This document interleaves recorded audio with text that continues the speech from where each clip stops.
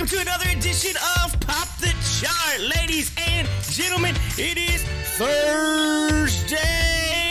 Thursday, that's right, it's Thursday, June 10th, ladies and gentlemen, 2021, and AMC doing what I think it's going to do, ladies and gentlemen. I think it's heading in the right direction. You might not, but I'm going to show you on the chart why it is. Yo, in just a minute, we got everything from AMC. We got GameStop. We got it all right here. Yo, my name is Corey. I'm host of Pop the Chart. First and foremost, I am not a financial advisor. I cannot tell you what to do with your money. You got to invest in the market at your own risk, but I will give you the most educated information that I give you so you can make the most educated decision in the market. Yo, like I said, we're following everything AMC, GameStop, Savara, BlackBerry, Cost, HOFV, DLPN, CIDM, CSCW, WISE-Key. We got all the cryptos, ladies and gentlemen. We got Bitcoin, we got Ethereum, Litecoin, Doge. Yo, we got BNB, Hex, Shiba Inu. We got Cherry Token, we got Fave Token, we got SAFEMOON, we got Gold Farm. We got it all for you right here. Live news to the right of your screen, live news to the bottom of your screen. We got that like button, we got that subscribe button, we got the live chat. We got it all, ladies and gentlemen. Yeah, let's get into it. Another day, another dollar right here on Pop the Chart.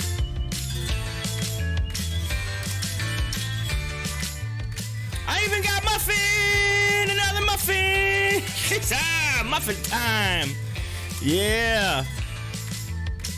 Good morning, come on in, say hi to live chat. Actually, I probably should make sure it's working first. Come on, let's pop it out here. Pop out the chat, make sure it's working. See if anybody said anything. Okay, no, okay, good deal. All right, it should be working, should be working. Sometimes the live chat wants to just be all sketchy.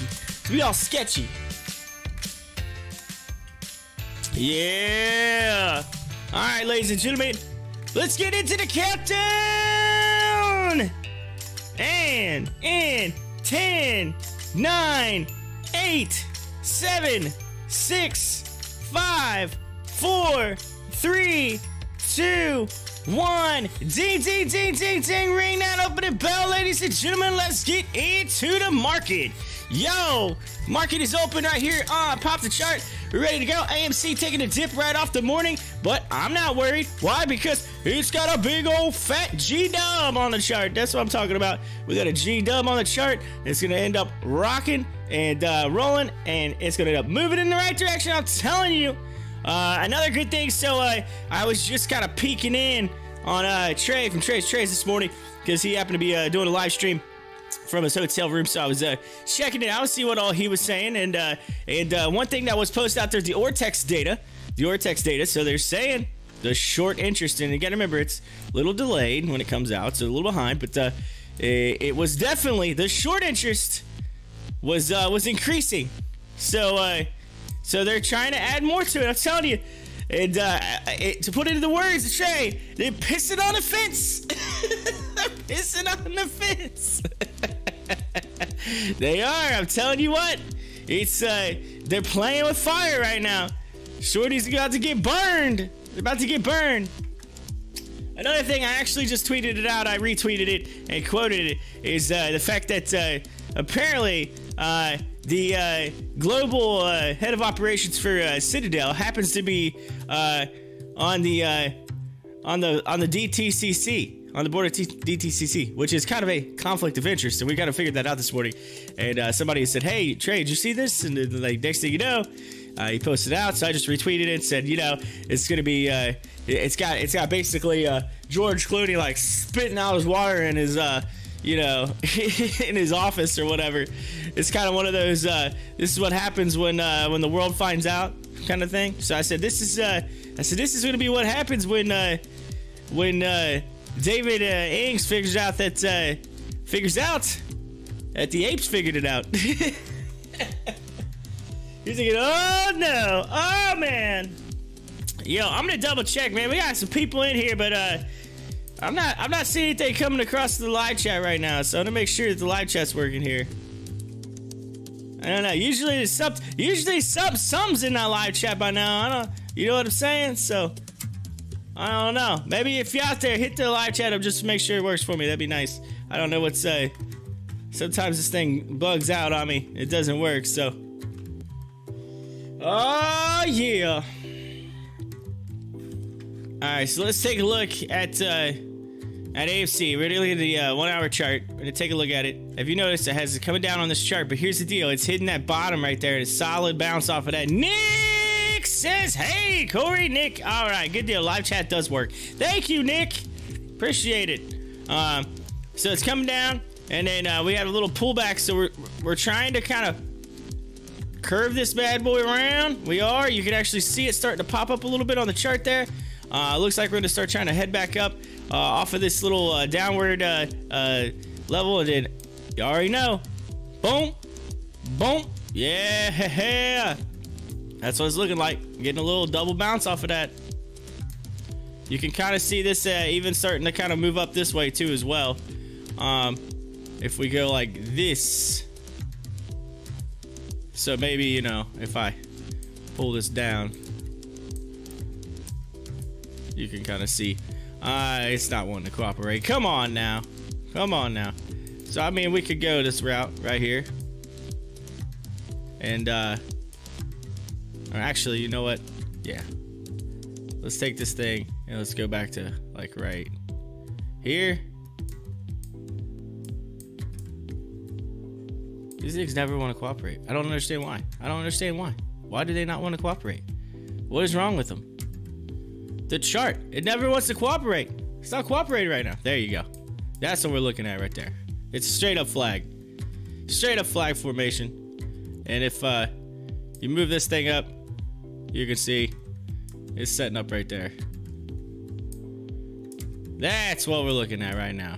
Flag formation. It's on the chart. You can see it. Ladies and gentlemen, let's zoom in on it.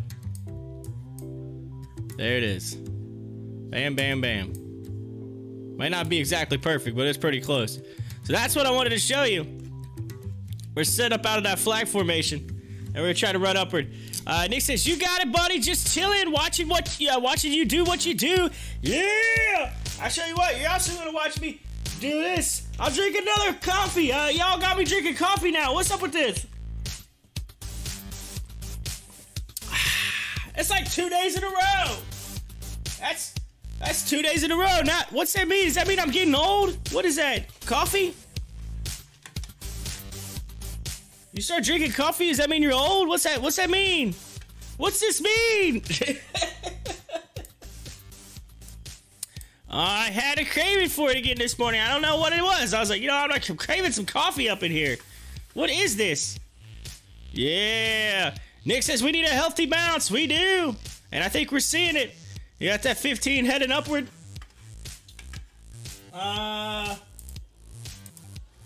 Yo.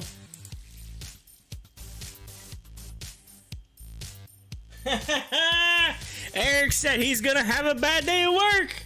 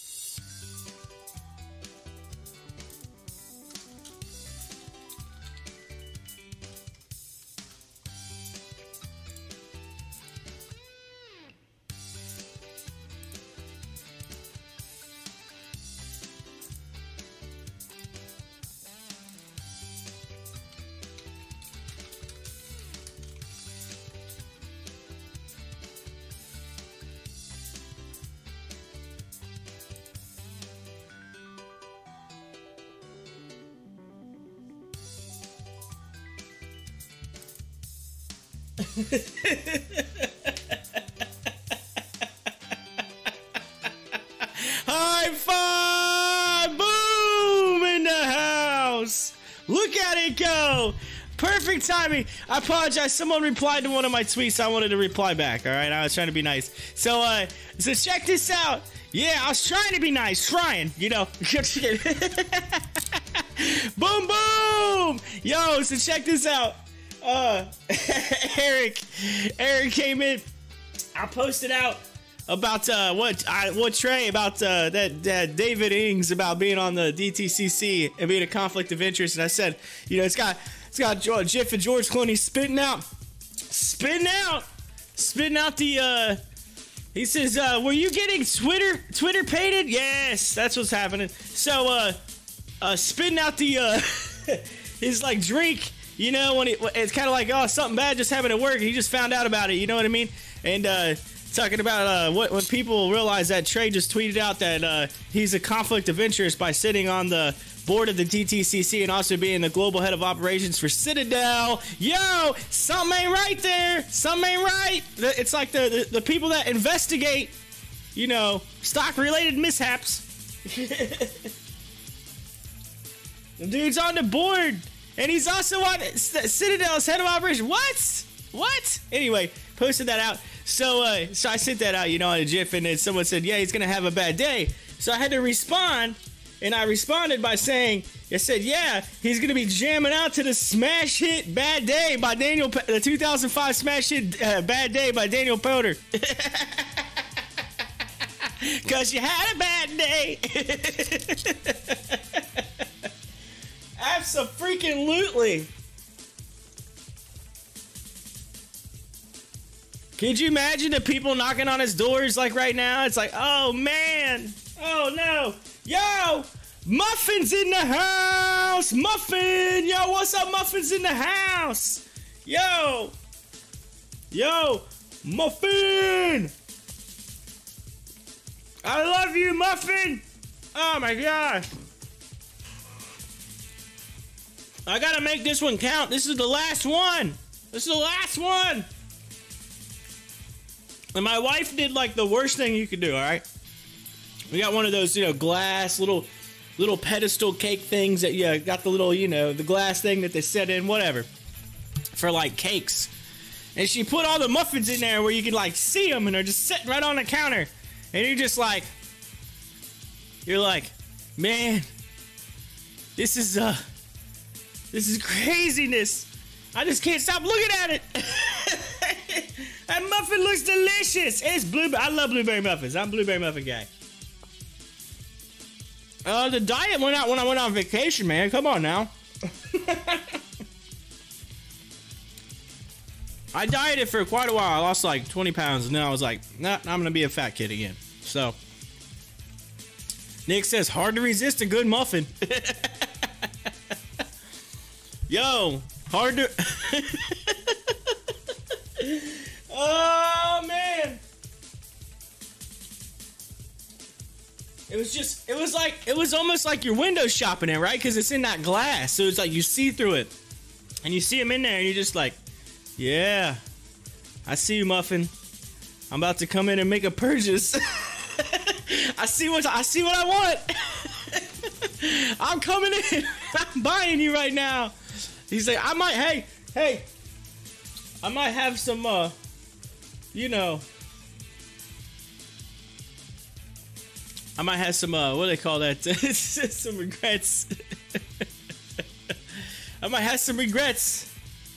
I might have some buyer's remorse. I might have some buyer's remorse on you. But I'm gonna enjoy it. I wanna enjoy it. Nick said, or a mini Pop-Tart. I mean, pick your poison for real. Nick's on the mini Pop-Tart train.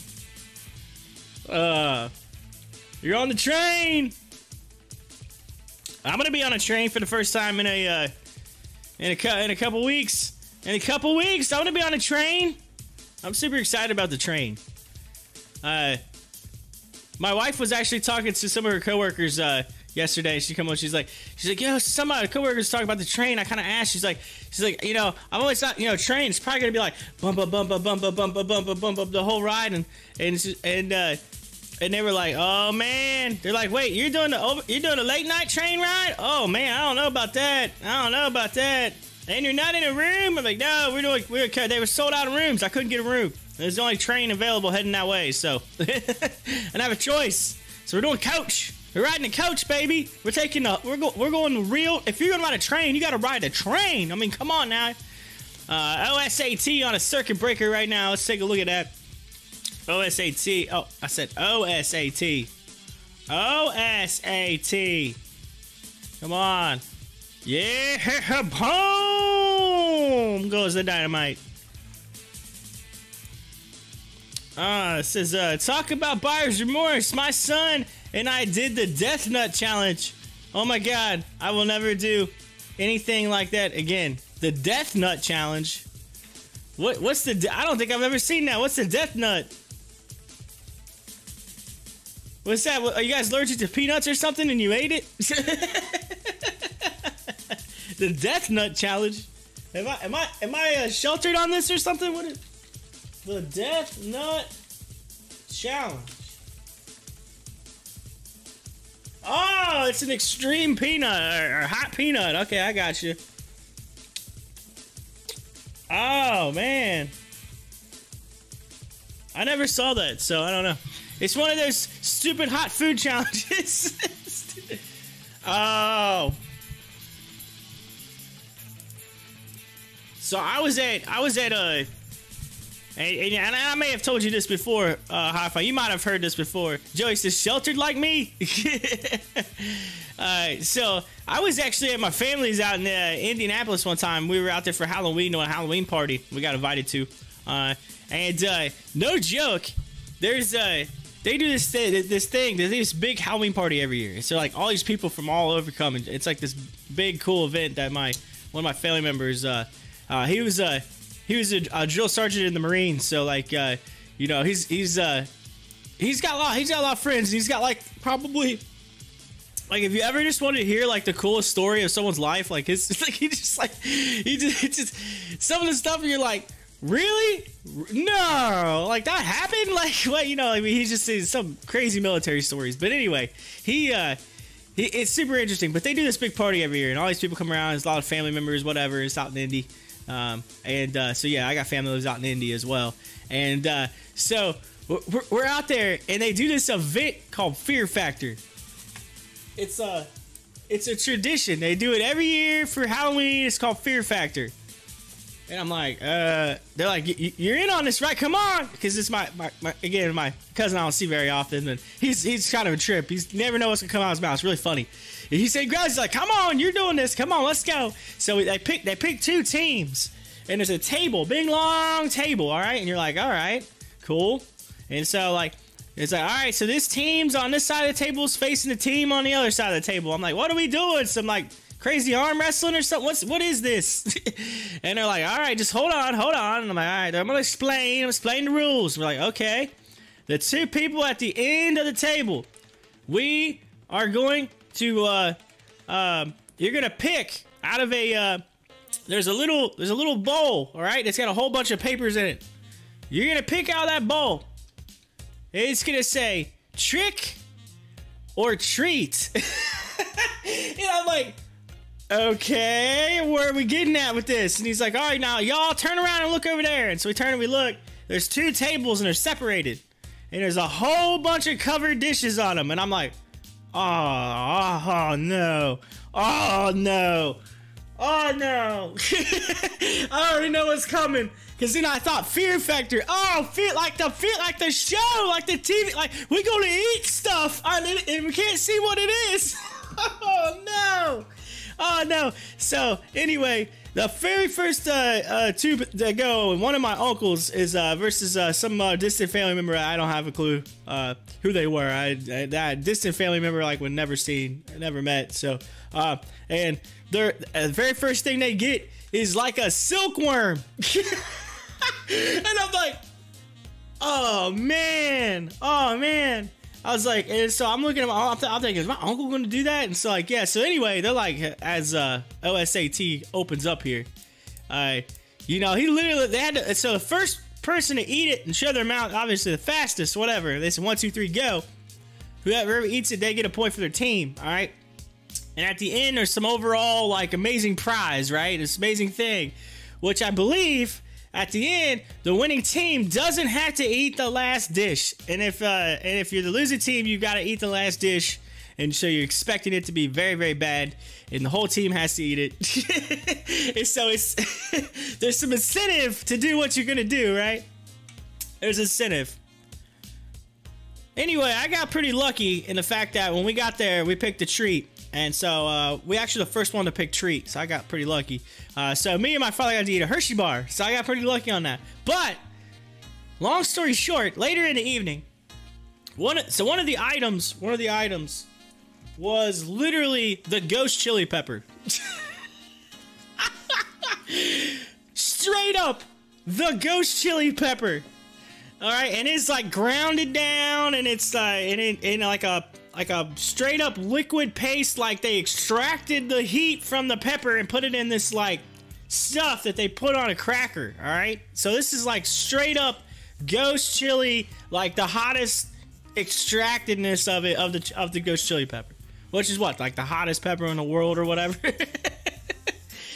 So after it's all done, after it's all finished or whatever, you know, the contest is over, the game's over, whatever. My cousin, the one who's throwing this whole event on, is over there with I believe his son and like all their friends, whatever, and they're all over there and they're like hanging around. They're all like a bunch of teenagers, and I come walking up and he says, "Well, Corey will do it," and I'm like, "What?" he's like, y'all are a bunch of beep, you bunch of scaredy, you know, he didn't say scaredy, you know what I'm talking, you know what he said, y'all a bunch of scaredy cats, whatever, Corey will do it. I look over like, he put me on the spot, all right?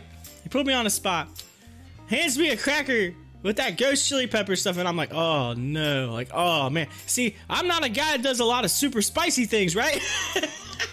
I can handle it to an extent, but I was like, all right, well, I gotta be awesome now. I'm put on the spot. Like, you don't just get put on the spot. You don't just not do it, right? So I was like, all right. So I grabbed the cracker, like, straight up, full amount, and just chuck it down. Holy smokes. Instant hiccups. Like, it was so hot, it gave me hiccups. Like, pow. And in I'm like, my sweat, my face, I literally turn around, there's a punch bowl right there, a straight up punch bowl. I grab the punch bowl and go just pound it. I drunk out the whole punch bowl. Oh, my cousin's rolling laughing. All the guys are like, oh my god. Like, they're like, you're crazy, man. You're crazy, man. Oh, and I'm telling you what, that's not even the bad thing. That's not even the bad part of it. The bad part of it is the next day. just did the next day. Y'all know what I'm getting at here. The next day, all right? I'm not kidding. I straight up farted and flames came out, man. It was so bad. It was so bad. That I will never, ever do that ever again in my life. I will never even, I don't even attempt it. It will fail. You're crazy, man. Oh, never attempt that ever again in my life. That was literally the worst thing. One of the worst things, worst decisions. Hey, it was cool at the time. Everybody at the party was like, man, that guy's awesome. They're like, that, like, you the man, like, whatever. Yeah, I was the man, all right. I was the man with burnt tongue. Burnt tongue. I was the man that played with fire, man. I'm telling you. Oh man, to this day, my cousin, when he sees me, he always like, man, I still can't believe you did that. He's like, I didn't think you would do it. He's like, you just grabbed it and went, like, you just like straight up, like, he's like, dang, holy smokes. I just thought YOLO, right? You know, YOLO. All right, I'll look cool. This is gonna burn for about a minute, and I'd be done, right? No, I didn't think it was gonna be that bad. I mean, I've had some spicy things, but no, there is nothing. There is nothing that will ever compare to that. 100% nothing. I don't think there's nothing more than just actually lighting a match and putting it in your mouth that is as hot as that. Just saying. Some people eat it like it's nothing. I don't even know how they can do it. But anyway, Nick says, if I'm going to eat something crazy hot, it better be a wing or something, not a nut.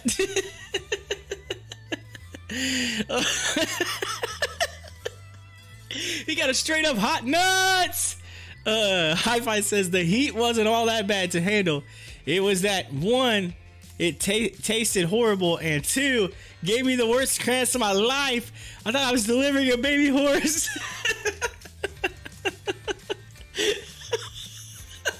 The death nut. You put that seed in you, man, and it grew. You planted that seed, man. So I bet you were a sucker to peer pressure and making bad decisions in high school and college, weren't you? Absolutely. Okay, yeah, you know, yeah, absolutely. Wow, Monday.com IPO today, $155 a share on an IPO is a bit optimistic. just a little bit, just a tidbit. Monday on a Thursday, huh? Monday on a Thursday.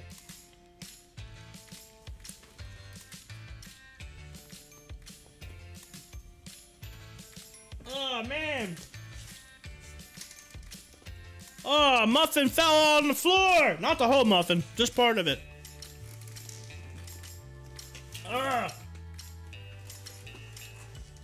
Man. It's all good. I'll have to vacuum it later. I have to vacuum. I have to pull the vacuum out. I get muffin all over the floor.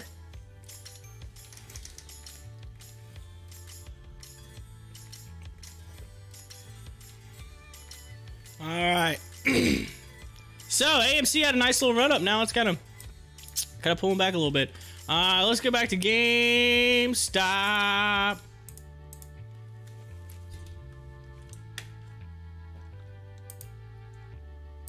Yeah.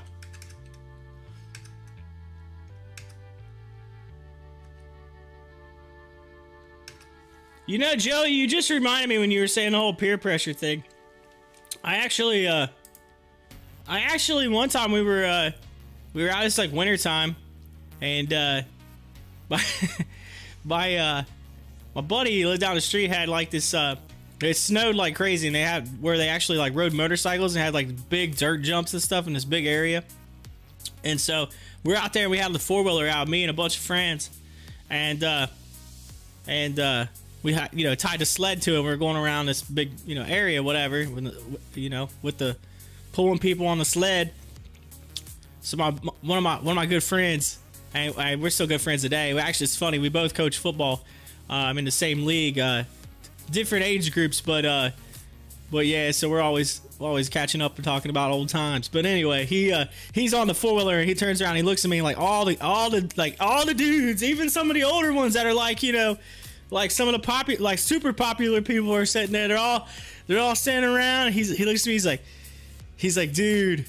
He's like, are you thinking what I'm thinking? And I look over and I see the big giant. It's a huge dirt jump. All right, a big giant dirt jump, and it's got a gap between it. It's made for literally dirt bikes to like get. I mean, there's like a 10-foot gap between the landing ramp and the takeoff, and it's probably like 8 foot high. Like built 8 foot. Like this thing's huge. Like you're literally like they get like full speed and just bam, they get air off this thing. He's like, you thinking what I'm thinking? He's like, I'm pretty sure I could do this just right. If I turn it just right, I could swing the sled and you could literally ramp it.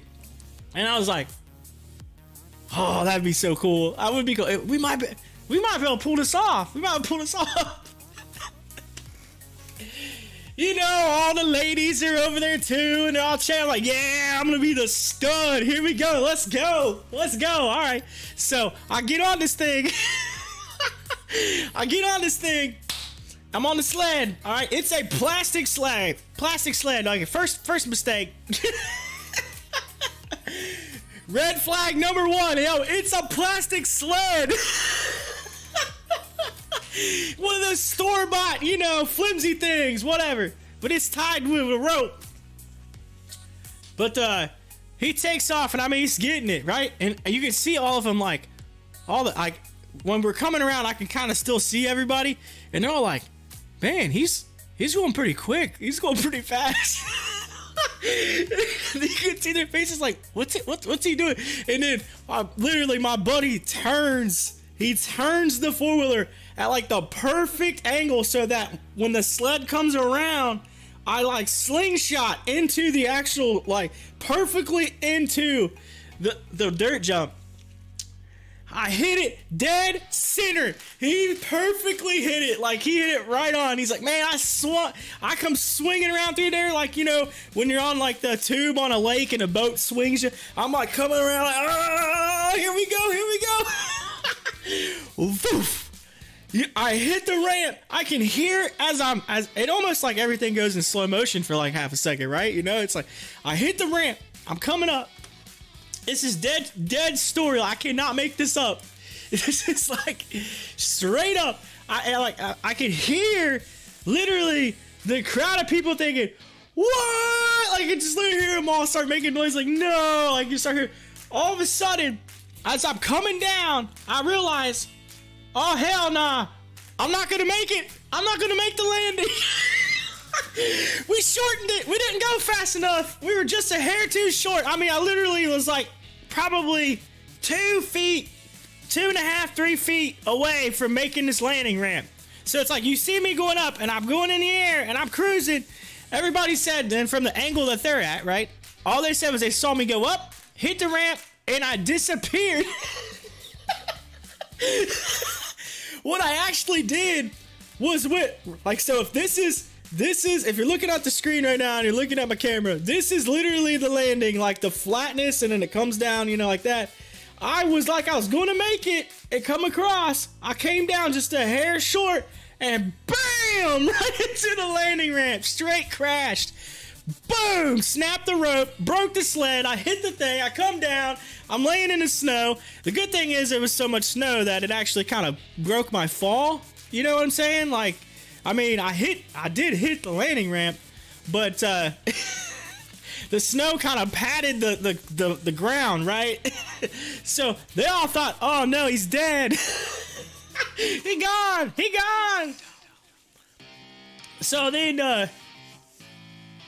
So then, you know, everybody comes running, you know, and they come running around the corner all like, oh man, that was so awesome, I can't believe it. And everyone's like, oh my god, is he alright, is he dead, you know? And I'm just like, yeah. I jump up and I'm like, yeah, and I'm all excited, they're all pumped up.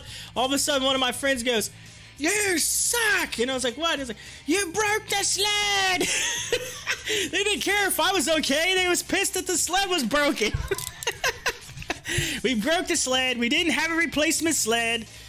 We were like, oh, and we did. We snapped the rope off the sled. It broke it, shattered it, and so everybody was pissed. We can't do it anymore. You ruined our sled day. I'm like, come on, y'all, that was epic. Did you not see me go like 10 feet in the air on a sled? Come on, man, for real, yo. Anyway. Hi, Princess. I'm going to report you to the authorities for muffin abuse. Oh, yeah, I dropped my muffin on the floor. Yeah. You got to report me. It's all, you know, yeah. You just got to watch out, though, because there's people from, you know, the Blueberry and then from Muffin Town, you know. They work on the same board as the DTCC. Little conflict of interest right there, you know what I'm saying? Joey, we have an off-brand Roomba type thing. It's cool. But it comes out comes on at randomly and has me reaching for my lead thrower. Okay, well, I thought that was gonna have something to do with the story I was talking about. Oh, you're talking about coming out and cleaning up the floor. Oh, I got you now, the Roomba. Oh, yeah, I see what you're saying. I was thinking, wait a minute, hold on a minute, left field. I got that a little late. I'm sorry, I was in the midst of my story. I came in a little late. Joey says at 2 a.m. My left arm. You're gonna shoot your room at 2 a.m. Remember the boy from Sandlot that fake drowning to make out with a lifeguard? Wendy Peppercorn. Oh, Wendy Peppercorn. Yeah, I know what you're talking about. Were there not hot nurses around? Hot nurses,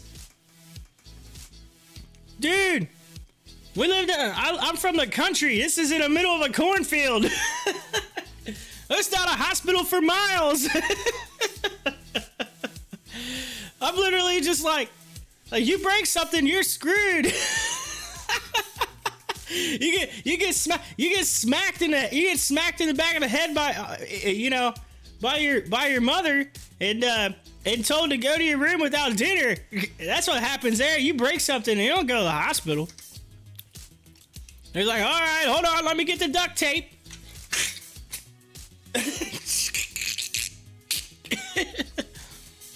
Yo, I got hit with a baseball when I was a kid and had a black eye from a bad pitch. And funny story, it actually knocked me out. I got hit right in the eye. Bam, right here.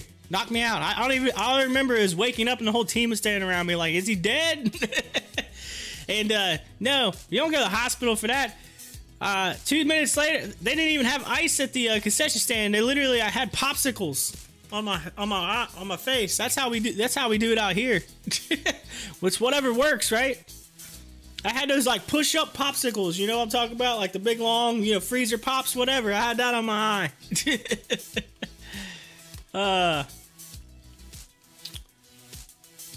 This is around here. The men work oil field and the women are nurses. Oh, I got you. Wow. Around here, the women work in the oil field. No, I'm kidding. We don't have no oil fields. We got cornfields.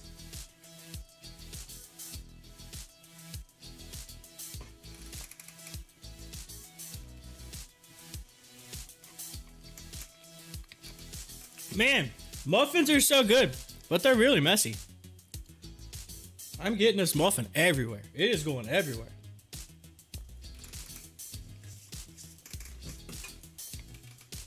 Bruce Jenner doesn't count.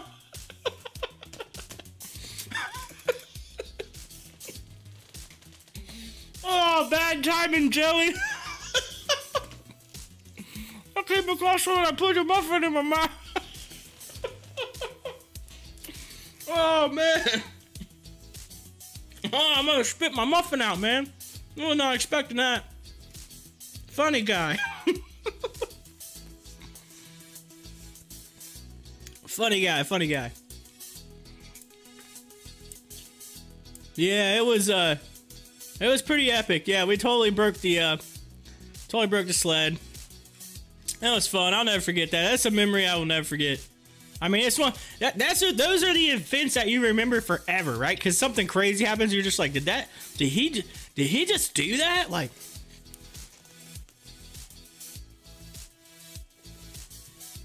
they did yell at me for breaking a sled, but a few people to this day still say, I still can't believe you totally did that. And that you let them do it. You're like, hey, that's cool, let's go. I'm like, man, I don't know. I just thought we might be able to land it. Like, I kind of thought we would land it. We just didn't have enough gas in it. That's all it was. We just didn't give enough gas. We almost had it perfect. If we would have literally went a little faster, I would have landed that thing. Could you? Like, that would have been perfect. Like, ride it up there, go through the air, landed it. How many people could say they went up a dirt bike ramp on a sled and landed it? That's kind of like, when they do the backflip for the first time on a motorcycle. On a dirt bike.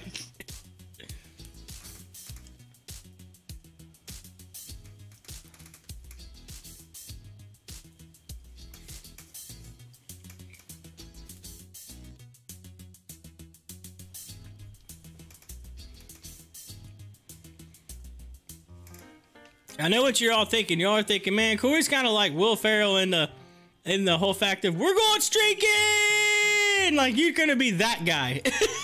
He's like, you're gonna be that guy. I probably would have been that guy. I probably would have been that guy.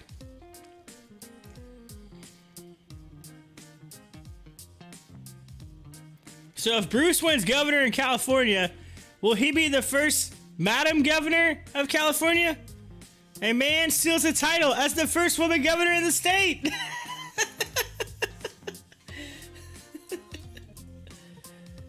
Well, you know, they have had the governor out there already too, so you know, they had the first, you know, the first, what would you say, the first droid governor?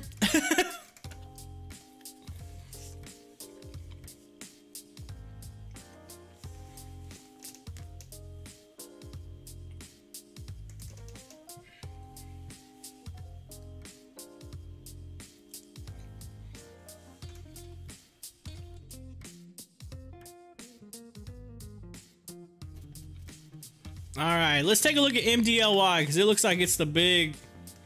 Is it the big daddy? Let's see, hold on, let's go to regular session though, double check. Yeah, MDLY. MDLY. MDLY was up 80% right now. Look at that on the... It kind of popped up and it came back down, but look at... Boom! All the big runs, man, they're always in the, like, after hours or pre-market. You just gotta find that... You gotta find that one stock that's moving. And ride it. Ride it early morning.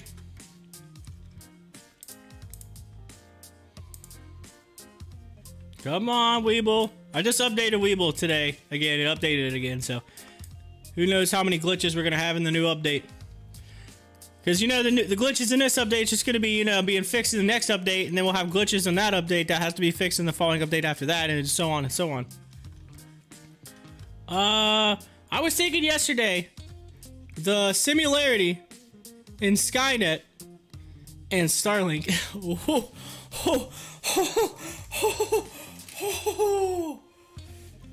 Joey, you just opened my mind. Oh man. Where's Sarah Connor at when you need her?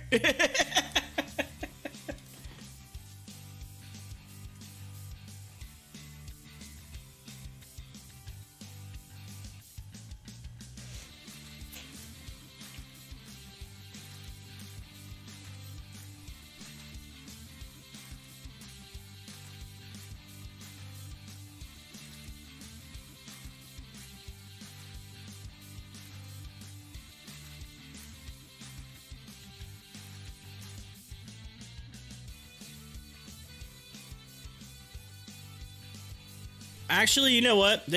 Elon should have like literally renamed Starlink to Skynet. Because that literally would have been like paying homage to the movie. And like so many people would be like, ah ha ha, just imagine all the memes we could have done. I mean, I think it would have been even cooler. I wish I had an underground storage bin full of the iron and lead she had in the desert. Yeah, I know, right?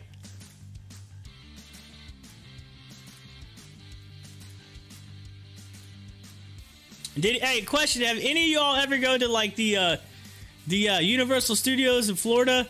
Like where they actually had the Terminator ride back in the day? I'm sure I don't know if they still do, they might still have it. But it was like back in the day they had the Terminator 3D thing. I don't know if any of y'all ever go through that? That was like the coolest thing ever back in the day.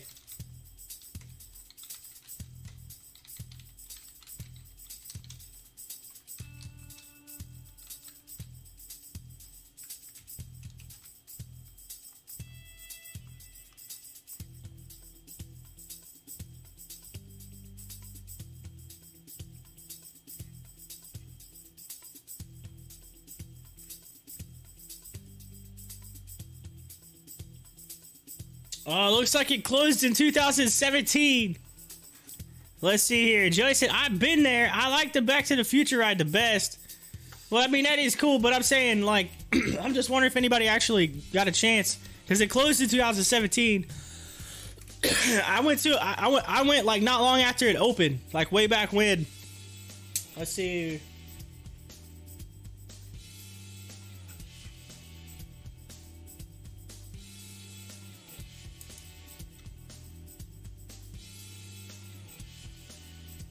"21 years of operation."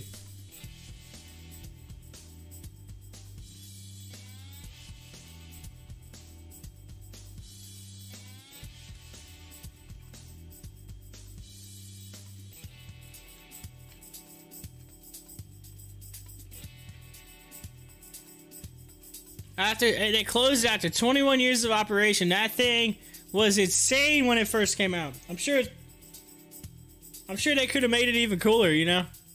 Now, with all the technology we have.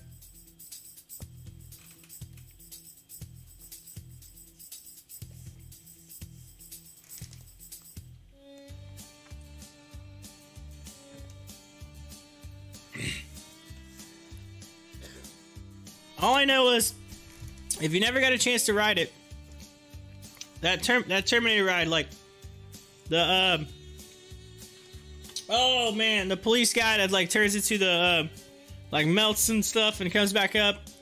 He comes out and he like shoots these, like with the 3D on, he shoots these rays out. They literally like come right in your face and they like stop, and it goes like the head comes out and it looks around you and like right here. Like, I don't know how they did that, but it was insane. I mean, it was literally like this. It was real, like almost felt real. I mean, it really felt real. Like I remember getting off that ride saying, "Man, I don't know how they did that, but that was insane." That was so cool. Like, but again, now you gotta remember that was 21 years ago, and probably the technology we have now on a like regular, you know, in-home 3D is probably what they were using back when, and we were just like mind blown.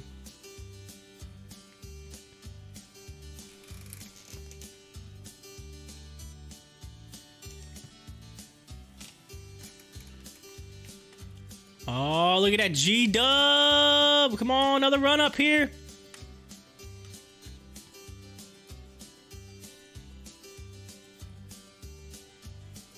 Oh man, oil broke above 70 today. Oil moving up. Man, I bet if I would have just, can you imagine if I still had all the shares I had in my oil stock back when? I'd probably be doing pretty good off that too.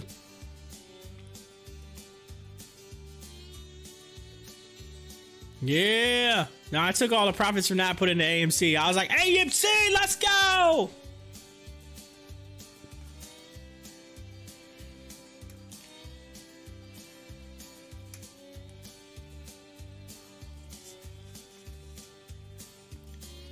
All right, so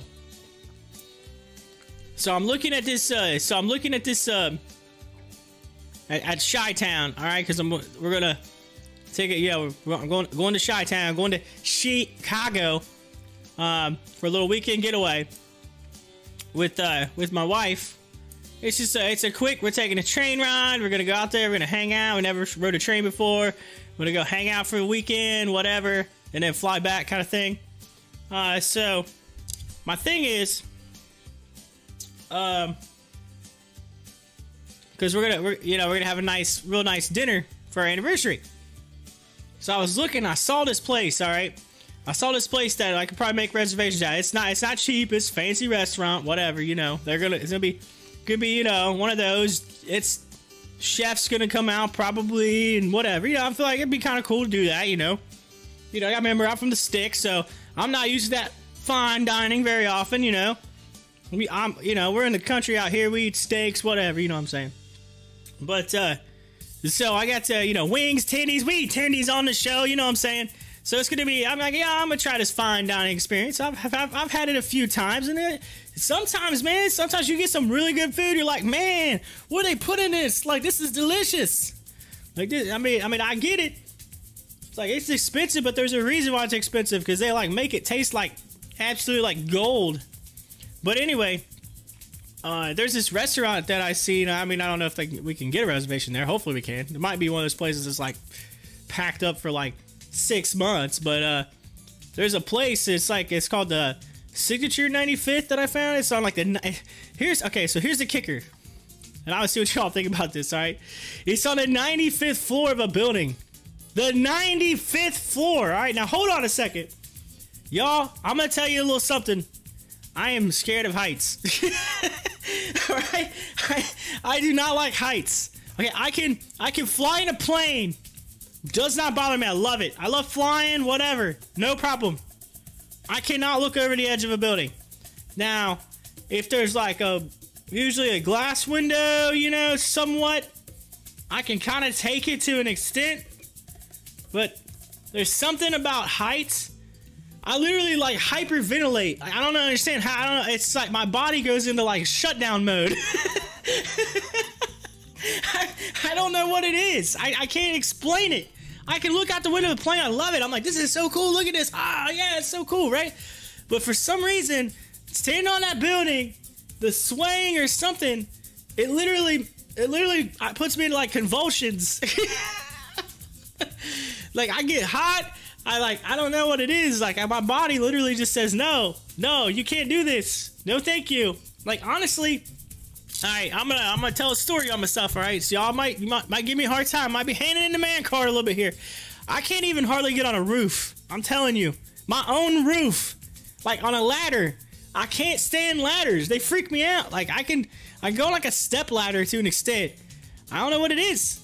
It's some weird little thing that my body just does. Like it's not like I mean I try to climb a ladder. I try to get up on roofs, but it doesn't work. I go into shutdown mode. It's like I don't know how to describe it. It's like my brain just automatically says, nope, this is not you. Can't do this. But so I'm like, I really would like to do that dinner because I think it would be pretty to see a skyline, Chicago all pretty lit up, whatever. Eat dinner, have a nice dinner with my wife, whatever. But I'm like, I don't know, man. I look at the picture and like the table's like right next to this glass open wall, like glass wall. It's like 95. I'm thinking, how long is this elevator ride gonna be? 95? The 95th floor? Holy smokes! I'm like literally, and then what's gonna happen? And this is gonna be the best part of it. We're gonna be like, we're gonna get on. We're like getting ready to go up the elevator to the 95th floor, right? And all of a sudden, somebody's gonna like get in the elevator, and I'm literally gonna do what Will Ferrell does in Elf. It just hit all the buttons, and my wife's gonna be like, "You're a oh, right. Hey, floor number 1. Floor number 2, floor number 3, floor number 4. Now we gotta skip 13, right? You gotta go to get to 30, you gotta skip it. And like, so forth. Every one of them all the way up. 95 floors, I'm gonna hit every button on that elevator. You know what's gonna happen.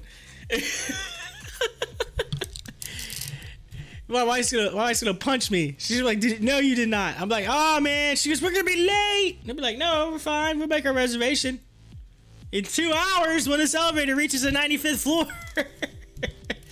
Also, there's a 96th floor with a bar that you can walk up to. It's like a bar with the overlook. I'm like, 95th floor? How big is this building? Holy smokes. I'm like, is this the Sears Tower? Is it in the Sears Tower? Like, that's my question. I don't know, but it's... Joey says, you should walk in the Space Needle. It has glass floors. Well, supposedly the Sears Tower has like a glass box thing that you can go out and sit in.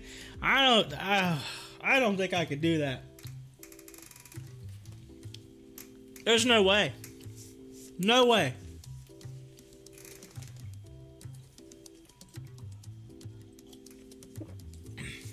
Alright, so Hi-Fi, if you're still in here. Hi-Fi, you still there? You still in here? Because you'll understand this. Because you live close by it. Hi-Fi's in Lexington, which is not far away from the Red River Gorge. Hi-Fi, tell me you've been to Red River Gorge.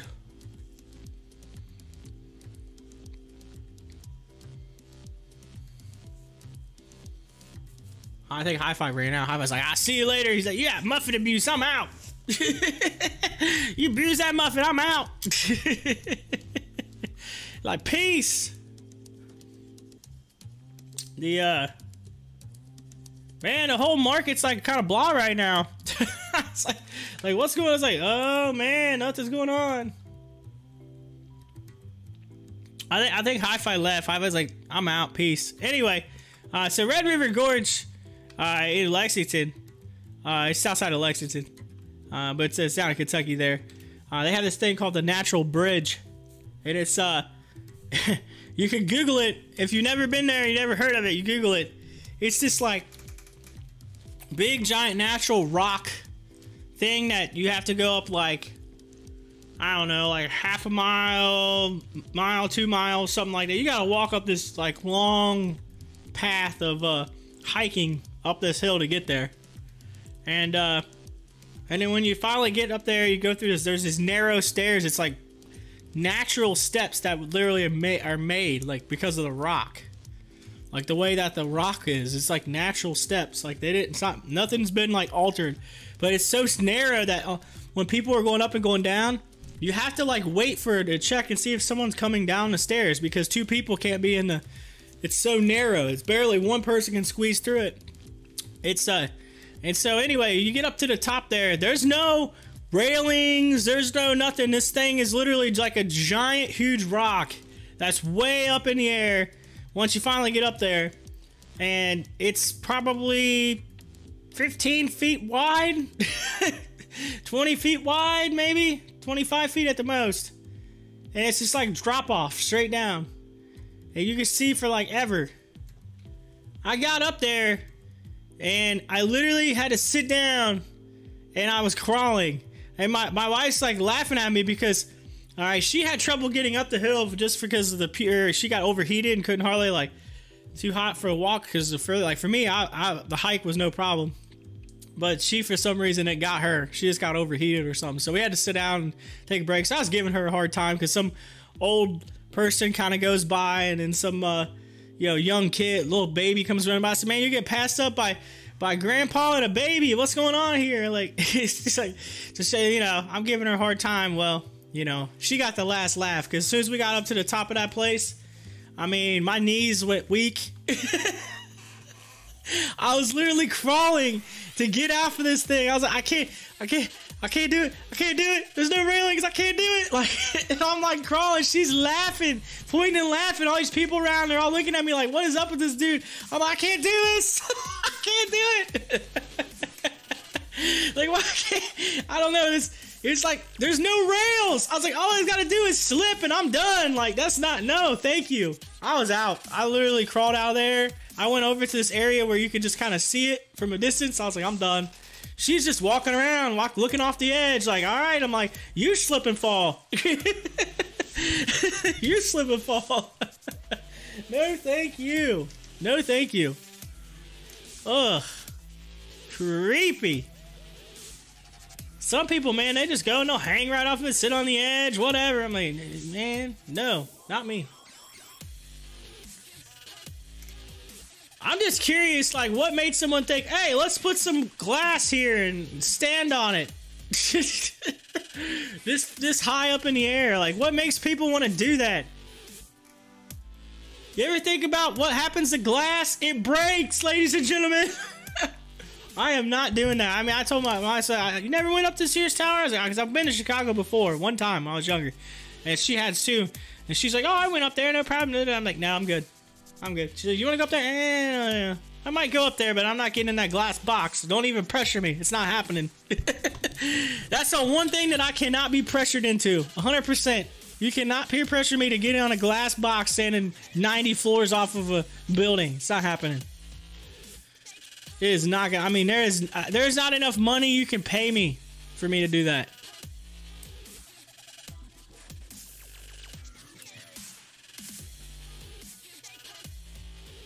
There's just some things that I just can't do.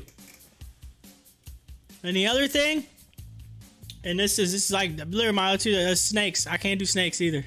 I can't do them. I don't know. I'm out. Peace out. Whatever. I don't like snakes. I can handle spiders. They don't bother me. I cannot, not a snake. I see a snake, peace. Gone. I'm probably running about 1,000 miles an hour. You probably you want to see me set records in a 100-meter dash? You bring a snake near me. Peace. Gone. I walked up on one on my front porch, next to my front porch, last summer. I walked up on one, man, gone. Gone. My wife was pulling in the driveway. She saw it. She's laughing like, what, man, you were running. What are you running from? I was like, the snake. There's a snake. Oh my God. I didn't see it. I was like, literally, I was standing right on top of it. All of a sudden that thing moved and I was gone. No, thank you. No, thank you. I don't know what it is. I don't like them. Y'all got any crazy fears or anything like that? Throw them in the live chat. I'm curious. I want to see what y'all say. Y'all afraid of anything? I don't want to be. Hey, I'm not a scaredy cat. I'm good. Just those two things. I don't like those two things. I'm good about everything else. Nothing else really bothers me.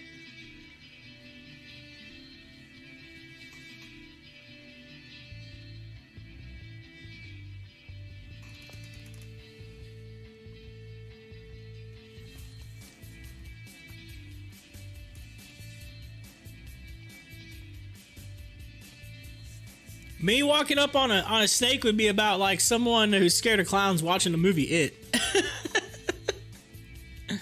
Insane.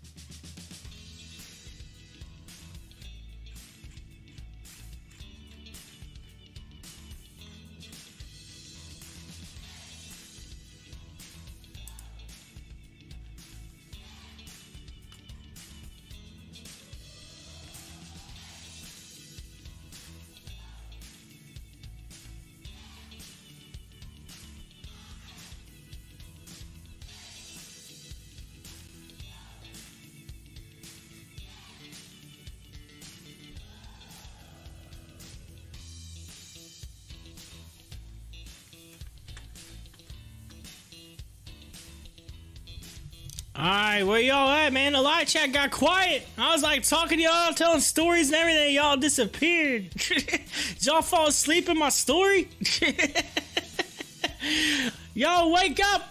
The story's over, y'all. The end. Y'all had story time.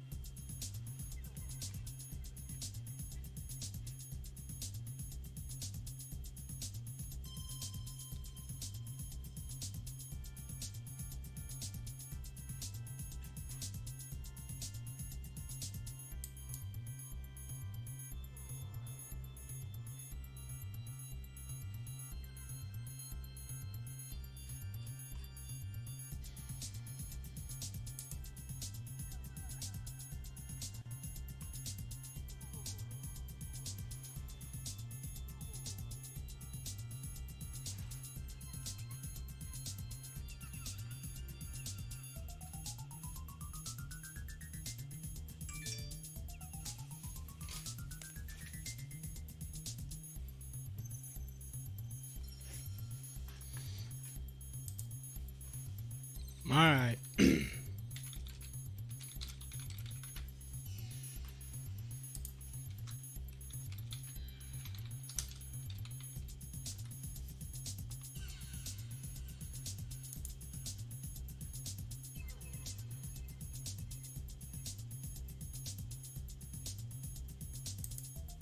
All right, so let's look at this Monday.com.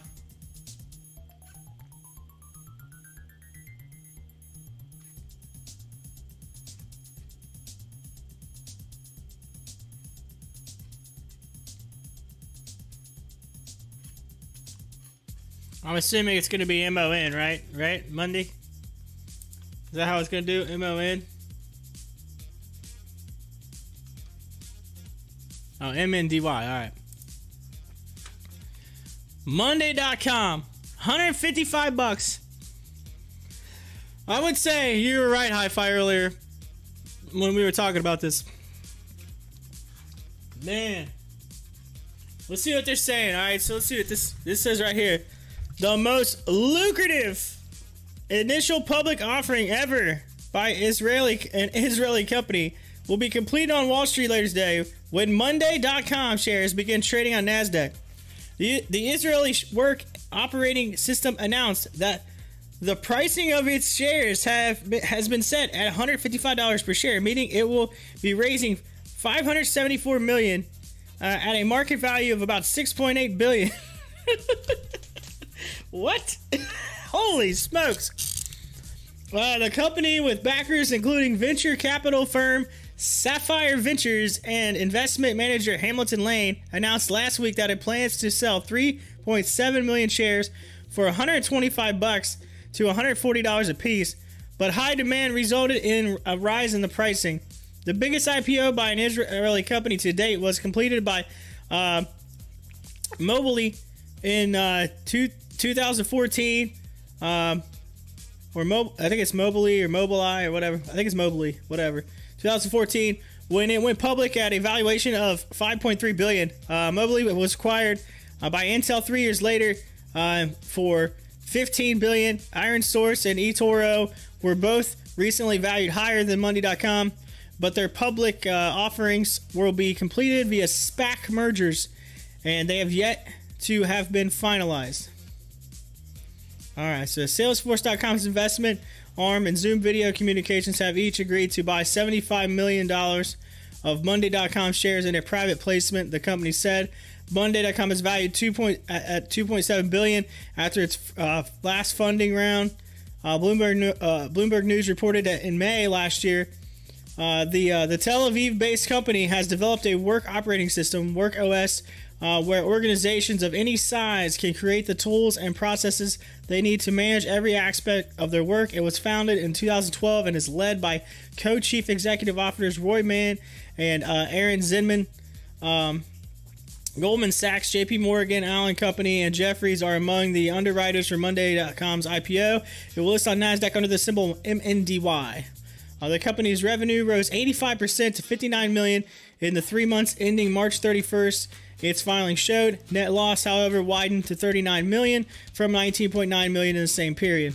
Monday.com has raised $234 million to date from investors including Sapphire Ventures, Hamilton Lane, Harbor Vest Partners, Iron Asset Management, Vintage Investment Partners, Stripes Group, Insight Partners, and Entree Capital. According to the company, it has over 127,000 paying clients and around 200 business verticals. The company said employed 799 people as of the end of March, an increase from 199 from January of 2019. Monday.com's biggest shareholder is the U.S. fund Insight Partners, which holds 42.7% of its shares.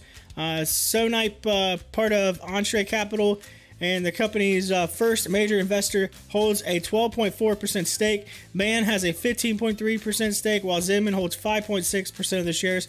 Wix founder and CEO Avashi Abrahami owns 4% of the company's shares.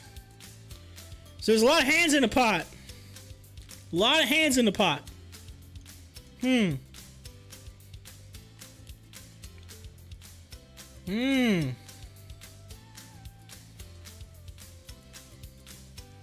lot of hands in the pot.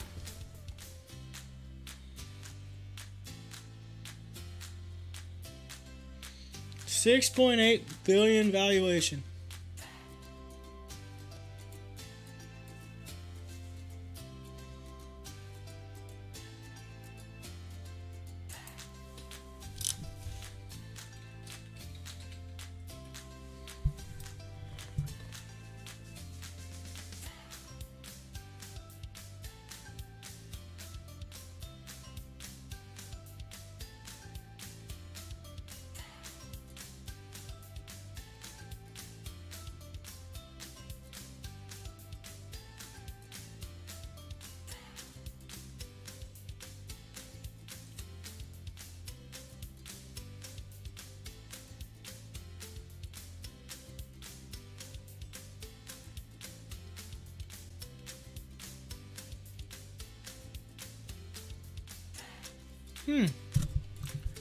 Monday releasing on a Thursday.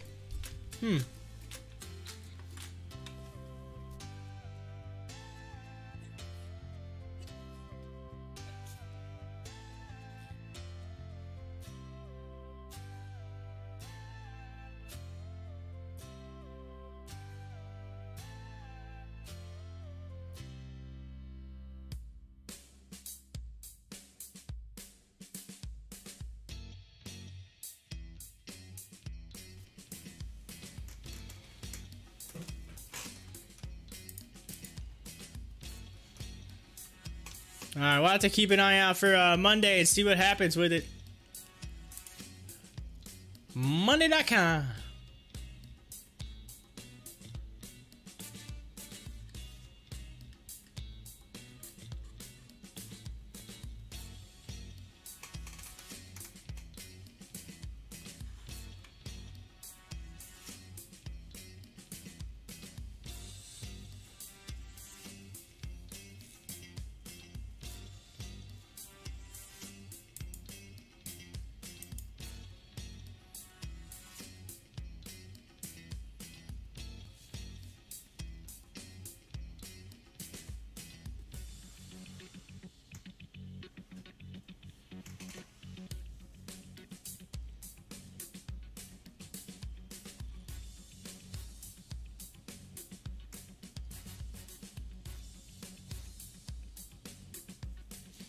Taking a look at crypto right now.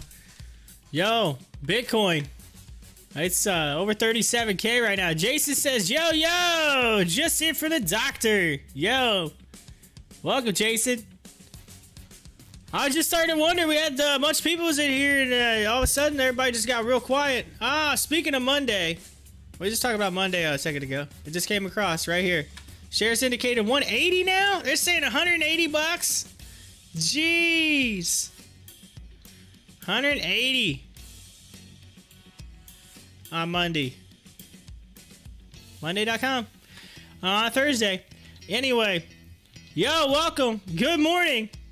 You missed story time, Jason. I was in the middle of doing story. I was talking about stories today, all things that going on. You know, you missed a whole bunch. You missed all the good stories, and then everybody fell asleep and left, and so apparently the story wasn't that good. Story time. Nah, we were just talking about some of the crazy stuff that's happened. That's happened to me because I was telling a story about something that happened, and then it kind of led into a couple other stories. And people were like, "What? Really?" Like, yeah, that kind of thing. So. Yeah, you missed all the fun. All the fun. It's all good, though. We're going to have some more fun. Once AMC turns around right here and moons, we'll have some fun. It went up and it hit that line. So look at this on a 1 hour chart. I don't even think that line was correct, but yeah. It went up.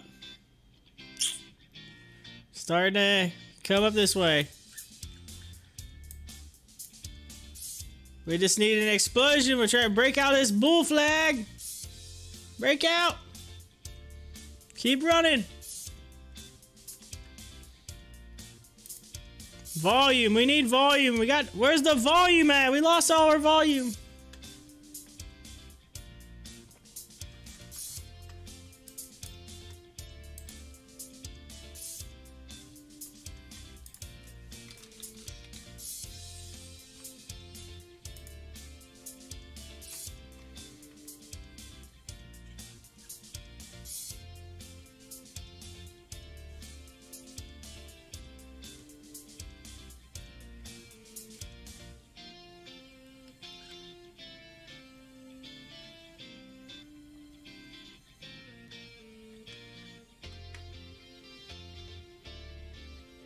Oh, here we go. Ortex put this out. I want to read this. It says, in the recent days, we've had a lot of questions about comments regarding both the naked shorts and synthetic activities surrounding a stock. In particular, AMC. Oh, it says, click this link to read. All right, the naked truth. It says the naked truth, ladies and gentlemen, on Ortex. Yo, look at this. I'm pulling this up on the screen. Y'all got to see this. The naked truth on Ortex. Yeah, I understand. Anyway, here we go. It says, Ortex, the naked truth. Yeah, I love it. Alright, so let's read this thing. Let's read this bad boy. In recent days, we've had a lot of questions and comments regarding both naked shorts and synthetic activity surrounding a stock. In particular, AMC, our community, have made some valid points in this article. We highlight how Ortex data accounts for these factors. Naked shorting is an illegal practice involving the short selling of shares that have not been borrowed. Hedge funds and prime brokers are both heavily regulated institutions, so when this activity or any other form of false reporting occurs, it is criminal behavior and should be identified by regulators. Perpetrators risk sanctions or even prison for the saving of a stock borrow cost. You can get a rough idea of the scale of potential naked shorts from the level of trades that fail to deliver from seller to buyer within the mandatory settlement period. So there you go. So there's FTDs, so failure to deliver. Ortex has today added failure to deliver data to the short interest page to ensure our users have access to all the relevant data. Please note that not all fails to deliver are due to naked shorts, but it is certainly the best indication available to identify such activity. It says, there has also been suggestions that stock lending data is less useful or less relevant due to the synthetic activity surrounding a stock. You can create similar economic effects using derivatives or synthetic structures without ever owning the underlying security. Options and futures being obvious examples. However, remember that almost all meaningful synthetic positions will be hedged by the underlying issuer. For example, if a significantly large put option is created, the issuer will likely hedge that position by borrowing and shorting the stock. Yes, okay, so they're doing one thing and they're hedging it the other way. Ortex stock lending and short interest data, therefore, also include data related to synthetic positions. False reporting carries very significant fines, whether by accident or malfeasance. Malfeasance. Whatever word that is. Anyway, I can't even read it. This is so funky. I think someone might even have typed something up. Anyway, might have typed that up wrong. There might have been some type of typo. I don't know what that is. I don't know what word that is. Anyway, malfeasance. Even when self-confessed to the regulator, fines will be show some pretty eye-watering numbers. As our users know, we are committed to providing the most timely and accurate stock lending data in the market. We source our data from the world's largest pool of agent lenders, prime brokers, and broker-dealers. Our mission is to provide non-institutional investors with affordable access to the highest quality information available. We go to the great lengths to ensure the validity and robustness of our data so that our users can make informed trading decisions on a level playing field. We continue to work hard to bring accessibility, transparency, and trust to global markets. So yeah, this is basically start a free trial if you want to try it. So kind of talked about what they do, but yes. So there you go. They've added failure to deliver. So you learned a little bit about it right there. Jason says they for real just need to margin call the hedge funds and stop dragging this out. Lots of bleeding today in the market. Yeah, we are seeing a lot of bleeding. Yo, though, here's the deal. I posted on Twitter. I posted this last night. And I want to read it to you. My post. I said, imagine a world where the stock market used the blockchain for real-time settlement. All right? Real-time settlement. Shorting was banned. Hedge funds didn't exist. And stocks weren't halted on the way up. And it's a gif of Dorothy from The Wizard of Oz singing Somewhere Over the Rainbow. Just think about that for a second. Just think about that. That's a simple thought. Just think. Just imagine a world where the stock market used the blockchain for real-time settlement. Then shorting was banned. Shorting wasn't allowed. You couldn't short. You're not allowed to short. They took shorting away. All right? Hedge funds didn't exist. You couldn't. Hedge funds are not a thing anymore. See you later. There's no reason to have a hedge fund. It's not even worth it. They didn't exist. And stocks were not allowed to be halted on the way up. Just imagine where AMC would be. Imagine where GameStop would be. Imagine where some of these stocks that have been stopped on halts would be. Imagine how much money some of us investors would have made. Yeah. Y'all right now are like, man, Corey's on to something. Corey's on to something here. He's on to something. I know. Jason's saying you're chasing that unicorn. I know what you're saying. I get it 100% that the odds of that ever being a thing is very slim. Why? Because there are corrupt people in this world, and it is what it is, and, you know, there is corruptness. And you know, that's the sad part, is there is a lot of corruptness in this world. But I'm just saying, how hard is it? How hard would it be to use blockchain technology to do real-time settlement? It's already there. It's working right now. You can transfer from one place to the other. It's instant transaction. Well, it's verified securely. You know what I mean? It's not like, you know, we're the United States. Not like we don't have access to some crazy security, right? Like, I mean, I get it. Like, you know, stuff gets hacked. It is what it is. But I'm saying in general, like, how do we not have this? How is this not a thing? All right. And then you don't have to worry about this delayness. Shorting, I think, is just absolute bull honking. Honestly, I don't understand how shorting ever even came to be. And like, I mean, I've read on it, but I'm just saying in general, like what good did that ever do anything? That's like, what good did that ever do anybody by letting people short a stock? I don't get it.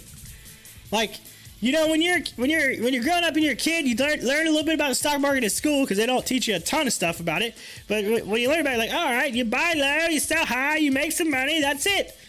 They don't tell you to, oh, hey, by the way, you can also bet on the stock to go down and you can try to bankrupt a company. They don't tell you that, and then you're like, oh, whoa, what? Why would I want to do that? That doesn't sound like the right good thing to do. Oh, I know why. Because you know what? If I'm somebody who's a competitor of somebody, I'm going to short the bleep out of their stock to keep them down. They're my competitor. I win. If I get more money and all that money, unless I get squoze. But if I'm a competitor of somebody, I'm not going to have I'm going to short their stock. That's just asking for competitors to literally just like beat each other up. That's asking for blood. I don't know. That's my thought process on it. All right. Hedge funds. I mean, let's just be honest. Some are okay, right? Some are all right. I get it. There are some out there that whatever. But what good does that do anybody? At the end of the day, what good does hedge funds do anybody? I'm gonna invest in this and then like hope this person doesn't take my money and run with it. All right, yeah, we've learned from the past that is not always the best way to go.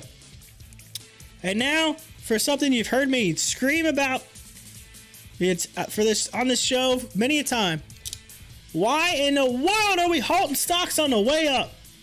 Makes no sense whatsoever. I get it if a stock drops sharply back down to the downside. Hold it coming down. Don't hold it going up. People were making money on the way up. You hold it, you kill the stock. I mean, that thing could end up running. People could make a lot of money. Like, you know, people could literally, like, make a ton of money on a stock because it's running and it's going, right? There's no reason to hold it. Let it go. Let it go do its thing. And then when it starts to come back down, and hold it on the way back down. And I'll give some people some time to get their orders in to sell it and so forth, so on. And if it goes down even further, boom. Hold it again. You don't need to hold it on the way up. There's no point. No point.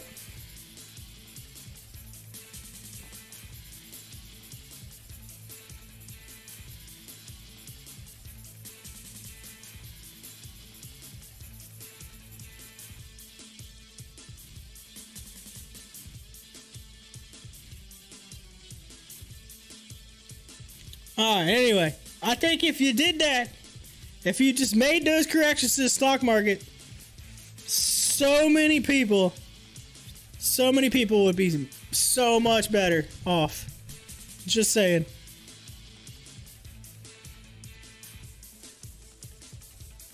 Just a few little corrections, that's all. I mean, come on now.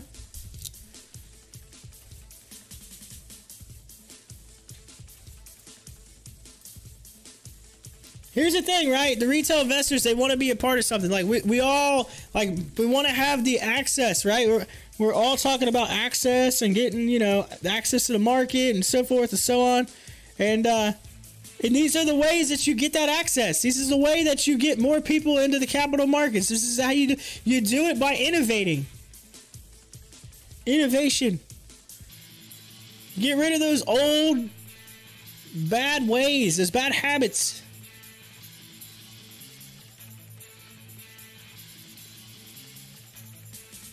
Just saying. Just saying.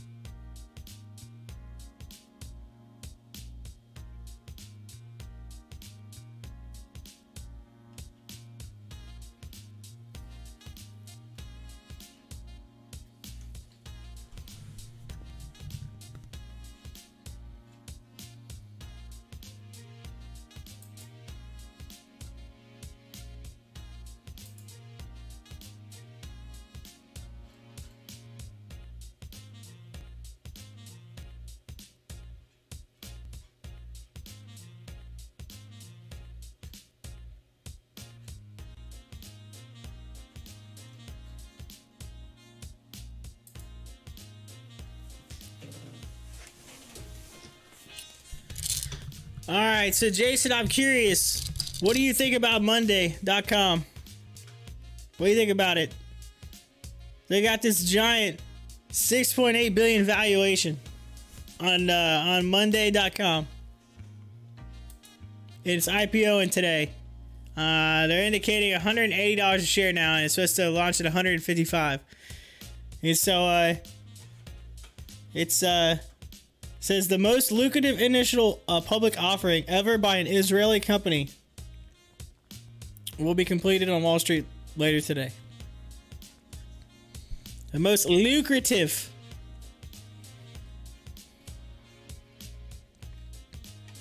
They say there's a lot of hype for it. There's a whole bunch of hands in the pot, I can tell you that. There's a whole bunch.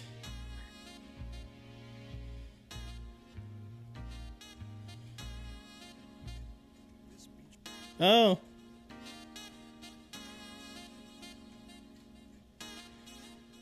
Advertisement. And an advertisement started to play. I was like, whoa, what's going on here?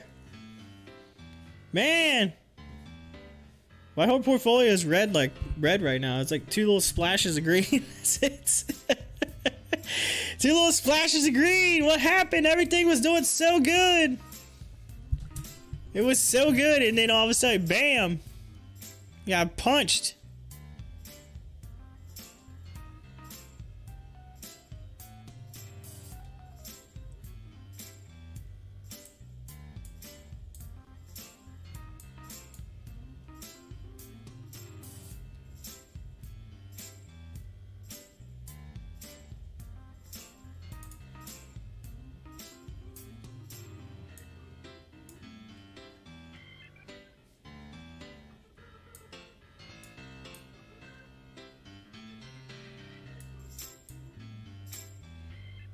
Man, our current rate right now, it's got us testing 60 like way down the road now.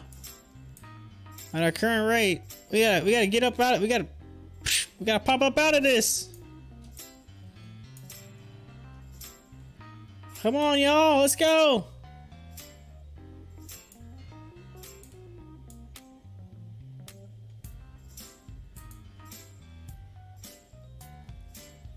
Hi-Fi, 180 a share. Gosh, that limits audience for the IPO. For an IPO, yeah, it does. Jay says, I have a feeling it will pop hard and then tank like the rest of the market. Yeah, I kind of think it's gonna be like the Coinbase, huh? It'll go bam and then just come down hot, come down heavy. First Dibs just opened, by the way. First Dibs, that was one that they were talking about. Let's take a look at it. Yeah, Dibs. Yo, Dibs. Y'all got dibs on this? Y'all got dibs? Dibs just opened. First Dibs. Somebody got first dibs down here at 20. Somebody got first dibs at 22. First Dibs.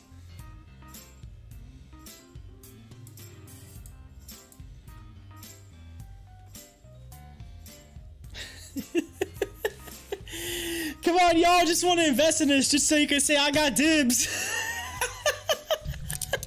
Come on, y'all just be like, yo, I got dibs. I got dibs. Come on, man. He's like, I don't even care. I'll buy 1 share just to say that I got dibs. Jay says, red is the market is for people. People will take profit and dip out to wait for some stability. That's true. Come on, y'all getting dibs?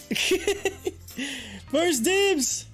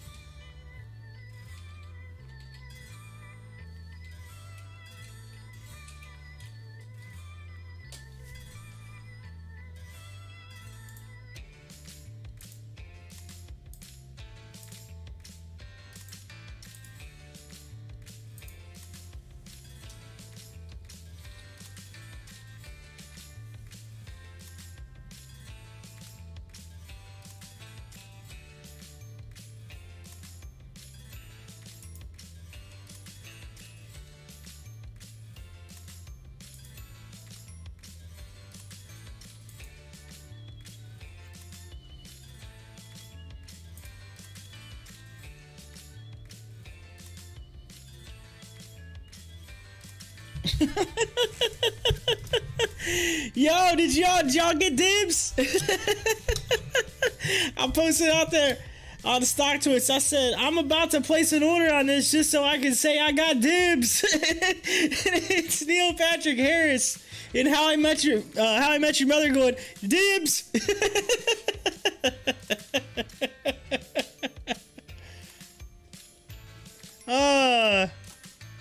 GME and AMC showing a small G-dub.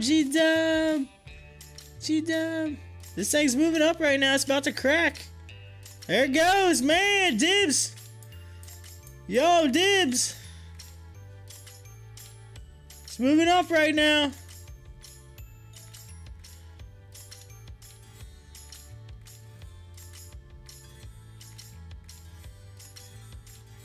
What y'all think? Is Dibs gonna just keep going?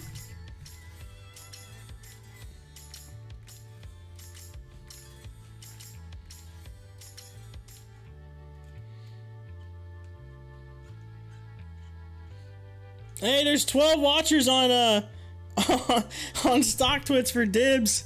12 watchers.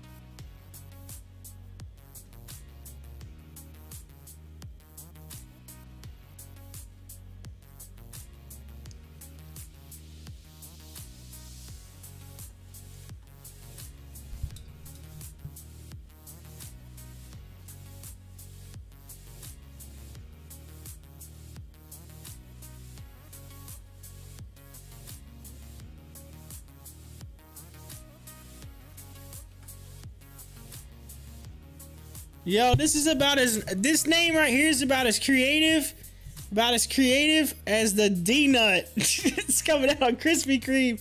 D-Nuts! D-Nut!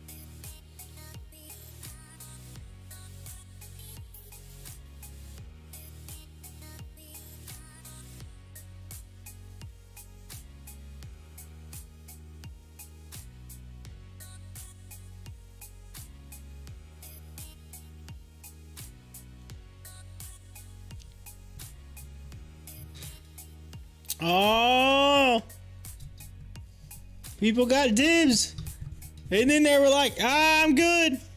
They got dibs, and now they're good. Oh.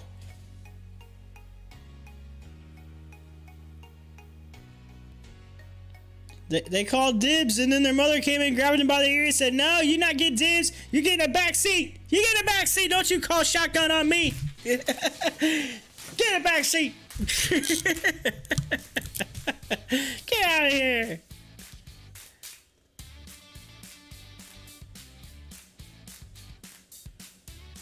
He's like, I'm sorry, Mom. I'm sorry. Oh, no, baby. Yo, this is the reason why you come back for the show. It's this crazy stuff like that that comes out of my mouth that you don't even expect. You don't even know it's even to come out of my mouth. All of a sudden you're like, man, that just came out of his mouth. Holy smokes. That's the reason. That's why y'all come back for more.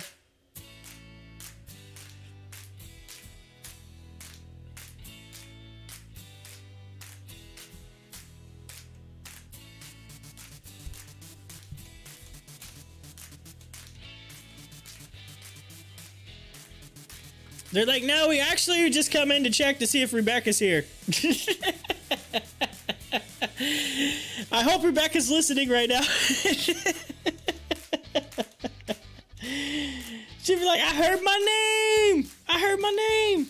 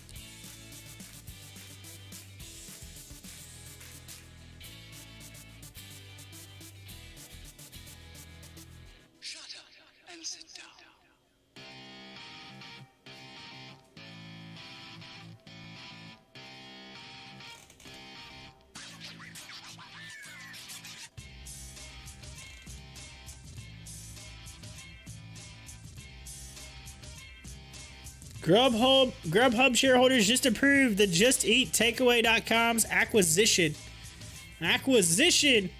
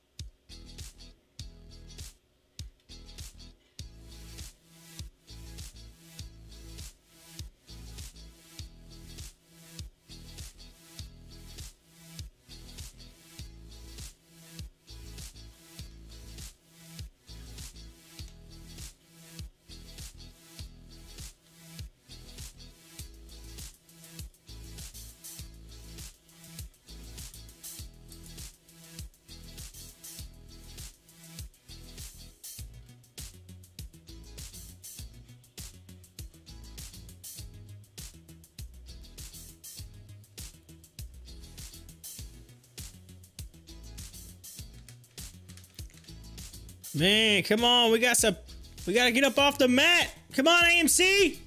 Gotta get off the mat. Yo. Jason's come back because you make me feel good about myself. You made me feel good about myself. Oh, that's what.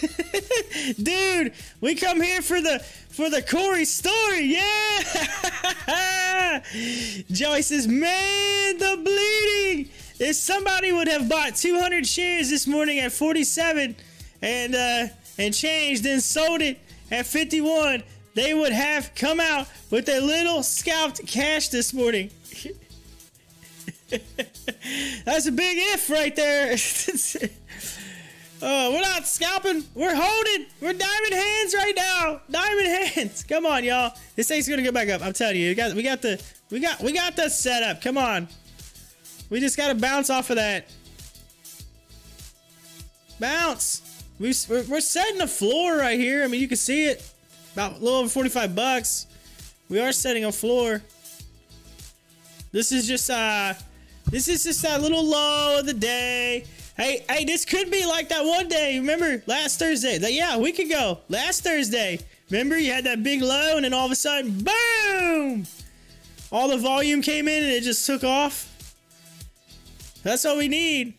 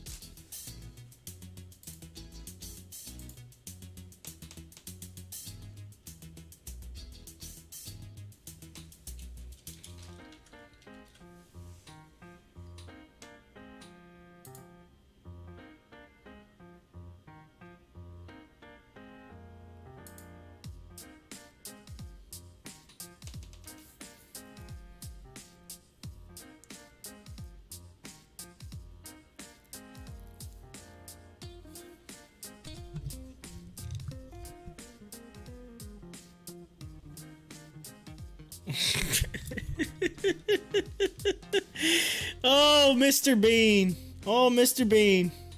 Mr. Bean got me a copyright back in the day, but not so, for pulling up on YouTube. But you know what? Doesn't mean I can't say Mr. Bean. I can say it.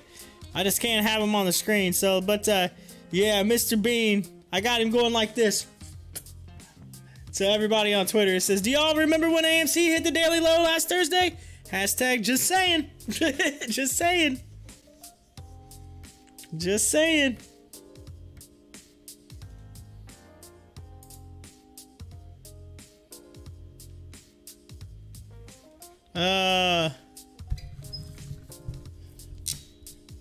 Joey says, at what price would you drop 10,000 into it? My Generac is going up in flames. at 10, you're saying what price would I throw 10 grand into AMC? At what price would be my absolute, like, I'm getting in? Let's look.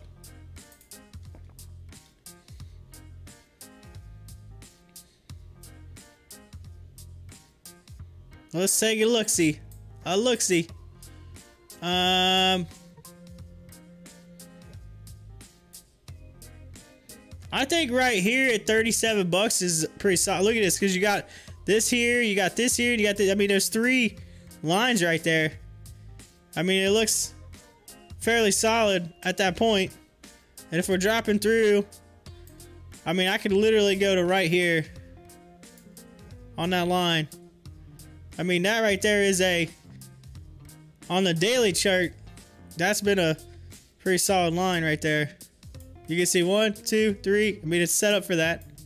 If it continues to run down,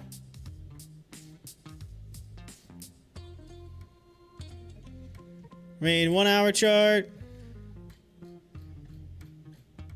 And this is just the fact that we broke through right there, you know? We broke this line. So I'm just going down to the next possible spot. But that's the pullback. That's a big, deep pullback, just saying.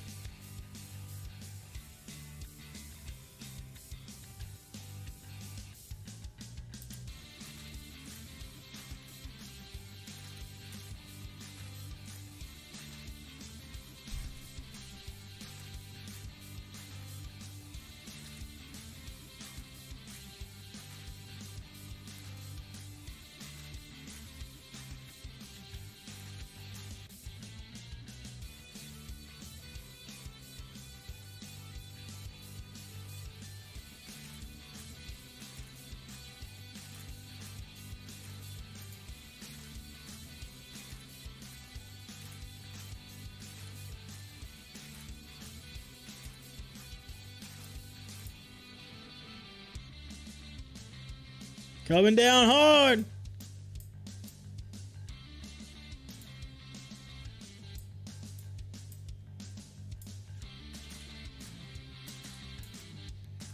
Looks like Dibs is right about that 2150 mark. It seems to be their pretty solid floor right there.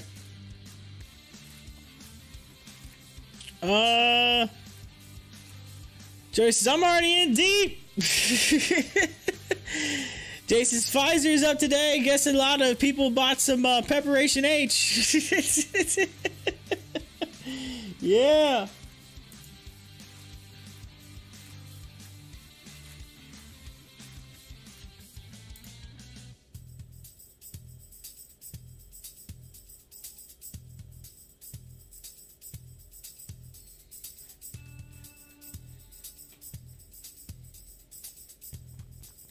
All right, so here's what I want to see. I want to see just exactly what happened last week. All right, this is a Thursday. Last week set up, bam, and then all of a sudden, boom, it just started running. Bought the low, and then it just took off. Then the volume started moving, and it started to squeeze a little bit.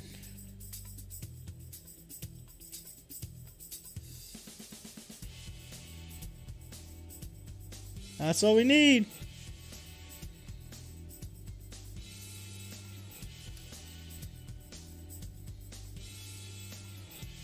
Hey, do you remember what they said? Yes, remember we said we was going to look at GameStop averaged 14% down the next day after earnings? It's 13.76% down right now. What? What? No. No. Are you serious right now? Yo, the past 10 years. The past 10 years. 14%. And let's go to it on that daily chart. Look at it. On GameStop. I said it would be right about here. And it's there. Oh my gosh. Holy smokes. Yo. Mind blown. That's crazy. I said it on the GameStop earnings call yesterday. That's crazy. That's crazy, man. Yo. Hashtag mind blown.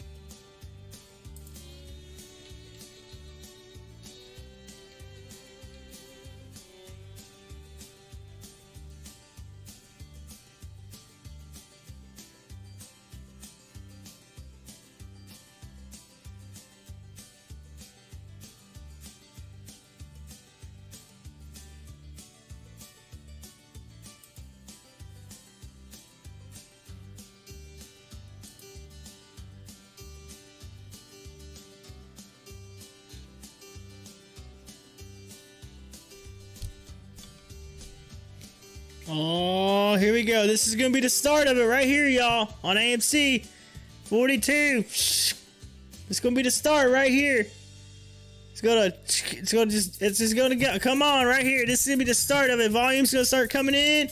People going to start buying it. Let's go.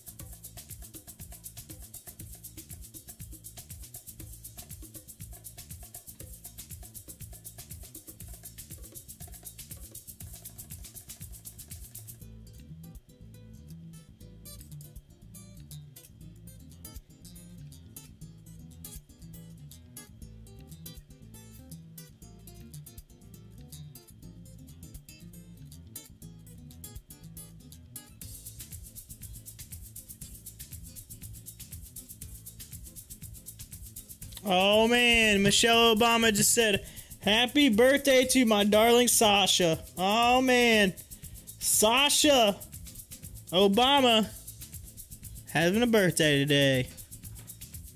Yeah. Former first family having a birthday today. That's pretty cool. She posted a photo of them together when she was younger. That's looks like.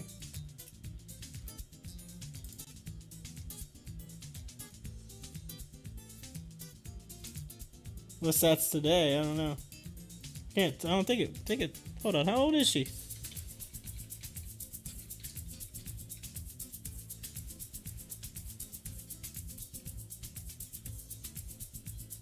Oh yeah, it's definitely when she was younger. Yeah, for sure. I was gonna say, I thought she was about 20, 20 years old. Yeah. Well, that's about right. I was thinking that's gotta be an old photo.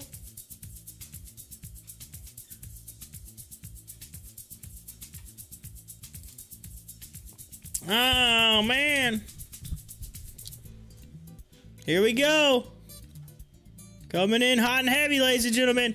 Let's go. Come on, AMC. Let's get that run. We need the volume. Pump it up.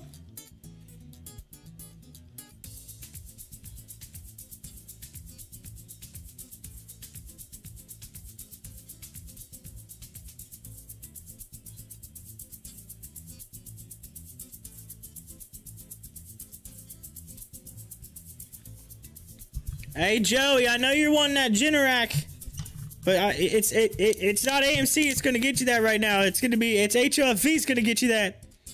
HOFV, come on HOFV! We want HOFV to get you a Generac too. Come on now. You can get two Generacs. You get one from HOFV and one from AMC. So you have two of them, and you can literally call. You name one of your Generacs AMC and you name the other one HOFV. You're like, yo, we taking our HOFV out tonight? We using HOFV tonight? Yeah, we're using it. All right, good.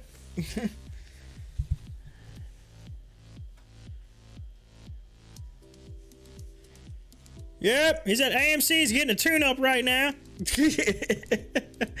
Getting a tune-up. Joey says, need the governor to pump you up. The governor. Yeah, I have about the same tied up with HOFV as I do in AMC. Yeah.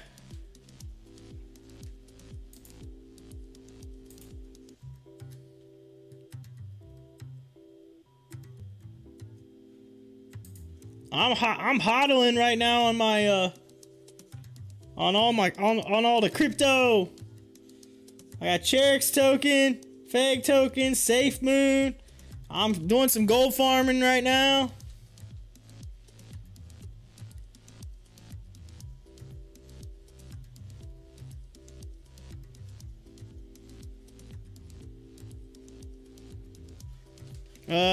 If I could just break even on HOFV, I could get my Generac. Man, Thurman really screwed the pooch yesterday for GME. Yeah. Sherman, you mean Thurman. The Shermanator. The Shermanator. That, by the way, how weird was that? That was supposed to be literally it was the Q1 earnings call for GameStop. Like, this was like the event to talk about all the stuff that happened with you know, Reddit and everything. Like, this was that time. This would have been a time to talk about it. And then you go, all right, guys, here's some numbers. Have a nice night. Bye. Peace. I'm out. Deuce is gone. I mean, what was that? What was that? I literally remember walking out the room, and I went into the other room, this weird look on my face, and my wife looks at me and was like, what's that look all about? I was like, I don't know, I'm still trying to figure out what the hell just happened. She's like, what? I was like, I was on an earnings call, and it literally took me longer to set up the earnings call than the actual earnings call, and I'm thinking, like, what the world? I'm like, there was so much hype, and then nothing. Nothing. Like, what was that? I was like, I don't even know what happened. Jay said he literally blue balled us, man. How's the crypto bot doing? All right, the crypto bot. How's it doing? It's still showing me down. I don't know why it's showing me down. I'm making profit on some trades. I think my other stuff's down. It hasn't sold all my stuff yet. I'm still waiting for it to. I'm still holding, I guess, a whole bunch of Bitcoin. It's got to hit a certain point before it sells off. So it sold a couple, because, like, here's the deal. You know, it bought it on the way down, and then the percentage as it moves back up, it'll sell this piece and this piece and this piece. So it just does piece by piece, coming back up for profit. So right now it showed me down. But if Bitcoin can get back up to close to 40, I'll be making profit. All that stuff will sell back off, and I'll be ahead. So. If I did the total amount, because here's the deal, I pulled some out and I transferred it over. I should be up like close to $50 whenever it sells, honestly. I think, based on my math, if I'm correct. And I mean, I paid 40 for the stuff, and I'm like, what, a week into it? So I should be good. I don't know, it might just off a little bit that I put in there, you know, I might make $100, a couple hundred bucks, something like that at the end of the month. Like, you know, I'm not complaining. I don't have a lot in there. I'm just, you know, I'm trying to find out if, like, the value, like, how much is it worth? Like, you know what I'm saying? And the other thing is tweaking. So it's a lot of tweaking. It's like, okay, is this working in this condition? Is this? So I don't know. I'm thinking about setting the crypto bot up. I'm trying different things right now to see what method works the best. And I set some RSI stuff in there, whatever. But I'm thinking about taking a couple of the ones out that are on there that were like defaulted to see what, you know, because I don't know if they're doing as good. But and just setting up just like straight up buys and sells on certain pricing, since I know like what the highs and lows are, and for like each day go in and update it and say, hey, this is today I wanted to do this. Tomorrow I wanted to do that. I think that might be a little better strategy versus just letting it just kind of do its own thing. So therefore, it's literally doing what I tell it to do. Like, hey, you do this. So if it hits this, it's almost like setting, you know, setting up your account to like buy and sell at certain times, you know, limits, whatever. But hey, if it does this, go here. So I think I'm going to set that up. I gotta play around with it. I gotta tweak it.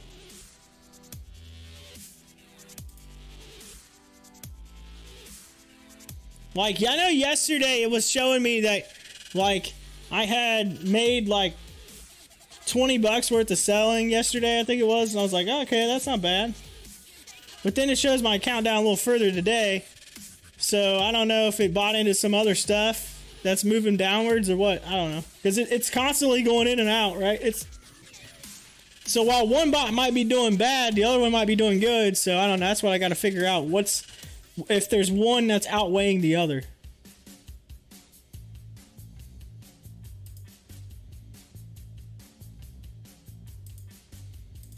It's a tweaking process.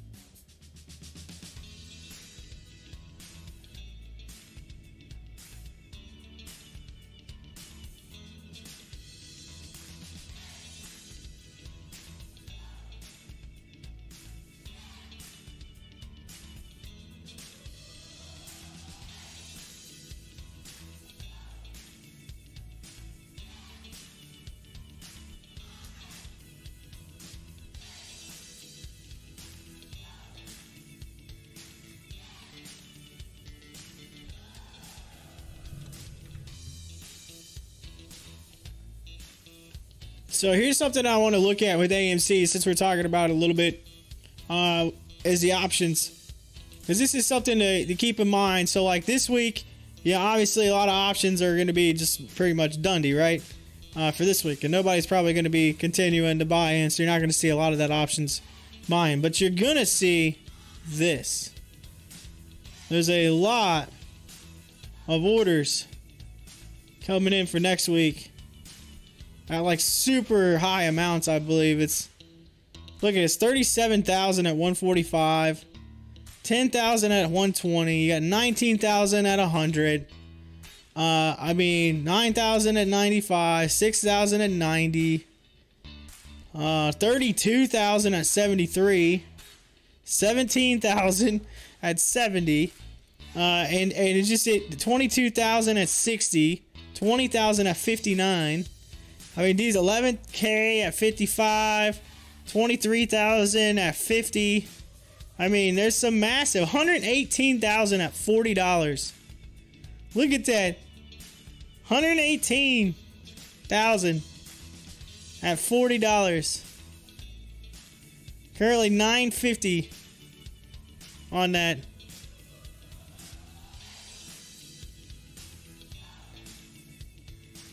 So there's some people expecting to make some money next week right here.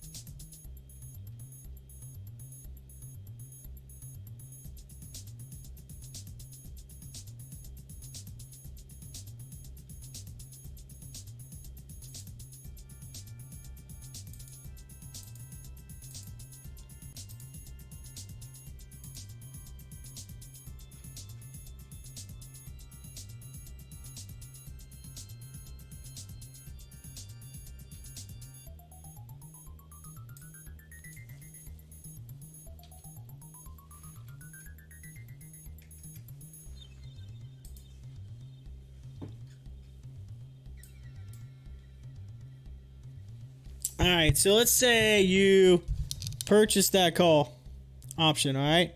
Purchase one of those, and it's currently $9.40 now, all right? And next week, it runs up to $60, all right? $60, and we'll say, we'll go to the furthest out, all right? So, say by, you know, Friday next week, it's $60 a share on that call option, all right? That call would be worth $2,000. Your entry cost would be $9.40. You would make $1,000 on that call if it hits 60. All right. If it hits 60 by next week, that's good. And this is based on the profit calculator. Now, if it hit its absolute high would hit 77 by Friday of next week, by expiration or whatever. It'd be worth $2,760 on your $900 investment. So, but if you know, it gets to $44 or where it's at right now, and it doesn't move by Friday of next week, you'll lose $500, or up to the whole entire amount. If it expires and you do not sell it, that's $900 gone. So there you go. It's a $900. But again, there is 100 and something thousand options at that right now. Just saying.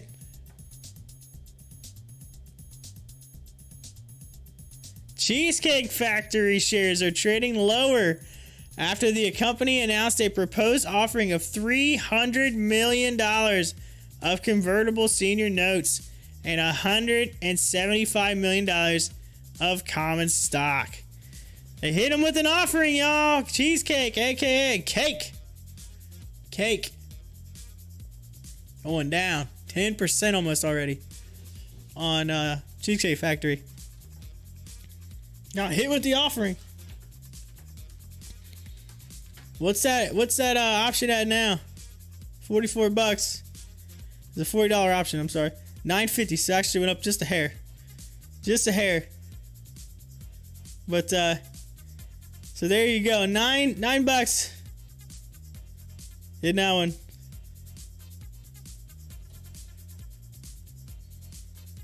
$9.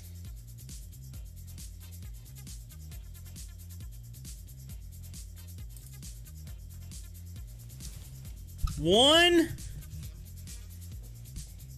contract, $950 right now. Y'all saying, I think I'll throw $950 out there on an option contract. Let's just, there you go. $950. There's there's over 100,000 people already there. Right there with you. This is probably the cheapest it's going to get. Unless this thing continues to go downward. Just saying.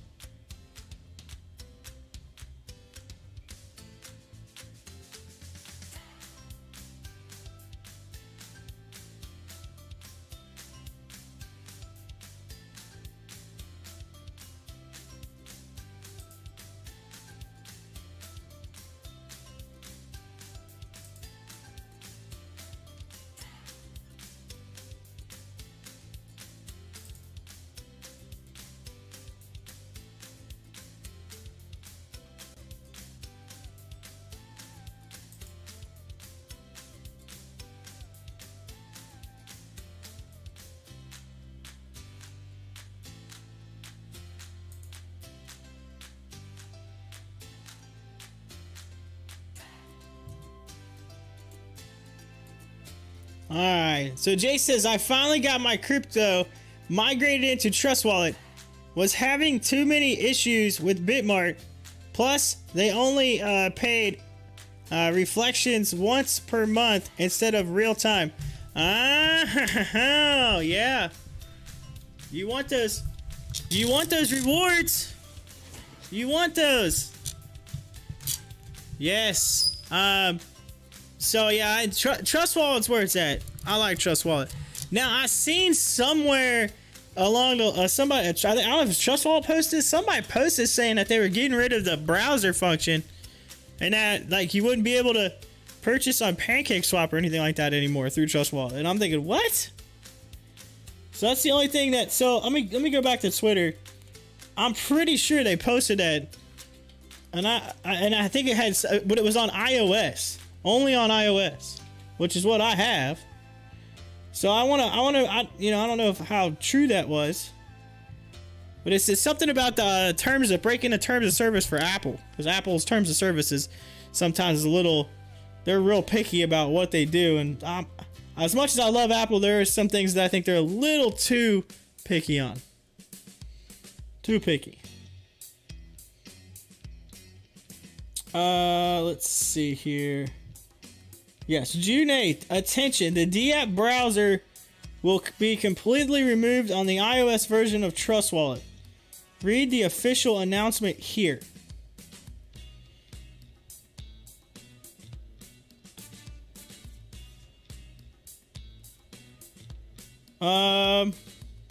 If you do not have an Android device, you can still use your iPhone or iPad to access DApps. Here's an alternative solution you can try. Wallet Connect Mobile linking with Trust Wallet. This was from Trust Wallet. It actually gives you like a way to do it. It says Wallet Connect now supports mobile linking with Trust Wallet. This allows anyone to interact with DApps that support Wallet Connect without needing another device. Further documentation and updates are available here. Once your favorite DApp has enabled this update, you can easily connect it to it. All you need is your Trust Wallet app and a mobile browser. Here's a quick overview on how it works. Open the DApp site on your mobile browser. Uniswap and PancakeSwap is accessible on Safari browser. Just make sure that you are typing the correct URL to access DApp. It says tap to connect wallet. On connect to wallet prompt, select Wallet Connect. On the Wallet Connect menu, tap on Trust Wallet. Launch Trust Wallet by tapping open. Trust Wallet will automatically launch and will ask you to confirm the connection. Just tap on Connect and that's it. Just go back to the browser, proceed as you normally would. And that's the full guide. So there you go. So, they found a little workaround, more or less. That no longer breaks the terms of service, but it's just a little bit of like a, oh man, now I gotta do something extra. You know, that's the only negative. Of course, Android, you know, that's just Apple being Apple. But so Apple is single-handedly hurting crypto. I mean, it's not necessarily that it's hurting crypto. It's just the Trust Wallet in general. So typically when you go online and what it is, so okay, let me explain it this way. So typically when you go onto the website, you can connect through Safari to your wallet through Safari, whatever, on there by doing a connection. Okay, whatever wallet you have. Trust Wallet made a browser function inside of their app that basically allows you to connect the browser, the Safari browser, to their actual app to run. instead of so think of it this way. Safari on your phone, the internet browser, is its own app, which Apple wants you to only use that app specifically to connect to when you're doing it. They want a specific connection. they want it routed more or less so that it's secure. That has a secure connection. All right. Trust Wallet, to make sure that nobody can just hack Safari, whatever, because here's the deal, it's just your regular browser, right? Doesn't mean somebody could still hack your regular browser. So Trust Wallet wanted to take and put the access to that browser and have a secured connection inside of its own app, which is what they did to be able to access the app. So instead of actually clicking out of the Trust Wallet, going to Safari, logging into an app and trying to purchase it, then where it can't transfer back into your Trust Wallet, it was basically eliminating some fees, eliminating transfer. And it was a simple solution. Because of that, all right, because of that, all right, they actually broke the terms of service for Apple, because Apple does not want you to do that. That is 100% against. If you're a developer, like so when you log on to actually develop apps for Apple as a developer, you have to pay. You pay $100 fee. All right, you pay $100 upfront fee to be a developer, and then you have access to all the developer tools to be able to develop your own apps, so forth and so on. It's a one-time $99. You pay it. And then you have access, and you have to sign Apple's terms and conditions saying that when you design an app, that you will not break these terms of service. And it's specifically for security, for privacy, and whatever. They have like a whole list of things that you cannot do.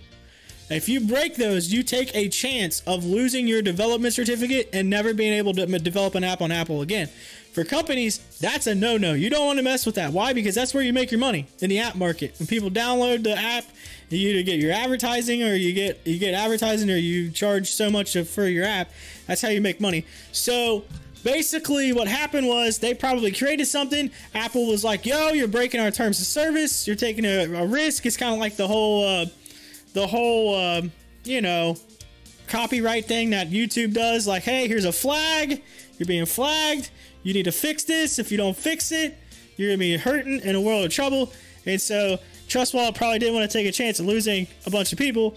So they kind of was like, all right, well, I guess we're going to do this now, even though we kind of have to, we kind of have to do this. So it specifically was Trust Wallet. It's not all the other wallets. Some of the other wallets were doing the regular way, but Trust Wallet was trying to skip a step and make it easier.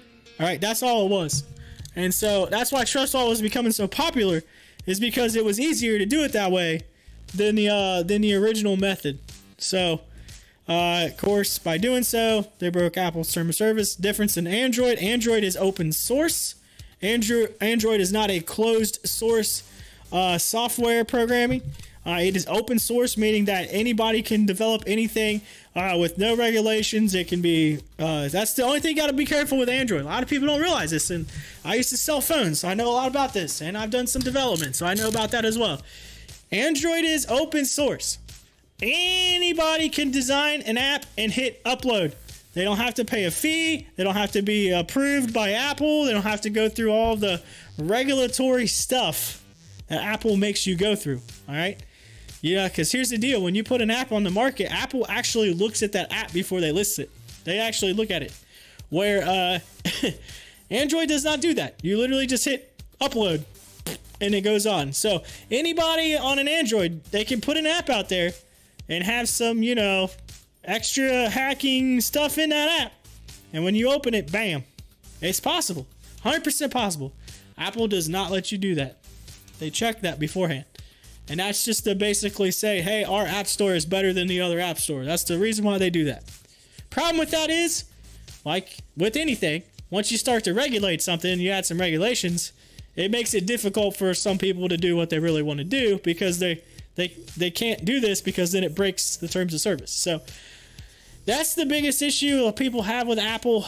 It's a little harder to deal with. It's a little more whatever, but at the same time, it is the biggest app market. People download more apps on Apple than they do on Android. 100%. Apple is huge when it comes to that aspect. Most people have iPhones. Biggest majority of people have iPhones now. Apple has taken over the market. 100%. I couldn't tell you how many I sold a lot of Androids in my day. But I can tell you just about everybody that came in and said, oh man, I like that iPhone. Except for people that were straight up 100% on Android. That were like, I only do Android, I only do Samsung, that's all I do. Like, do you have those people? There are those people. But I would say people would look at the two phones and say, man, that one looks nice. That looks nice. I like that. So, but yes. That's what it is. I'm not saying they're not single-handedly hurting crypto. There's just, you know, Trust Wallet tried to skip a step to make it easier for their customers, and you know, unfortunately, by doing so, they broke a rule, and now they got to do a workaround, which basically now means, hey, let's partner with this other company who we trust, because we're the Trust Wallet, and we'll just do it that way. So they basically just found a little shortcut. They took a shortcut.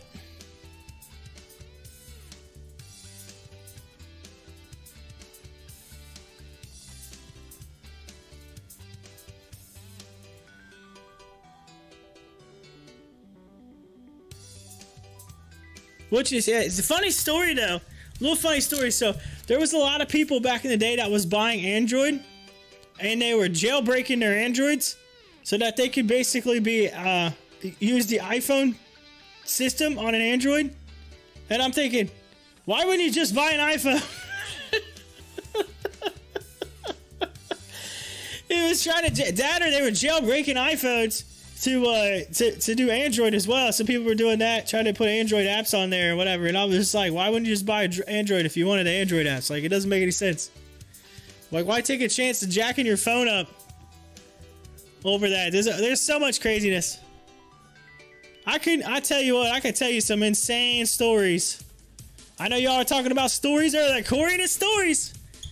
I can tell you some funny ones from the back in the day at the AT&T store. Whew. Oh, there's never a dull moment. I'm telling you, never a dull moment in that store. So like just the, you know, people say, do, or just the things that you find out. Crazy. Man, AMC hit 41. AMC GameStop hitting hard today. Whole market looks like it's taking a big dip.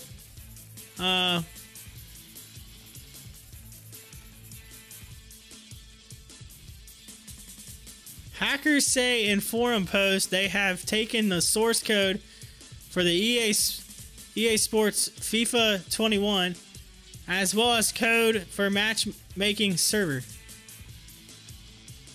Hackers are hacking Electronic Arts. Shares fell sharply lower. Vice reports. Hackers steal wealth of data from company. So EA Sports has been hacked. Man, hackers are just going after all these, like, man, every week it's a new company. It's a new company. Craziness.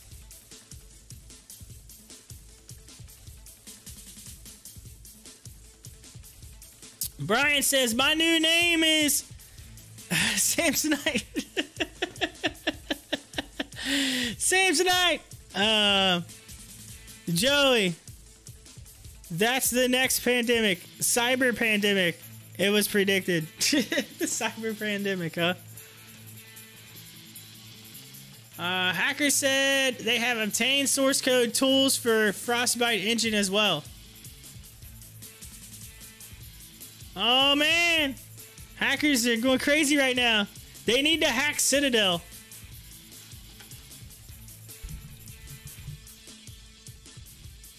Hack the planet! Hack the planet! Yo, if you know what that's from, you may be dating yourself. Or you just like movies. Y'all know what that's from? Hack the planet! Hack the planet! That's a little Matthew Lillard reference right there.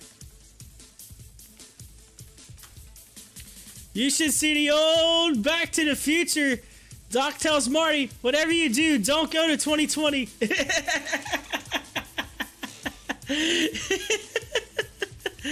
Oh, that's funny. It's weird how things like that go. Yeah, Brian says that's from Hackers. Yes, this is the movie Hackers. Yes. Hack the planet! Hack the planet! Oh.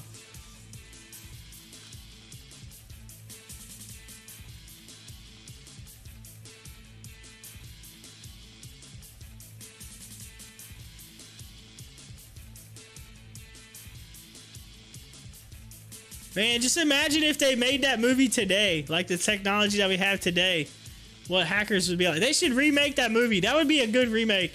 Make it like, you know, like today's setup. Because it's a lot different now than it was back then.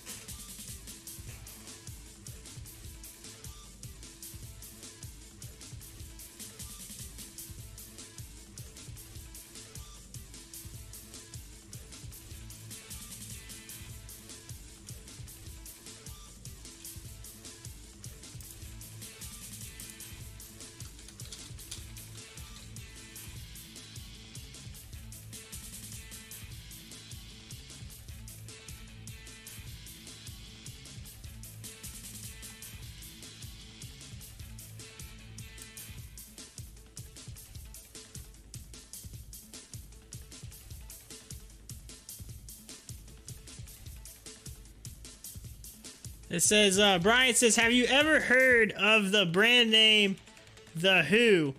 Brian Cross says, it's a Mongolian band. You should play their music before your football games. I don't think I've heard of them. Are they good?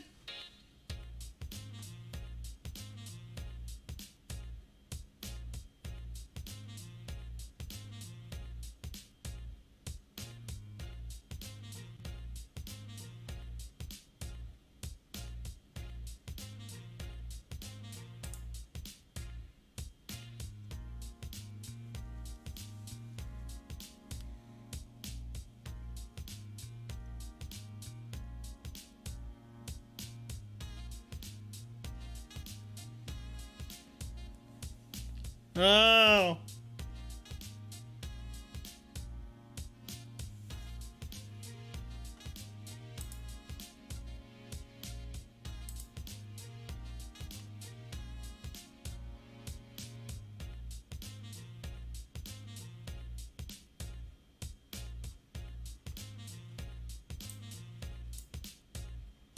What in the world?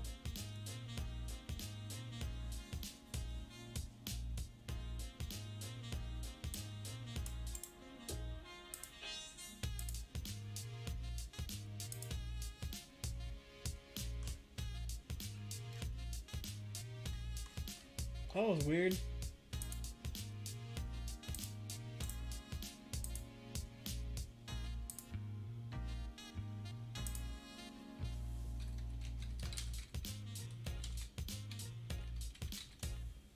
I'm trying to post this tweet out real quick and all of a sudden it didn't work.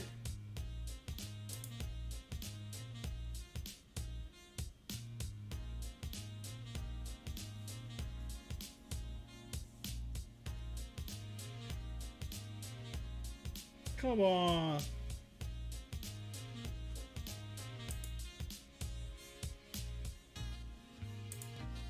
There it goes. There it goes.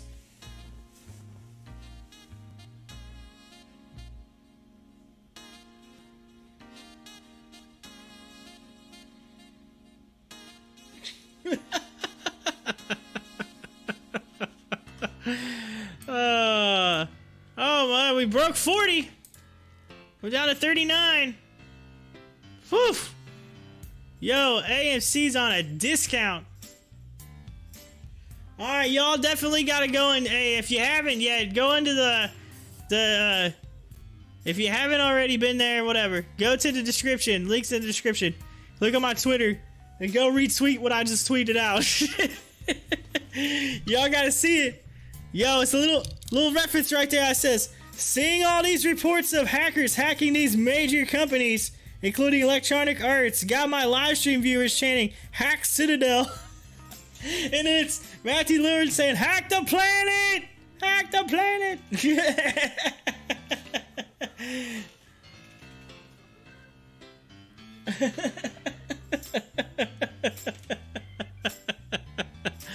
Oh, that's crazy.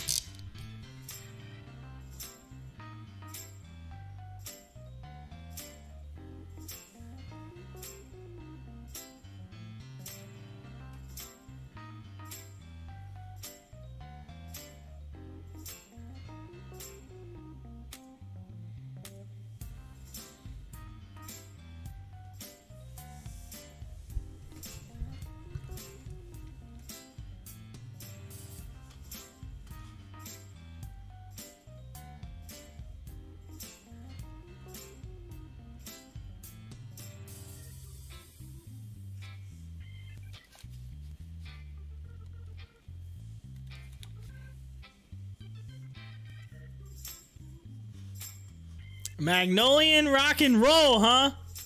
Yeah, let's see here. Jay says, I had time to see them last year, then COVID hit. You had tickets to see them last year. I had time. I had time to see them last year.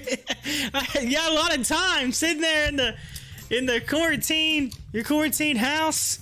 No, I had tickets. He says, yeah, I like them, but To each his own. Yep. Magnolia rock and roll.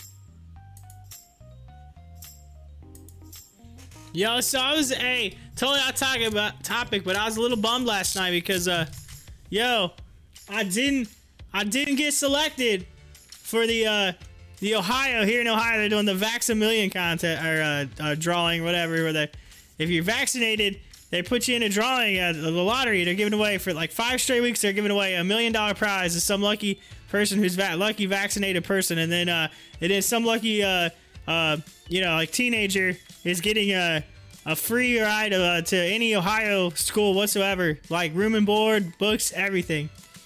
So they selected the 3rd winner last night. It wasn't me. Actually, the crazy thing is the 3rd winner last night was actually surprised by our governor. Governor Mike DeWine, like before they announced it, like knocked on the door. Like they already had, like I guess they draw the winner technically on Monday, but they don't announce it till Wednesday. And so they said that Mike DeWine already knew like the address and everything of the person's house, and the person didn't know it. And so like all of a sudden, like his wife looks over and says, "There's a knock at the door. Go check it out." And he said they actually interviewed the guy on TV. He said that he's like, "Yeah, there's a knock on my wife's like knock on the door. Let's go see the door." He's like, open the door up. He said Mike DeWine is standing on my porch, and I'm like, "You're Mike DeWine?" He goes, "Yeah." He's like, "I'm here." He's like, "Nice to meet you." He's like, "So I hear you got vaccinated." He's like, "Yeah." He's like, "Well, I'm here to let you know that you're our next Vax-A-Million winner." He's like, "We're giving you $1 million bucks, and your name's gonna be announced here shortly on television." He's like, "What?" Yeah, he said the governor knocked on the door to tell the news that he was going to be the Vax-A-Million winner and won $1 million bucks. Could you imagine the governor knocks on your door and says, "Here's $1 million"? I'm like, man, here you go.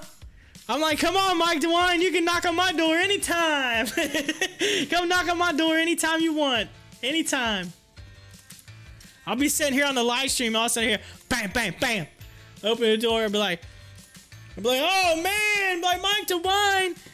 Except it will actually be Dyke Midwine. It'll be like his evil twin. He's like, you open the door. You're like, "Who are you?" He's like, "I'm Dyke Midwine." Oh, and also, bam! He just like punches me right in the punches right in the gonads. He's like, oh. He's like, "That's what you get." He's like, "Ha ha!" And he like runs away. That'd be my luck. I'd get the what do you call that? It's like your conscious where you have the angel and the demon. I get the demon guy and shut my door. Straight in the middle of the stream, I come back in here like, "Oh man, oh it hurts," and they're like, "What?" "Oh, I got punched. I got punched." That's it. That's that would be my luck. Although I posted on Twitter last night about it. I said, "Hey, it's got me feeling like, Charlie for Willy Wonka, when all the other golden tickets are coming out and you're just like, oh man, I don't know if I'm going to get the golden ticket." And I'll tell you, come on, this is it. This is the point. There's 2 left. Somebody give me the golden ticket. They give me the golden ticket. I'm getting me some more AMC shares, I can tell you that. I'll tell you, I'm gonna give me some more AMC shares. They give me that golden ticket.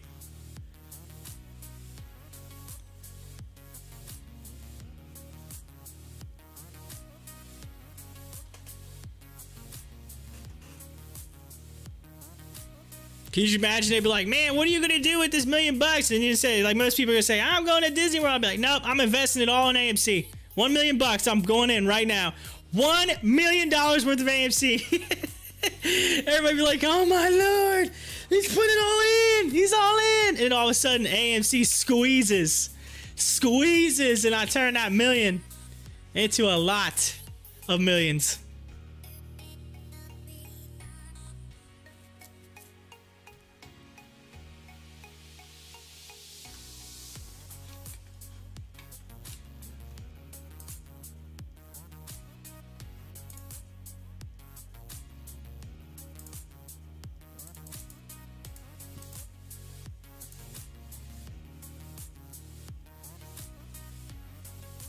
Hey, so here, how's this work? So if you win the lottery, right, and you take that money and you put it right into a you know, an IRA or whatever, do you still get taxed on that money if it's put into an IRA?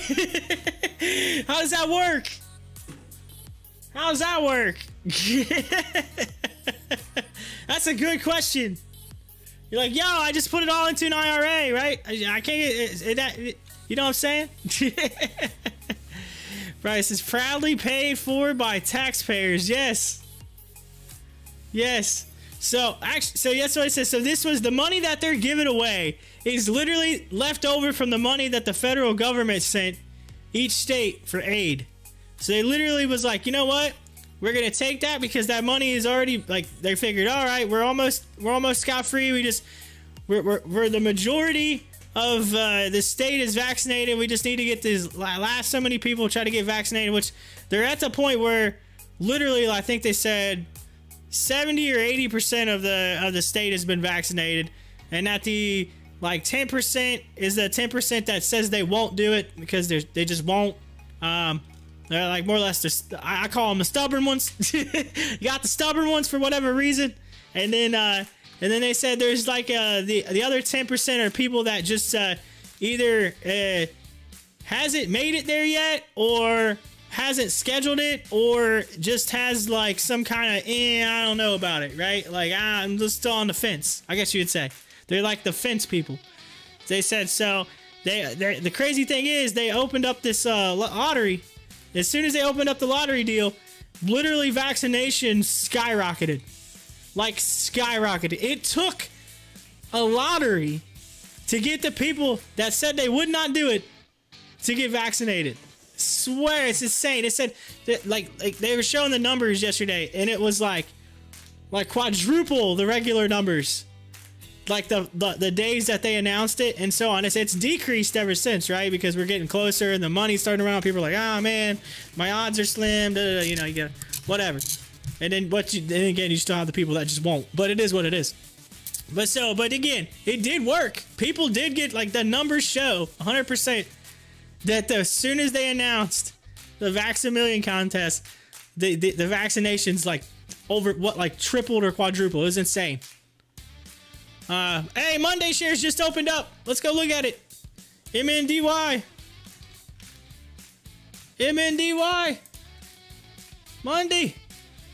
Monday's open on Thursday. Oh man, it opened at 173.15. Was priced at 155, so it was up a little higher. But yeah, so you know,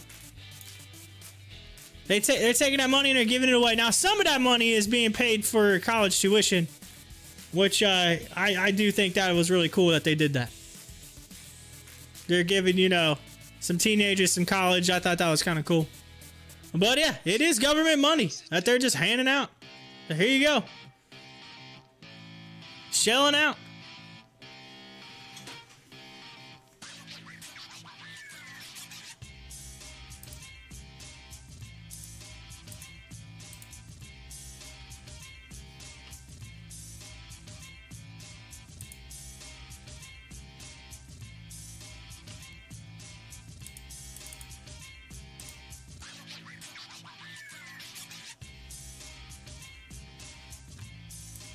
Oh, Monday's skyrocketing.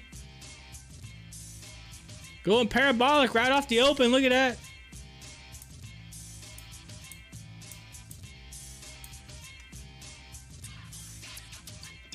180. Woo! Oh, coming down hard. Somebody sold their shares. Somebody had a 180 on there. They're like, yo, I'm at 180. We're going to do a 180. It took a 180 at 180.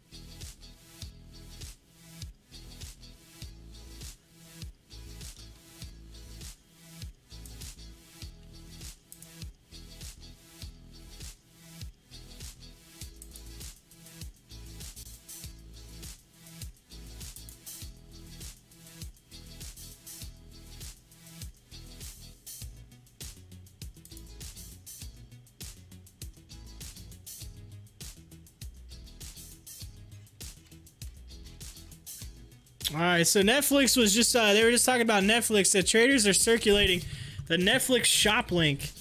And so I guess they're literally selling Netflix. Yeah, they're selling like tees and stuff. It's like merch. I just clicked on the link as someone posted anyway. Netflix shop.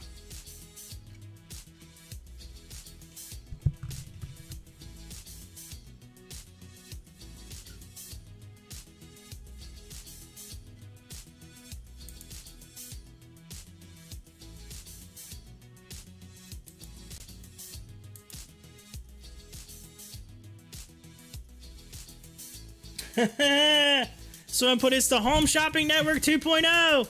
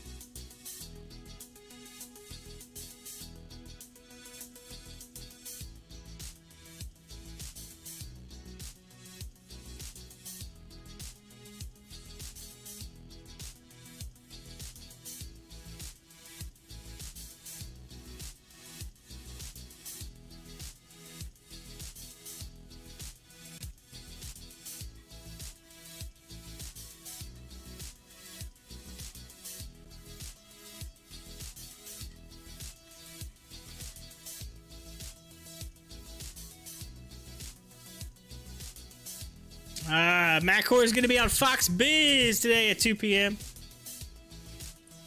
I tell you what, Matt and Trey, man, they're all over the news right now.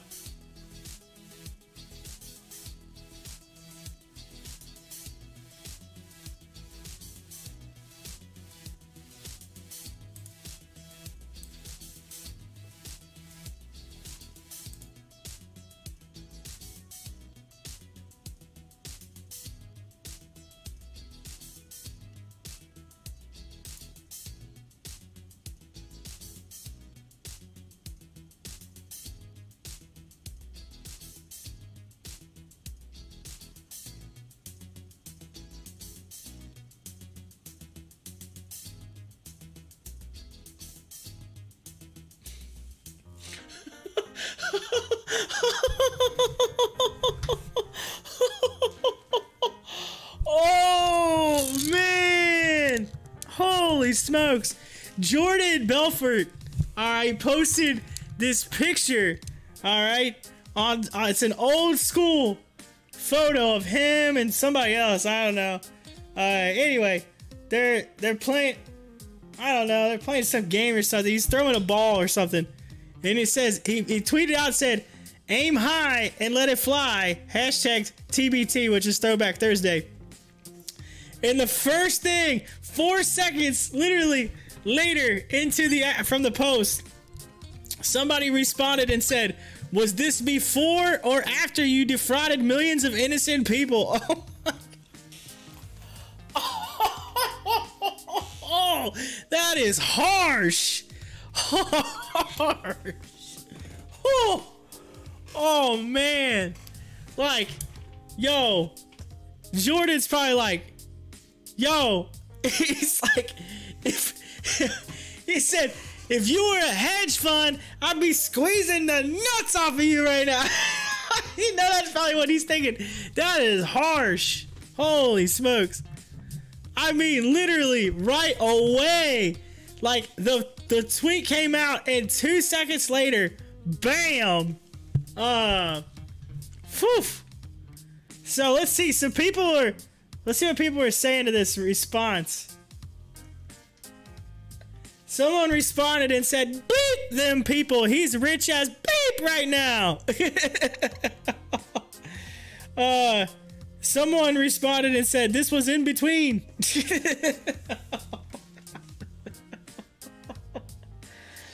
Oh, man. Man. Well, it's trying to make a comeback. Trying to make a comeback. Come on, AMC. You can do this. You can do this.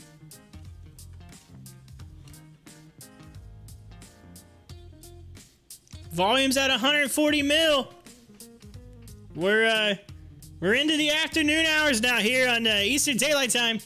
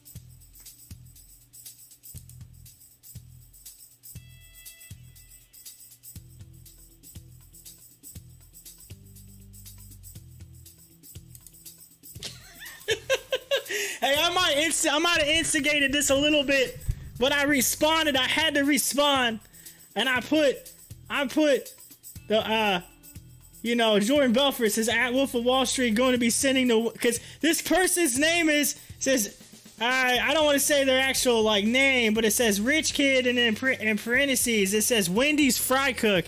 So I put Jordan Belfort going to be sending the Wendy's fry cook some fun coupons.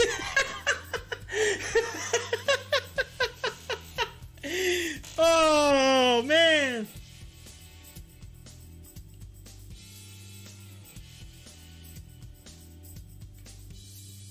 Oh, that ain't even right. Hopefully Jordan Belfort likes my post there. I had to fun coupons.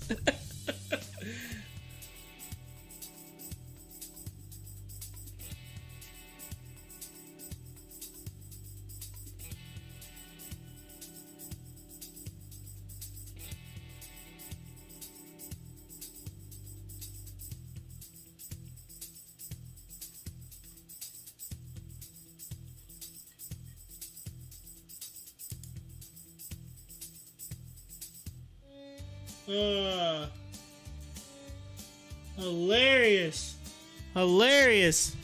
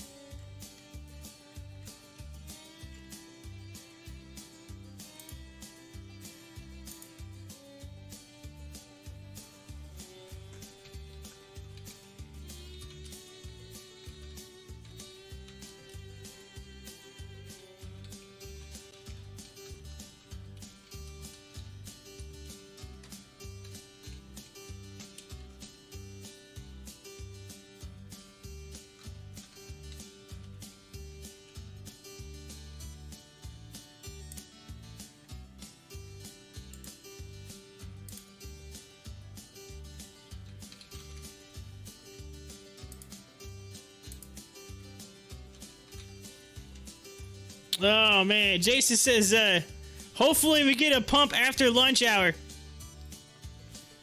Yeah. Well, Matt Kors is going on 2 p.m. on Fox Biz. I'm actually tweeting out about that right now. I know y'all probably like, man, Corey's tweeting like crazy. Yeah, but this is we gotta keep up with what's going on, y'all. Gotta keep you updated.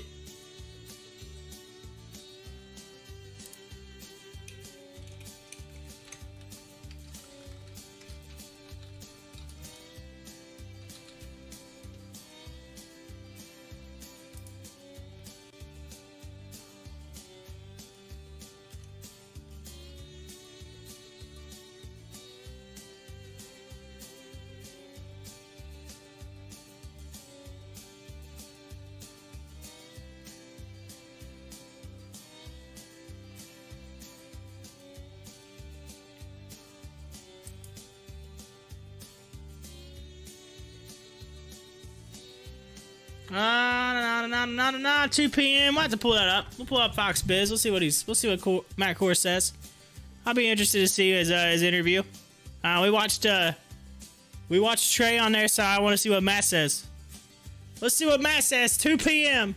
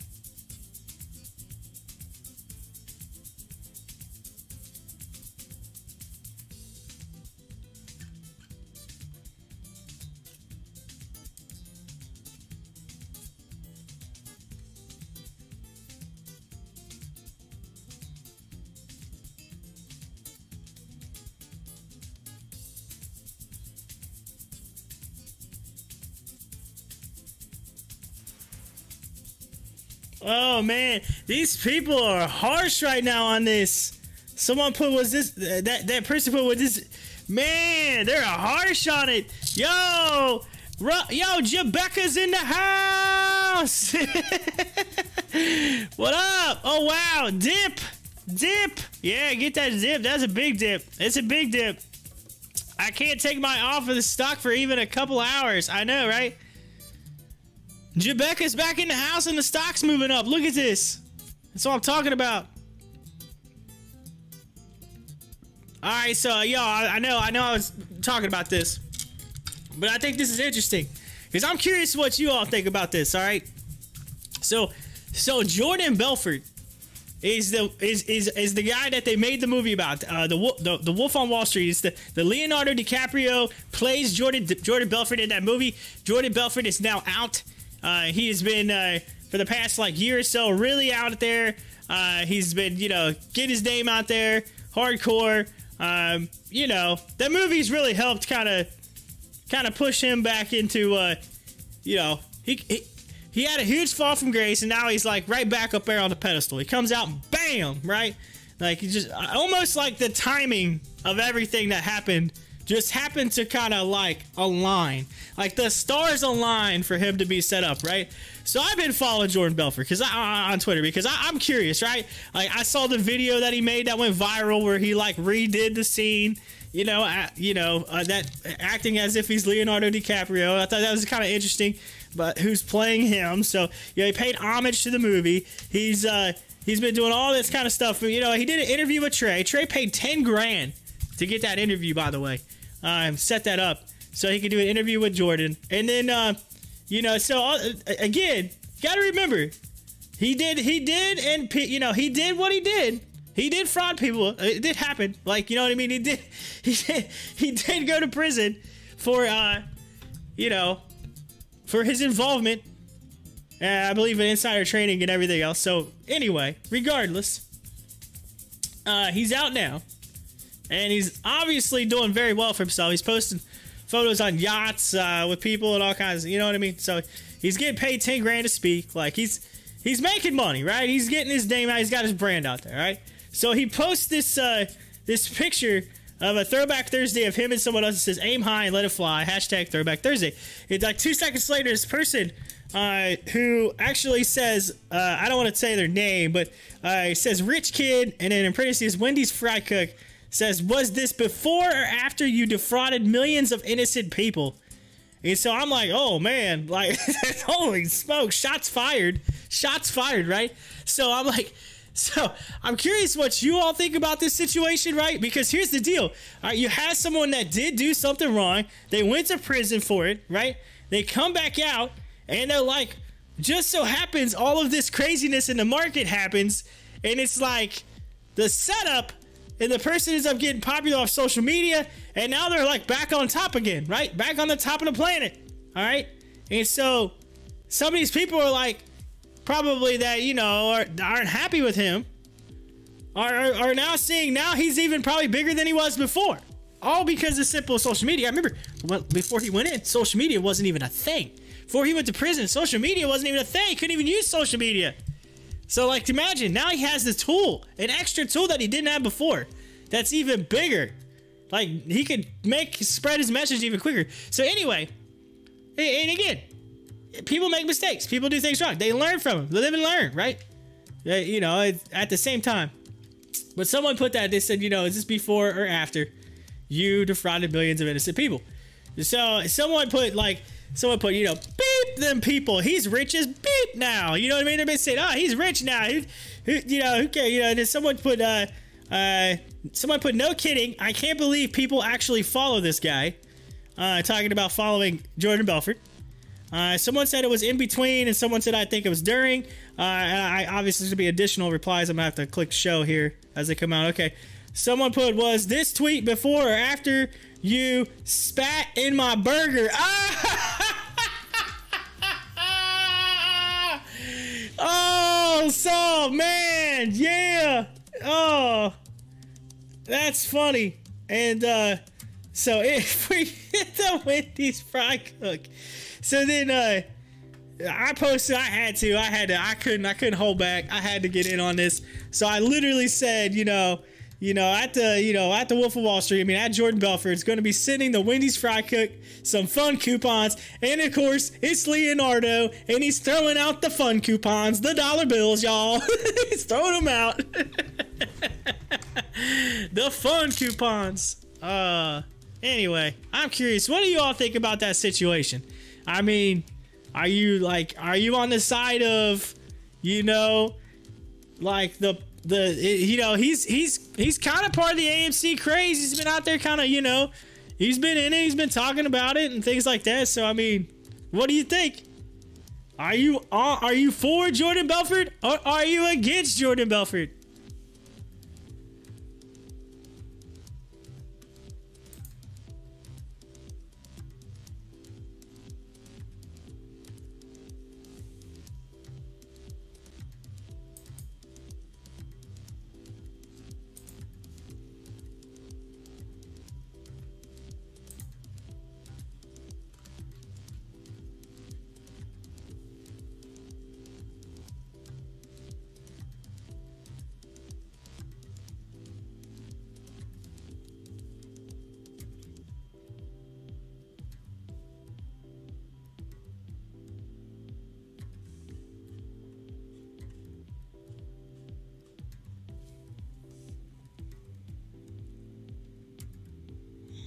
All right, I got my pause to see what y'all were going to say about that, and nothing came on the live chat. Y'all, were you awake over there? Y'all awake? Can you hear me?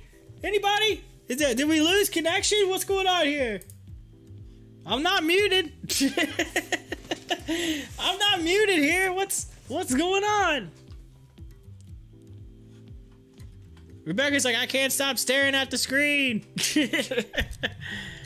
I'm staring at it. Yo, Monday heading down on Thursday. Monday put a big ol' M on the chart. Look at that. Oh, you can't spell Monday without an M. Just saying.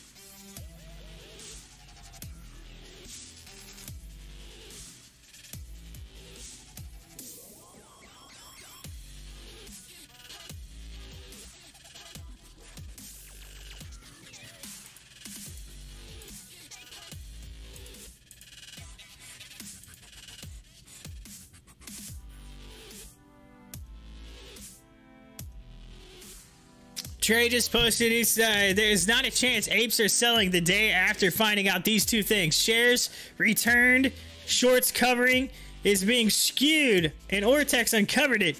Apes own the float. You know what that means, and you know what it is. Yeah.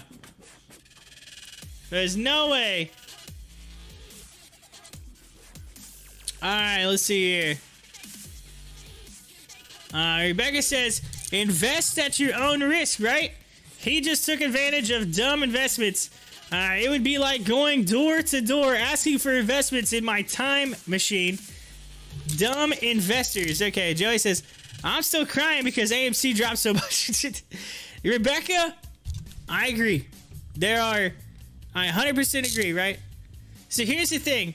I watched a documentary, a couple of little Netflix. It wasn't really documentaries, but they're little show, more or less episodes of shows that talked about, just some people and how it basically is just about like these people and how they hustled. They were hustlers or hustled, people for things and all different. Not hustler in the sense of like, on the street hustler, but like people that just like come up like conned people. You know what I mean?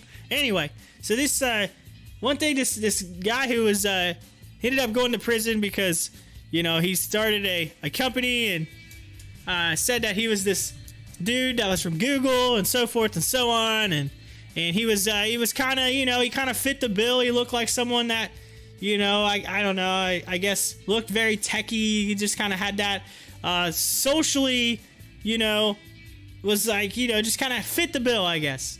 And it turns out he never worked for Google. He actually made this company up and started this little more or less startup company where people could come in and they could you know, pitch their ideas and then whatever, you know, and more or less invest in these startups, and did it in some small town in the middle of Georgia, I think it was, or Alabama. And these people, you know, in the small town just kind of like fell for it, and some of them had, you know, some big money in this small town. They were, you know, some people that, you know, just they're not used to the city life. They're not used to that. They're like, oh man, this is amazing. This is happening in my small town. I'm gonna be all part of it, right? And so all these people put like, they just started throwing money at it. The guy was literally like, you know, I just literally said I was from Google, and people started throwing money at me. Like literally, they people did. He didn't even ask for it. Like people were just saying, hey, take my money. Like, here you go. This is huge. This is awesome. You're growing this. I'm super excited about this happening in my small town. Like the local news is covering it. Like here's take my money, and they're just throwing it at him. No questions asked. Just writing checks. Like, which to me, like, blows my mind. You know, because I'm just like, how do people just like all of a sudden just write checks to somebody with like no, like, to me, like, I gotta do a little bit of due diligence. I gotta do a little. I mean, I invested in some crypto, right? Some people are like, oh, you throw some money in crypto. Yeah, but I did look in the background and say, all right, well. The only one that I didn't actually do a full 100% look into was which actually, you know, I can't say I didn't do 100%. I did do some, and I did investigation into that. I did some. It just didn't have who the person who was running it. That's all, and that was fake token. And now who's actually running the project. That's it. Outside of that, everything else I've like literally looked into, read about. Did some information, watched YouTube videos, you know what I mean? Like I do my research before I just throw money at something. I try to diversify. I don't put all into one. And, you know, that's just stock market, you know, 101, or that's just like investing 101, right? But these people, like, they didn't even do anything. They know DD. They just said, take my money. And so there are people out there. And then those people lose their money and they're so mad. And it's like, I don't get it. It doesn't make any sense to me. Like, there are people out there that just say, here you go. And then they get super beeped off when they, like, get ripped off. And they're like, I don't understand it. How'd I get ripped off? This is not even right. This person needs to go to prison for the rest of their life. Like, you know, like I get it. Don't rip people off. You know, if you do something that involves you going to prison, you made a mistake. Don't make those mistakes. 100%. There's a reason why you're going to prison. But at the same time, some of those people cannot say they were at fault if they just threw the money at them. You know what I mean? It's like, anyway. Jay says, looks like Monday got caught up. Got a case of the Mondays. MNDY got a case of the Mondays. There's a difference between taking money from people without their knowledge and taking money given to them. Yes. That's true. There should be a law for stupidity. Oh man. What a law. Yes. Monday got a case of the Mondays. Going down. AMC headed in the right direction. But yeah, so I don't know. I mean, I get it, right? I see both sides of it. But at the same time, I'm like, you know what? Dude went to prison. Dude paid his dues. You know what I mean? Like, you went to prison. You come back out. Like, whatever. Like, he made a mistake. Like, you can't tell me prison's fun, because I guarantee it's not fun. I don't think anybody likes prison. So, he just it's just some people are like probably pissed off because they're like, man, they're expecting to come back out and have this hard way of life and whatever. Like, dude, the guy made millions of dollars because you can't just say he defrauded people. He actually was pretty clever. He used the tools and resources available. I mean, it's not like you can't use those same tools. Everybody has an equal opportunity. You know, it's just, I do think the stars might have aligned a little bit for him because you had all this Reddit stuff come out right at the time. You had COVID-19. You got all this. Jay says, Bubba likes prison. Anyway, you know what I mean? There's a lot of things that kind of opened up for him to have the success that he's having now post-prison.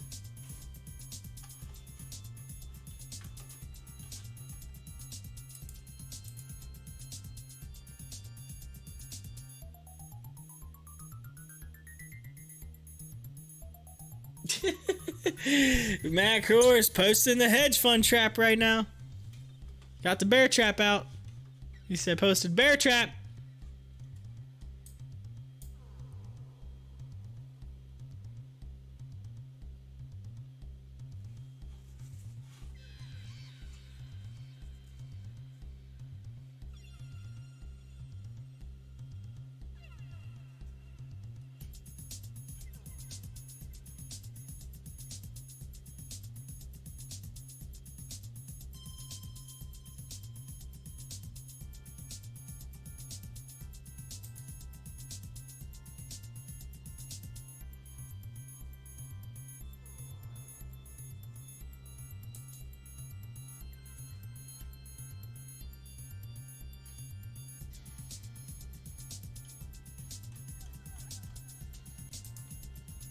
Alright, y'all. It is 1 p.m. A little after 1 p.m.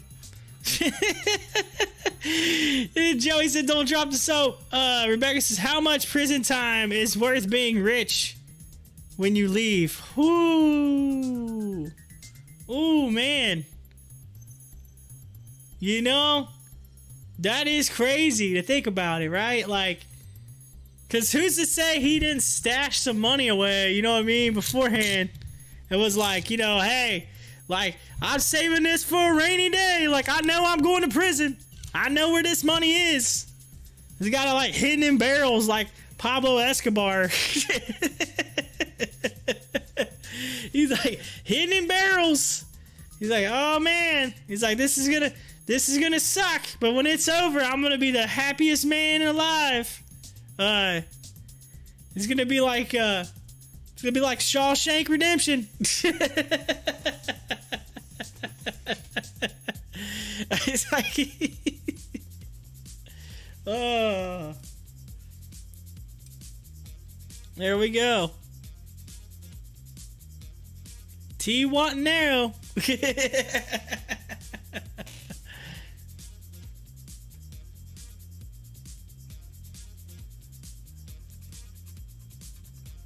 Jason said, MNDY did exactly what I thought it would do.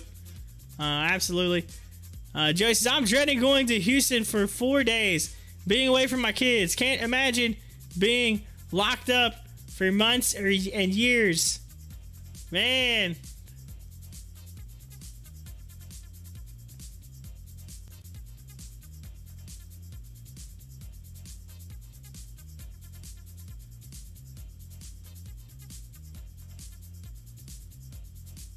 Oh, come on, Joey. Don't be talking about 4 days without kids. Come on, that's a vacation. Joey's talking 4 days. I can't be 4 days without my kids. Yo, that's a vacation. Yo, I love my daughter. She's crazy. She's fun. I love my daughter to death. But I'll tell you what, I'm not gonna lie. That one day just to get away, you know, and not have the screaming kid. That every now and then that helps. Sometimes you gotta have that. I'm just saying. Sometimes you gotta have that. Like I said, we're going to Chicago, and this would be the first time that we've like went away without my daughter. My wife's all like, oh man, I don't know what to do. I said, it's literally like 1 to 2 nights. Like, it's not even like no more than 48 hours. Like, geez Louise. Like, come on, man. was like, oh, you can do it? Ain't gonna, oh, come on now.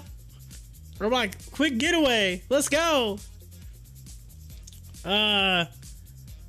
It said, first night is a vacation. I missed them by then. I bought a Nintendo Switch so I can log online and play with them while I'm gone.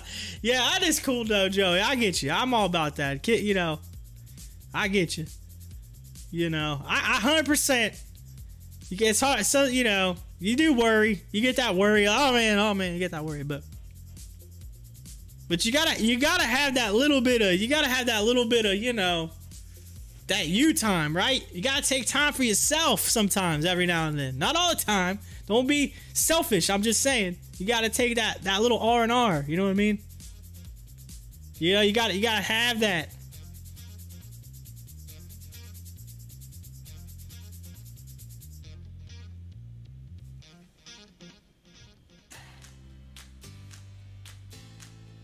And that's part of the reason why I'm doing this. You know, it's our anniversary, and I know my wife. You know, she's, you know, God love her. She works her tail off. You know, she's you know, she's hardcore, and so like I said, I can tell, you know, she needs a little like little spa time, just a little relaxation, you know,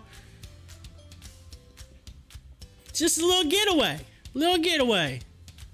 So there you go. That's what I plan on, you know. But Joey says they are young, 8, 6, and 5. They think I'm cooler than the flip side of the pillow. Time is short. I get it though. You do need a little Utah. Oh yeah, so 8, 6, and 5. They think you are cooler than the flip side of pillow. All right, yeah, I do get it. Right now, you're in that time where they do think you're cool. Because in about 5 years. In 5 years, they ain't gonna want nothing to do with you. They're gonna be. See you later. Peace. We're going to the mall. We're going to the movies. Bye. You better get that while the getting's good. See, I'm in the young age where they're running around, screaming, bouncing off walls, jumping off everything.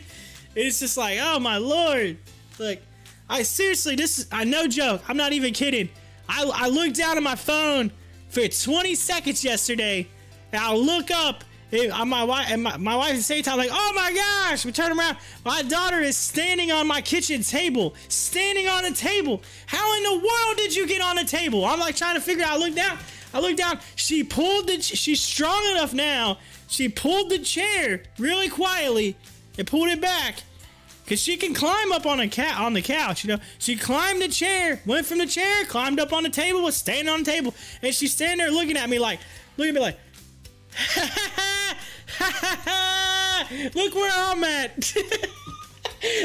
like she thought it was a joke. Like she's literally like, ha ha ha, look y'all, I'm on the table. She's standing there all smiles and giggly, you know, and you know, you want to get on it, right? You want to, yeah, but it's just too dang cute to get on. You're like, that's kind of, you're like, you know, oh man, like I really want to get on you right now, like as bad as I do, I'm feeling lenient. I got like turned into a softie for like half a second. I mean, I ran 100 mile an hour to make sure she didn't fall off the table, because that'd be a big drop. But but she was in the middle of it, so I wasn't like, and it's up against the wall, so I didn't have to worry about her falling backwards. It was just the falling forwards that I would have had to worry about. But she's in the middle of the table, and I'm just all like, oh Lord, she's going down. She's gonna go down. So I ran the 8 to 10 feet Superman, like literally Usain Bolt 100-meter dash fast, and got there, and then picked her up off the table, and she jumped in my arms, and she's like, yeah, daddy, you caught me, ha. And then he's just kind of like, all right, don't do that again. That's a no-no. And then she's like, no, and then she walks away.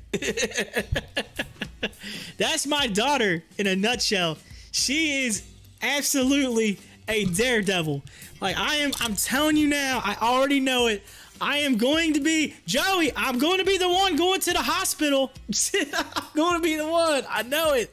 It's going to end up, it's going to be like, what happened? I decided to just jump off of that. Why? Why would you do that? Well, it seemed fun at the time. That's going to be my daughter.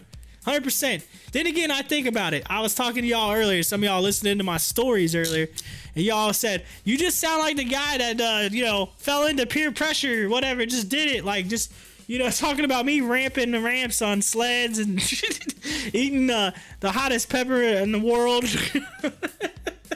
Now I think about it, maybe my daughter is like me. Maybe she gets it from me. I don't know. Anyway, there you go. Rebecca says 5 years they are going to be smoking weed, playing Nintendo Switch when you're on vacation.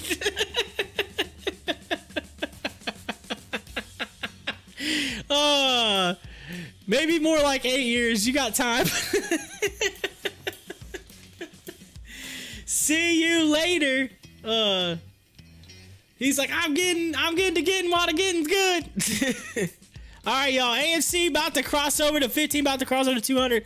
Might see a run here. Joey says, by the time I was 13, I thought my dad was an idiot. Oh yeah, me and my dad, we have a, oh man, we have a love-hate relationship. I'll just be honest. We give it. Everybody says we're so much alike. We're like stubborn mules. I see one way, he sees another. We always clash. One minute we're like best friends, the next minute we're like we just want to like punch each other. That's me and my dad. I'm serious. Of course, my dad. He actually. So yesterday, my father went to the hospital. So he's had some heart issues for a while, and so they did some tests on him. Actually, here in a minute, I was literally getting ready to go grab lunch and then call and check on him, see how he's doing or whatever. But so he's had all kinds. I mean, my dad is literally the bionic man. I say that because he has had every. It's funny. My family jokes about it. He's had like every surgery literally known to man. I mean, absolutely.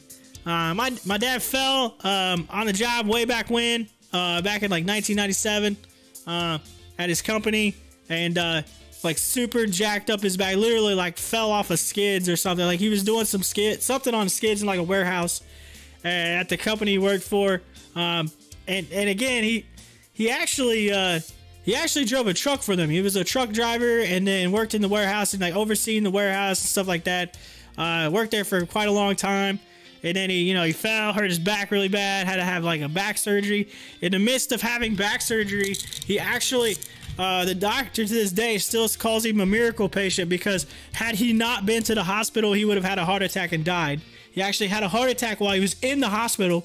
They were working on getting ready to do his back surgery, and then all of a sudden, they looked at Turner, they noticed some other stuff, and they're like, uh-oh. They did some tests, and said it rushed him literally rushed him from one hospital to the other. He had to call my mom and said, you have to, like, literally said, they're taking me down the road right now and doing an immediate open heart surgery. Like, right away. 100%. They said, if they don't do this now, he's going to have a heart attack. No joke.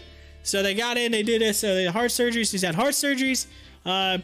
And then he's had some issues with his. I think some of the surgeries might have caused issues at other places. So it's like once you jack your back up, then your neck's never going to be right, and your arms, whatever. He lost some feeling in his fingers. He had to have an arm surgery. I mean, all kinds of stuff. You name it. He's had knee surgery, both knees replaced. He's had bypass. He's like, yeah. I mean, literally, I swear, my dad is like, just like lives in the hospital. If he's not getting surgery, like at least once or twice a year, something's wrong. It's unfortunate, for him, because he's had to deal with all that. So yeah, he wasn't feeling too good. But the thing about it though is he's had heart problems for a long time, so he knows when he needs to go to the hospital. Like he has these, like he's literally knows he has these feelings like I gotta go. And he went in. They were doing some tests. May have a blood clot in the leg, and that's what they were checking on. And so I don't know yet. I'm waiting to find out. The tests were supposed to come back today, so that they took yesterday. So I'm kind of waiting to hear about it. But yeah, so So yeah, I got you 100% on that relationship. I know what y'all talking about. Cause yo, when I was a teenager, man, I was like, see ya, peace. I didn't want nothing. I literally was like, I'm out. I want to go have fun with my friends. Been there, I know that. So get to getting while it's good, Joey. GME off the bounce, coming around. AMC kind of doing a similar thing, but they're trying to push it down. Look at this, they're trying to push it away. They're trying. But yeah, I got you. But yeah, so, okay, so 2 p.m., Matt Kors is doing that interview. I'm going to try to get back before 2 so we can get that on there. So I'm literally going to go grab lunch really quick, take care of my dog, and try to get back here just a few minutes before 2, get that pulled up, and we'll watch Matt Kors live on Fox Biz. So y'all don't go anywhere. Y'all keep the meter running. I will be back shortly.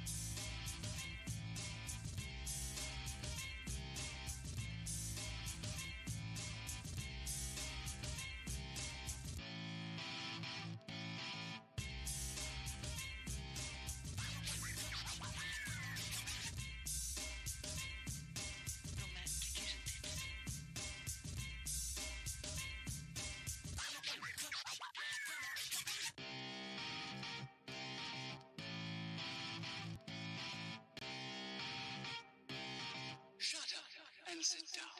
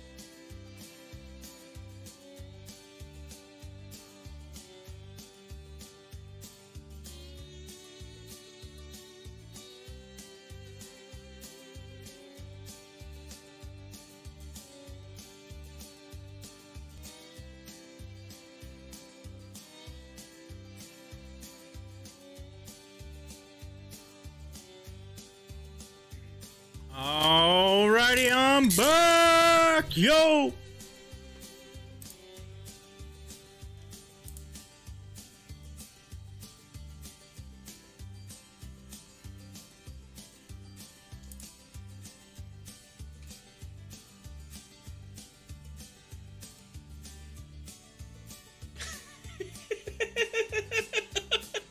Oh, Jason. I just saw it. That's what I said, I'm back, and all of a sudden I look at my screen and I'm like, what is this? And I click on it and I'm thinking, oh, send in the memes. Send in the memes. Jason with the memes.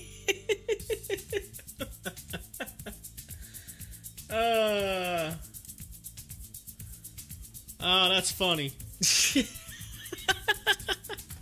All right, let's get into Fox Biz here.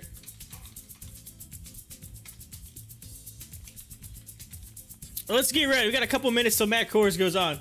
Let's get this up and running. Fox Biz.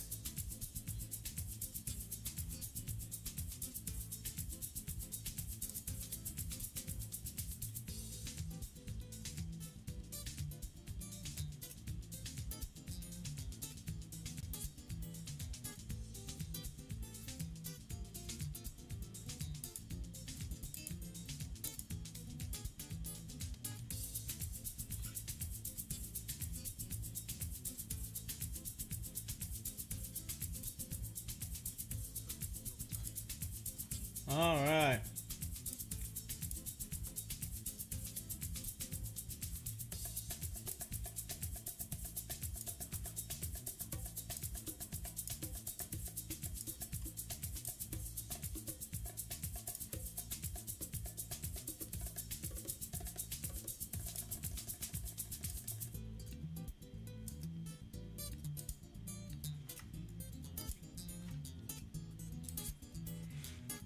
All right, we're gonna pull this across. I'm gonna get it over here. It's gonna be, give it a second. We're gonna have to get this all squared away.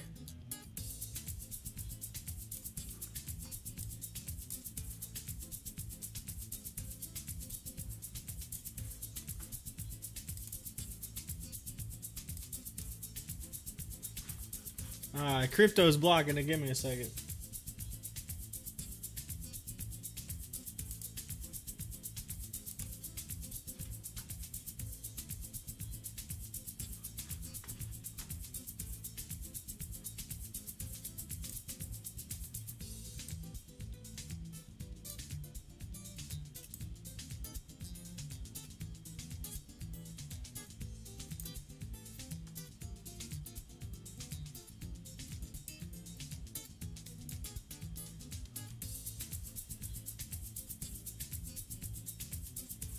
All right, so I got the Fox Biz up there. It's ready to go. We'll watch it here shortly. I'll unmute it and we'll listen in. He's supposed to be out there at 2 p.m., so anytime.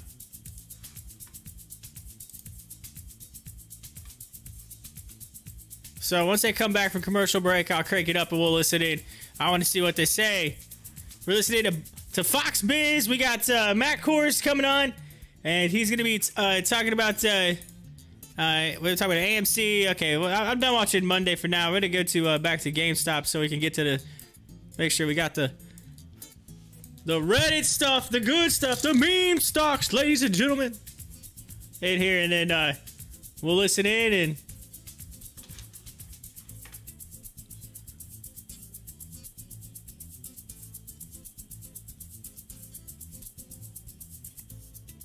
let's hear what Matt says. Matt Kors. One of the apes gonna be on Fox Biz.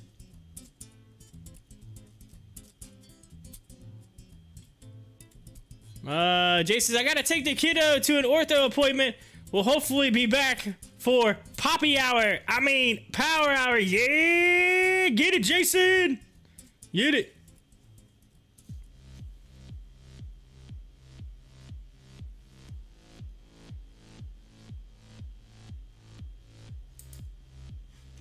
Alright, here we go. Let's turn it on. Breaking right now, we are seeing an inflation gusher, folks, up 5% Charles from Payne. last year. But right now, the market seems unfazed. So is this an inflation top? Meanwhile, Wall Street continues to miss the boat on brick and mortar retailers. But I've got, well, we just heard from one superstar CEO says, buckle up because America has just entered a new roaring 20s. The names that you can still capitalize on as we spend. Plus, are hedge funds pulling some dirty tactics to thwart the Reddit revolution?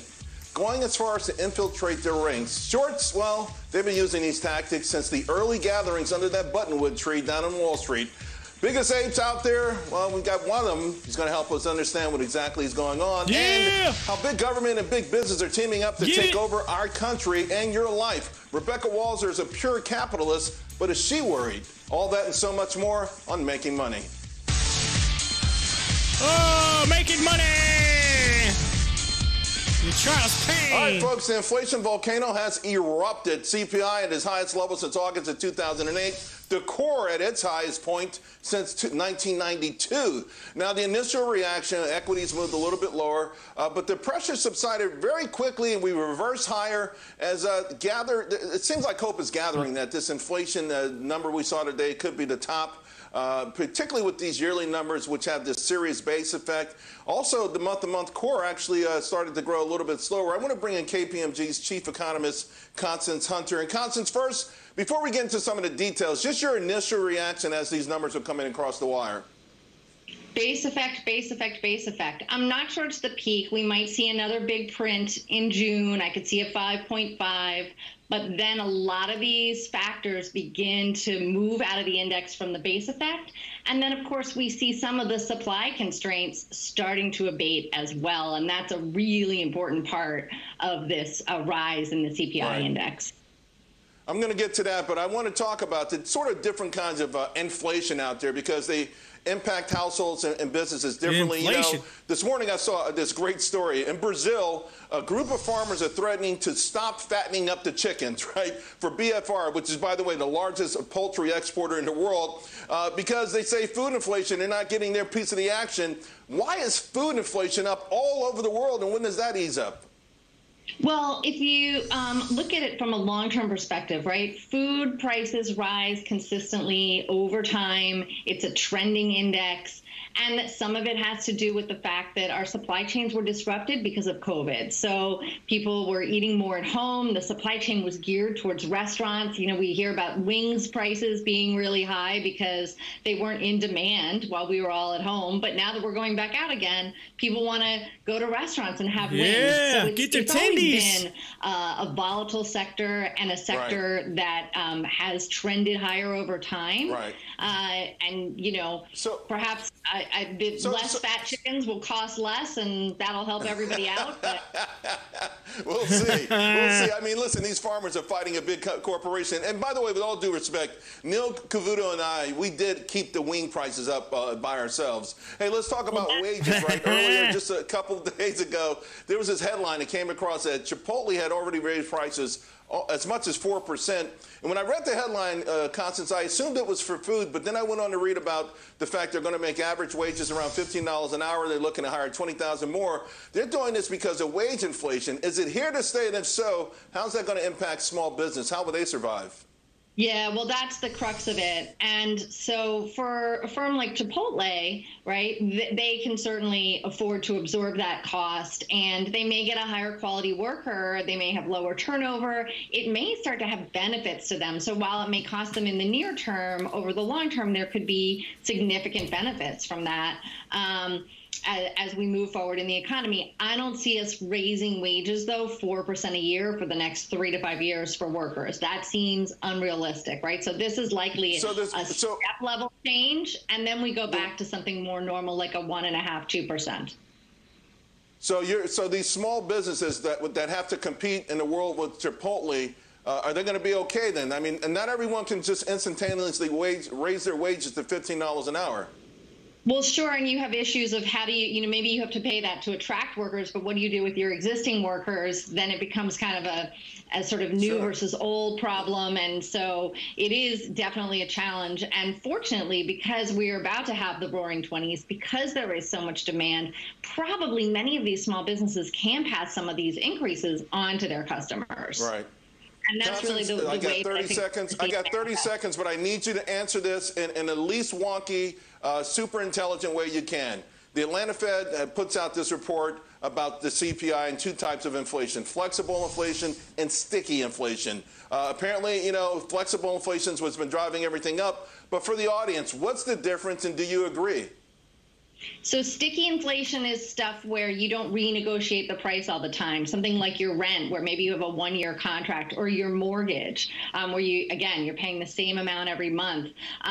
Something like your car payment, right? That's already locked in. You're already paying that. Right. It's sticky. Unsticky is things like food, right? Where there's a lot of substitutes. So if the price of those wings go up, Charles, you might have to buy something else. Like you might have to buy thighs or drumsticks, right? And so where you can do substitution, that's where you have non-sticky.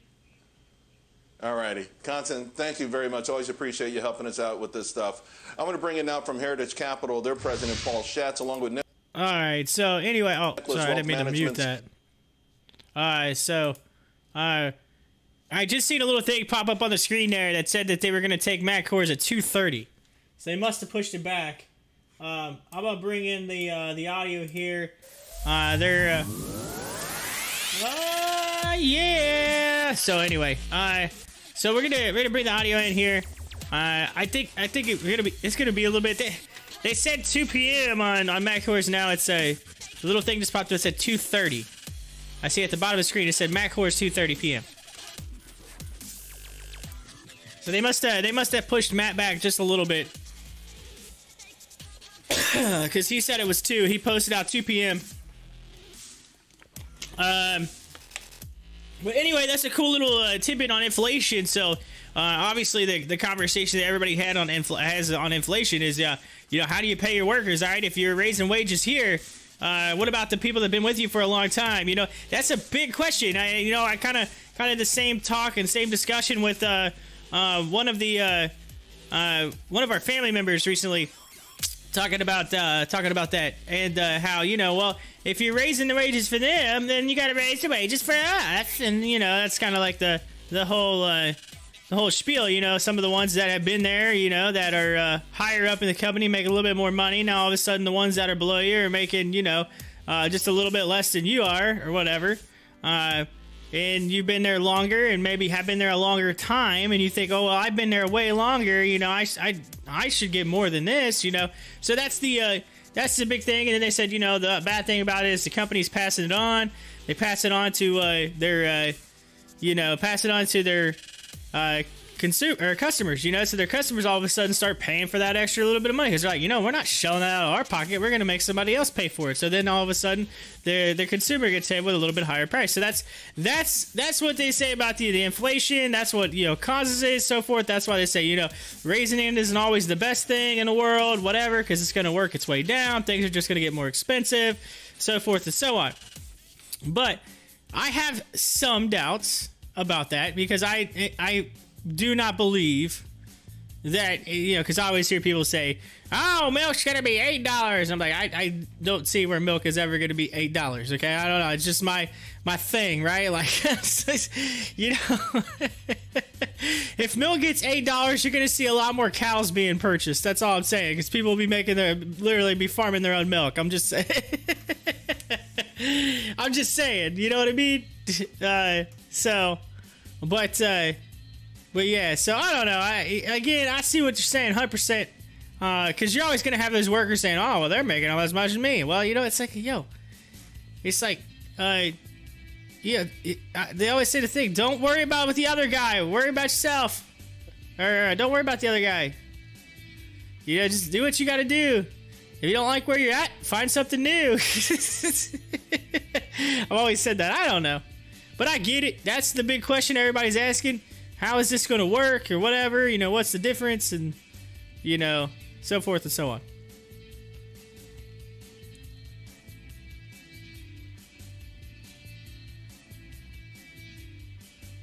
You always get in those things with like wages, right? With people like wage wars, where they're just like talking about, you know, how just like people that work together, like there's like the golden rule: don't talk about what you make, whatever, because then it just stirs the pot or whatever.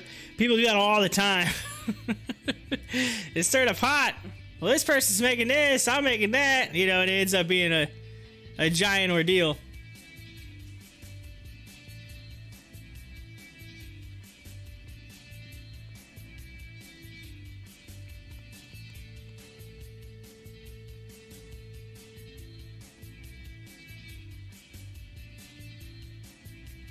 You know, you could get kind of creative in a way. Not that anybody would ever want this, but you literally could say, look, every person makes the same amount. 100%. Like, if you start, you make this. If you've been here for 5 years, you're going to make this. But then do some type of, like, incentive plan where, like, if for someone who's been there for such a long time, they get, like, a bonus or whatever thrown on top. So then it has an incentive, and then you never have to worry really too much about inflation, because at the end of the day, it boils down to, okay, well, you know, this is what you're paying. Everybody pays the same. I mean, I don't know. Some people may not like that. But you know, that we could end up going that route. I mean, companies, like, that's the thing. You just see more companies going to salary versus hourly. You know what I mean? You start to see hourly disappear. You're like, you know, well, if the wages are good, people are raising, well, we'll just go all salary. You'll start seeing more employees making salary. And so, I mean, that's at the end of the day, I think that's the route everybody's going to end up going. You just see companies just will switch to salary, because here, and salary, it's a win-win for them to go salary. Let me tell you why. Even though they might pay you a little bit more than what they're paying you for the hourly wage, the difference in the matter is they can make you not make you, but pretty much they can have you work as long as they want you to work. And you know what I'm saying? And literally, until they break the actual labor law, there's really nothing you can do about it, because at the end of the day, it's like, until you get to that, you know, that overtime, whatever, where they like to a specific overtime amount, whatever that law is, and then you know, that's the difference. It's the saving grace, is they can just work you more, and technically at the end of the day, you might work more hours, and at the end of the day, they paid you less. Even though they paid you a little more they would have paid hourly, at the end of the day, they got more work out of you than they would have if you would have been an hourly employee. So that's what I think you're going to see a lot more companies doing. You're going to see that salary stay. The people are like, oh, okay, well, okay, you're going to do this. All right, well, we'll just do that. We'll go salary. Yeah, that's the thing. Companies are just going to adjust. You know, so many people are like, oh, they're freaking out. Oh, this is going to happen. Well, yeah, but the company's going to adjust. Because whatever the company has to do to save theirself money at the end of the day, they're going to do it. Why? Because that's what companies do. It's all about the balance sheet at the end of the day. They want to know at the end of the day.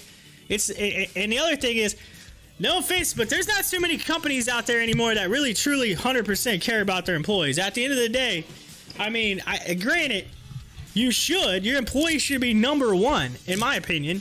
Why? Because they're the reason why your company does what it does. You know what I mean? Like, you literally, like, I think companies need to invest in their employees. They need to invest in a little guy, because it makes them more inclined to help that company out. You know what I mean?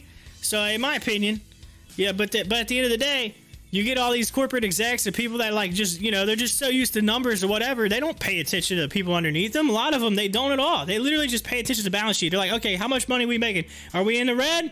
Are we in the black? Where are we at? Where are we at on this sheet? Where are we at? Tell me. Okay, this is where we at. Okay.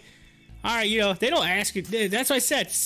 Not everybody. Some companies do, but I think a big portion of companies are like, they don't care. They don't really care. At the end of the day, all they care about is that dollar bill, y'all. Just saying. That's my opinion. You can agree with it. You can disagree with it. It doesn't matter. I'm just saying that's what I think. You know, I've been in some of the corporate world, and I can tell you in some of the jobs I've been in as corporate related jobs, they did not give two squats about the people working for them. They did not. You know, like, at the end of the day, they say, are we making money? Yes. Are we not making money? Okay, what can we do to make money? Oh, can we save money if we let this person go? Yeah, all right, see you later, bye, have a nice day, enjoy your life. I'm telling you, it's just like, it's brutal. It gets brutal up there at the top. I'm telling you. And people always like, how do you sleep at night? How do you sleep? It's always how you sleep. They're like, we sleep well. Why? Because we have really nice beds.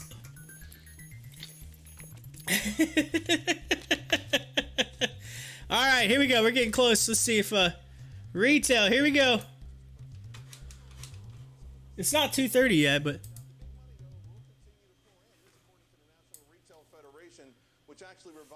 let's see. Again, it said 2:30, but that's trillion with the T in sales this year. That would be up as much as 13.5%.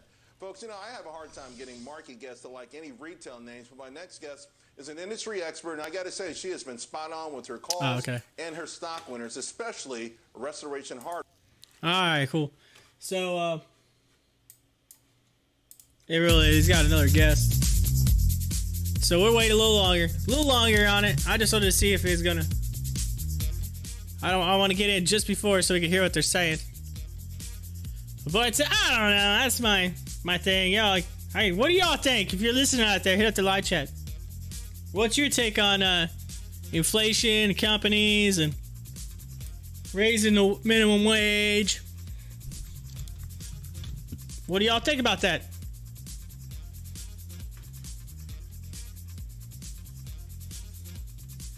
See, I think at the end of the day, too many people worry about the short term, in my opinion, but they don't look at the long term.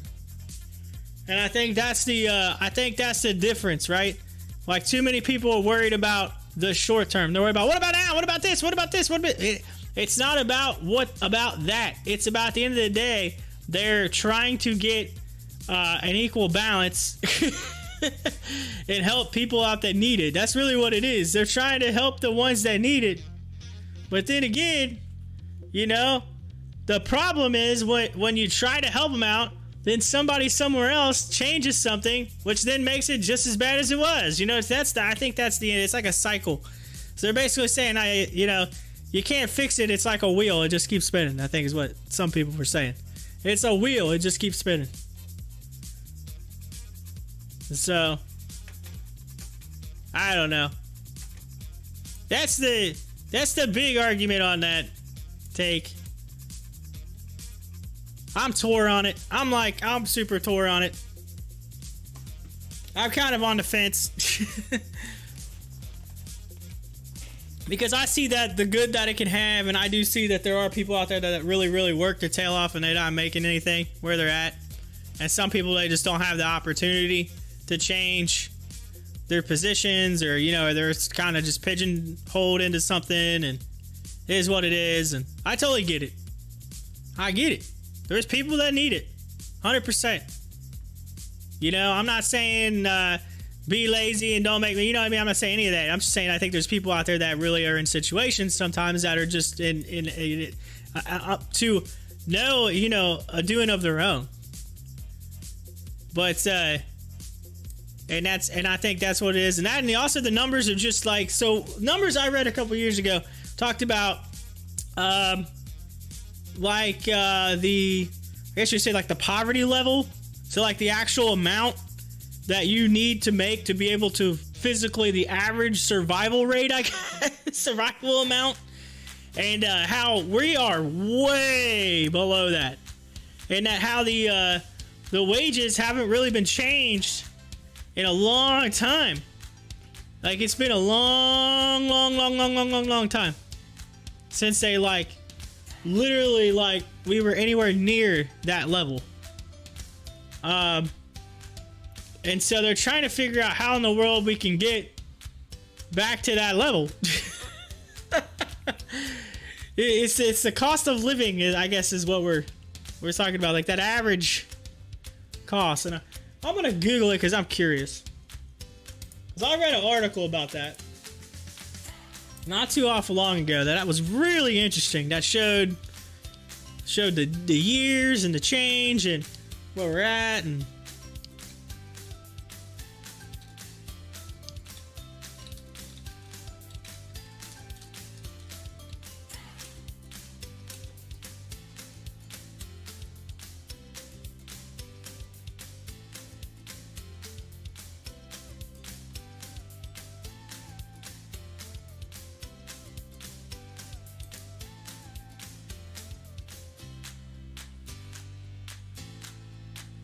You say within 10 minutes. Okay, Matt Kors coming up at 2:30. All right, so 2:30 is to talk about with Matt Kors. So we see that that's coming up. We will have that 2:30. Nice. So Matt Kors is coming up at 2:30. They're gonna do a little talk with Matt Kors.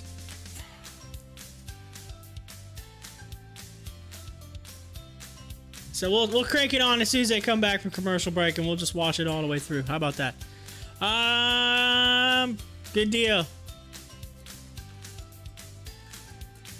All right, so minimum wage versus living wage. This is by state. This was as of March of last year, so there's a year off difference here. But says first we track down the current state minimum wage. This is January 2020. This is prior COVID-19. I reached our differences living wages by state, compared income for individual versus family of 4. Our goal is to determine how often the state minimum wage was adjusted to cover the cost of living of that region. We chose to represent our data as a percentage. In other words, minimum wage as a percentage of living wage. So there you go. So the minimum wage as a percentage of the living wage. All right. So you're going to see, how close do they come? What percentage of cost of living is covered by minimum wage per state? All right. I don't know how this is sorted. Says here we go. The current federal minimum wage is $7.25. That was as of July 24th of 2009. Okay, so 2009. Typically, employees are entitled to the higher of their state or federal minimum. It is possible for workers to be paid less than the relevant minimum. These exceptions can become quite technical, but come into play when a worker is not covered by the Fair Labor Standard Act, and include independent contractors, tipped employees, and some farm workers. So you're going to have some people, that are like, servers, so on and so forth like that. They are not covered under that. Anyway, while 29 states have established minimum wage higher than the current federal rate, when you compare minimum wage to cost of living, only one state has a minimum wage higher than the living wage for a single individual. What? One state. What state is that? Add one additional person to that family, and not a single state ensures a minimum wage that would cover the cost of living. In fact, when we calculated minimum wage as a percentage of living wage for a single income family of 4, every total was below 50% of the living wage. Whew.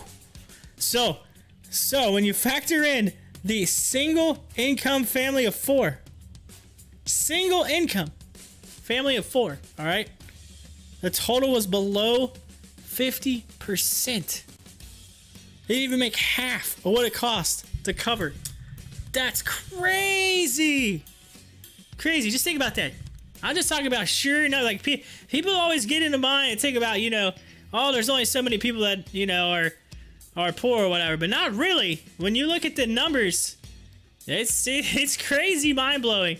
I mean, I talked about this the other day, but if you do the numbers, like 90-something% of Americans got a stimulus check.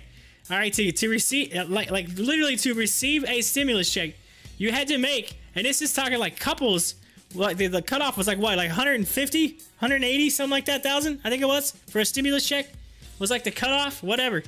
So that tells you and there's 370-something million people in the United States. 90% of them make less than 180,000 a year. So just take that in mind. Just think about that. Literally 90-something% of Americans are only making like literally 180 grand. That's it. So, but anyway, that's what I said. When you take all those numbers and you kind of crunch the math, you're like, oh man, it's a lot worse off than most people think. And nobody thinks about it until you do the numbers. It's the numbers that really tell the story. All right, so here we go. We're going to go in here, Fox Biz real quick, and get Matt Kors. Checks may have been stolen, and now most of it in the hands of criminals and foreign crime syndicates. Hillary Vaughn live on Capitol Hill with the very latest. We were just talking about stimulus checks. Unemployment benefits boosted during the pandemic were supposed to help people who needed it most, but some experts are telling Fox Business today that the unemployment benefit pool is being used as a slush fund by international criminal groups aligned with our adversaries like Russia and China, and stealing this money with their blessing. It's $250 billion that went to organized criminal groups located outside of our country. We believe that money's being used for nefarious purposes. I don't think it's a coincidence that there's been an increase in the cyber attacks on our core businesses. I believe some of that funding came from the unemployment insurance money that was stolen. Me is a government contractor that works with states to screen unemployment claims for fraud. They estimate $400 billion overall has been stolen from the pot of pandemic money. Their CEO tells us in a statement this, quote, "We have continued to find that over 30% of new pandemic unemployment assistance claims are fraudulent. This national fraud rate is over 10 times higher than what we see in our usual verification deployments across federal government agencies." And the White House says they are tracking this issue. The White House's American Rescue Plan coordinator, Gene Sperling, tells Fox Business in a statement today this: "Widespread fraud at the state level in pandemic unemployment insurance during the previous administration is one of the most serious challenges we inherited. President Biden has been clear that this type of activity from criminal syndicates is despicable and unacceptable." And Charles, the White House also notes today that they've invested $200 billion through the American Rescue Plan in modernizing the unemployment system. And they've also established a task force at the DOJ that goes after fraud like this, trying to tackle this issue. Charles. Hillary Vaughn, thank you very much. Now I want to bring in a columnist from the Hill, Kristen Payne. Kristen, so last year the federal government, they sprung into action. We got the PPP program. We needed it, but I mean, we keep hearing of these wild tales of theft, hundreds of millions, maybe billions. But this is even more bewildering. $400 billion, that's taxpayer money. 70% of it going to crime syndicates in China, Nigeria, Russia. This is nuts. What do you make of it? It's sickening. I mean, when are Americans going to realize, though, that nearly every single government program is ridden with fraud? And I don't care if we're talking about welfare programs or programs in the Department of Defense. The fraud is everywhere, and it doesn't usually get reported on the way that it should. But yes, this pandemic free-for-all was a complete disaster. Billions of U.S. tax dollars sent overseas to these rogue organizations, many of them state-sponsored. And you know what, Charles? We don't even have that money. The Fed just prints it out of thin air. It's a complete disaster. The cavalier attitude that our politicians have when they just throw money up in the air to feel good, it's terrifying. It's putting us on the road to a real crisis. And I do believe a crisis is coming. I don't know if it'll be hyperinflation or if it's just going to be a currency crisis where the world no longer uses the U.S. dollar as the reserve currency. But the way that Washington, D.C. just keeps printing money and handing it out to everybody, including rogue organizations overseas, it's disastrous. No, I think the only thing that's stopping it from happening is that so many other governments are the same, right? They all have printed up so much money. Hey, let me ask you about this, Chris, and I'm not sure if you heard, but Elizabeth Warren says that the U.S. government needs to step up oversight of digital currency. Now, when I read the headline, I thought of this famous line from Ronald Reagan. Take a listen. The 9 most terrifying words in the English language are, "I'm from the government and I'm here to help." All right, so she's saying it's the Wild West. She's saying that the currency is not a good way to buy or sell things. It's not a good investment. It's an environmental disaster. I know you own some cryptos. Are you ready for more regulation to make it a better market? Well, I don't particularly care for regulation, but I do think that as cryptocurrencies become more ubiquitous, governments are going to try to squash them. But here's the thing, Charles, as governments try to regulate cryptocurrencies out of existence, I still think that people are smarter than governments. And if governments continue to devalue their fiat currencies the way that Zimbabwe did or the way that Western nations are doing now, smart people will find a way to conduct business without using these fiat currencies. Yep. 100%. And by the way, Wall Street now getting on board, you know, There's a headline yesterday, right? It's a 180. Thomas Pettifree, who I like, in 2017, he said, "Keep Bitcoin away from the real economy." Yesterday's headline, Thomas Pettifree, "Interactive brokers will offer crypto trading at the end of the summer." So, yeah, you're right. Smart people are seeing the light and they're coming on board. Kristen, thank you so much, my friend. Always great to have you on. Now I want to welcome back investing YouTuber Matt Kors. And Matt, I had Trey Collins on yesterday of Trade Trades, and right before the end of the show, at the end of the segment, I did ask what the greatest risk was for the Reddit investor revolution, and this is what he said: infiltration. Take a listen. So I think the greatest risk is infiltration. There's no stranger to the note that these big hedge funds and firms will pay people to infiltrate the community and act like one of us. We have to watch out for those people and recognize that this is not the normal way and stick true to your convictions. Simple as it gets. Yeah. So I got a great book I want everyone in the Reddit community to read. It's called The Great Game, The Emergence of Wall Street as a World Power from 1653 to 2000 by John Steele Gordon. It's a great book. Chronicles a whole bunch of success, but also a lot of scoundrels are in there, right? One guy named Jacob Little, he's described as one of the earliest and most successful practitioners of market manipulation, making his fortune by leveraging both short sales and short sellers. So how worried are you that the hedge fund community is sneaking into your world? They've got a list of short stocks. They can sort of put out a few things, try to pump it up for a quick trade here or there. Well, first of all, thank you so much for having me back on the show. More than happy to represent the Ape Nation here. And I agree with Trey in terms of media, of what's going on. For example, in terms of video media, there's all these, I guess, Wall Streeters with their fancy accolades, their fancy degrees coming on, just for AMC, for example, saying that it's overvalued and fundamentally it makes no sense. And right there, that alone, they're missing the point. Right here, we're in this for a momentum trade, a swing trade. Right. We're seeing what's going on with the shorts. And then that's just the video media of saying, like, fundamentally, I don't think they get what we're going for. Written media. Today alone, I read an article that was AMC insiders sell $4 million worth of stock. I get it. That's a big number. It's a huge number. But when you look into it, that's 100,000 shares, and the stock now trades over 300 million days. It's below 100%. A drop in the bucket. And then in my realm, more of social media, between YouTube, Twitter, Reddit, there's all these faceless accounts with the exact same message. So across all these different forms of media, I very much believe that there's like a coordinated campaign kind of working against us. But does it bother me? No, just because of how much I believe in this movement, and I'm just fighting along with my fellow apes. Yeah.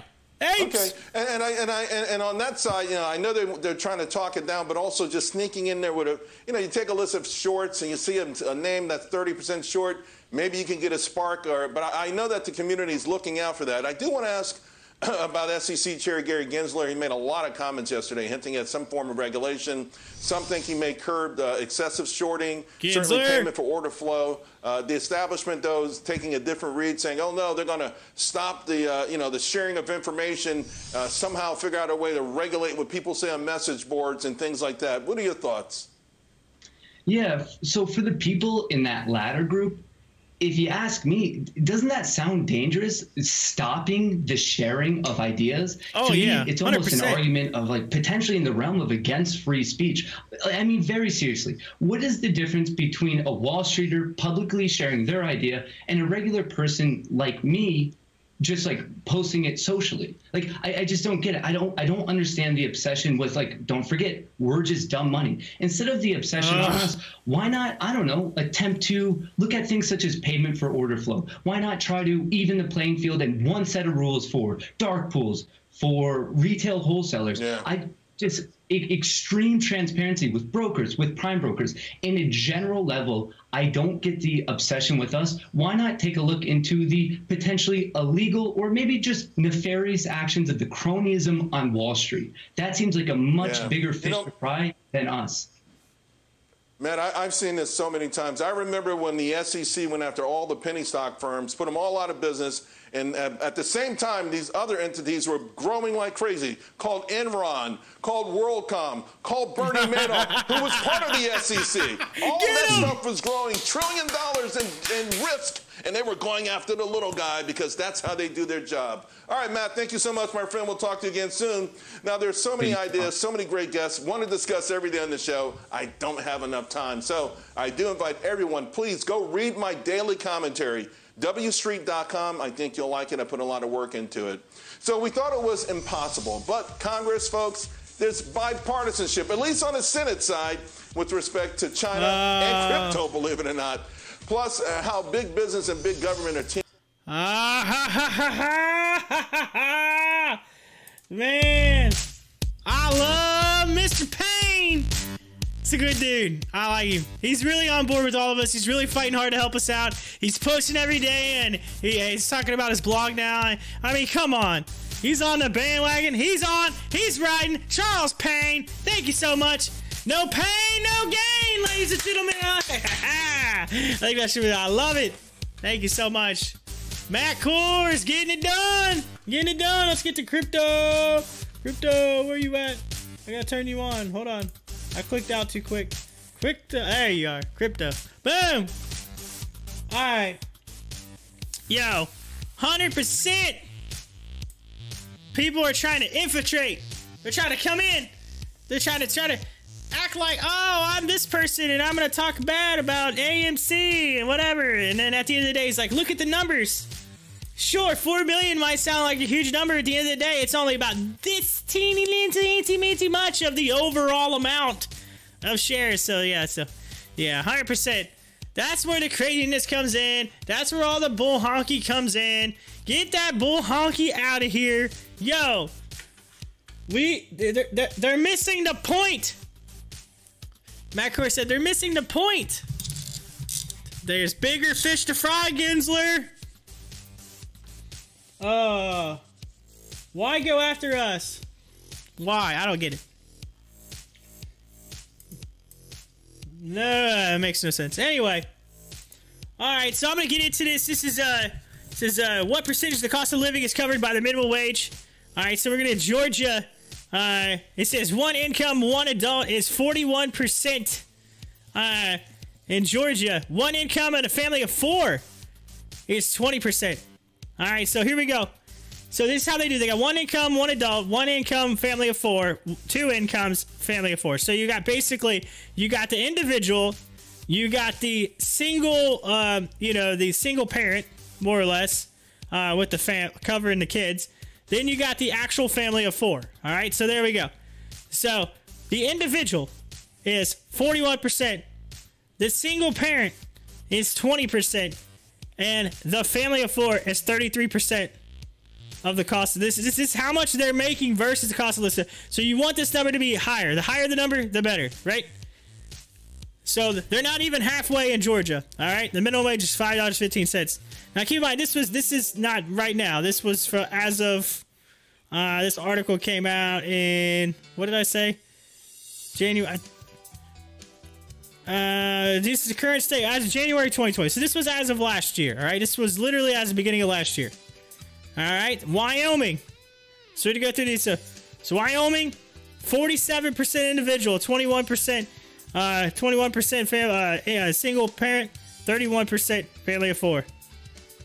And then it runs, and again, this is so that basically this is sorted. Yes, it's sorted by the individual. So Georgia being the worst at 41%, and the highest was Arizona at 100% for an individual. However, the single parent only got 45%, but the family made 71%. So Arizona has a $12, by the way, minimum wage. So think about this, all right? $12 minimum wage. Do the math here. They were talking about most of the minimum wage. They're talking about being $15. So here's the thing. Why are we not modeling ourselves after Arizona? Well, here's the thing. Arizona, there's not a lot out there, right? It's kind of probably, I'm sure this probably has something to do with it. Arizona, not a lot out there. Very kind of rural, deserty, whatever. You know, I would say there are some cities there, whatever. But But they're doing pretty good. Washington's doing pretty good too. It's at 99%, 49%, 77. You got Maine at 12. Maine's doing really, really nice, 96%, 45%, 72. Arkansas is not doing too bad. That's the land of Bill and Hillary Clinton right there. Arkansas. Let's see, $10, 94%, 41. So if you notice, these ones that are over $10 are having the higher numbers. They're having the better numbers of the cost of living. So the numbers there show you the higher it is, the better you are, right? That's as far as cost of living. And you go down here again. Georgia's at $5.15. Georgia, $5.15. And Arizona's at 12. Why would you want to live in Georgia? That's the next question. What makes you want to live there now? I mean, no offense if you live in Georgia. I'm just saying. All right? Why would you want to live there? Why would you not want to live in Arizona? You make more money there. Make more money and it's cheap to live. Arizona sounds like a good place to go to. Yo, I might have to go to Arizona. I might just say, hey, let's pick up and move to Arizona. Look how much more money we can make out there. Look at it now. That doesn't change the market at all, by the way, but I'm just saying basic cost of living. Pretty cheap. I'm going to see where Ohio is on this list. Ohio is... They're about right back smack dab in the middle, to be honest with you. Probably a little over halfway. Let's see.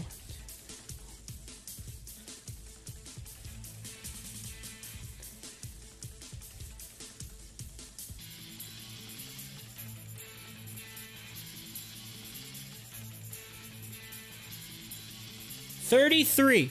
All right, 33. So, yeah, they're well over halfway up the list. We're pretty high. We're at here in Ohio. We're at 80% individual. We're not doing too good on the single parent, and we're a little over halfway on the family. So we're not doing too great on the family. All right, that's that. But we're doing great on the individual. If you're an individual, you're doing great. Rebecca says, I heard you talking about Georgia. I missed it. All right, Rebecca, are you in Georgia? Are you in Georgia?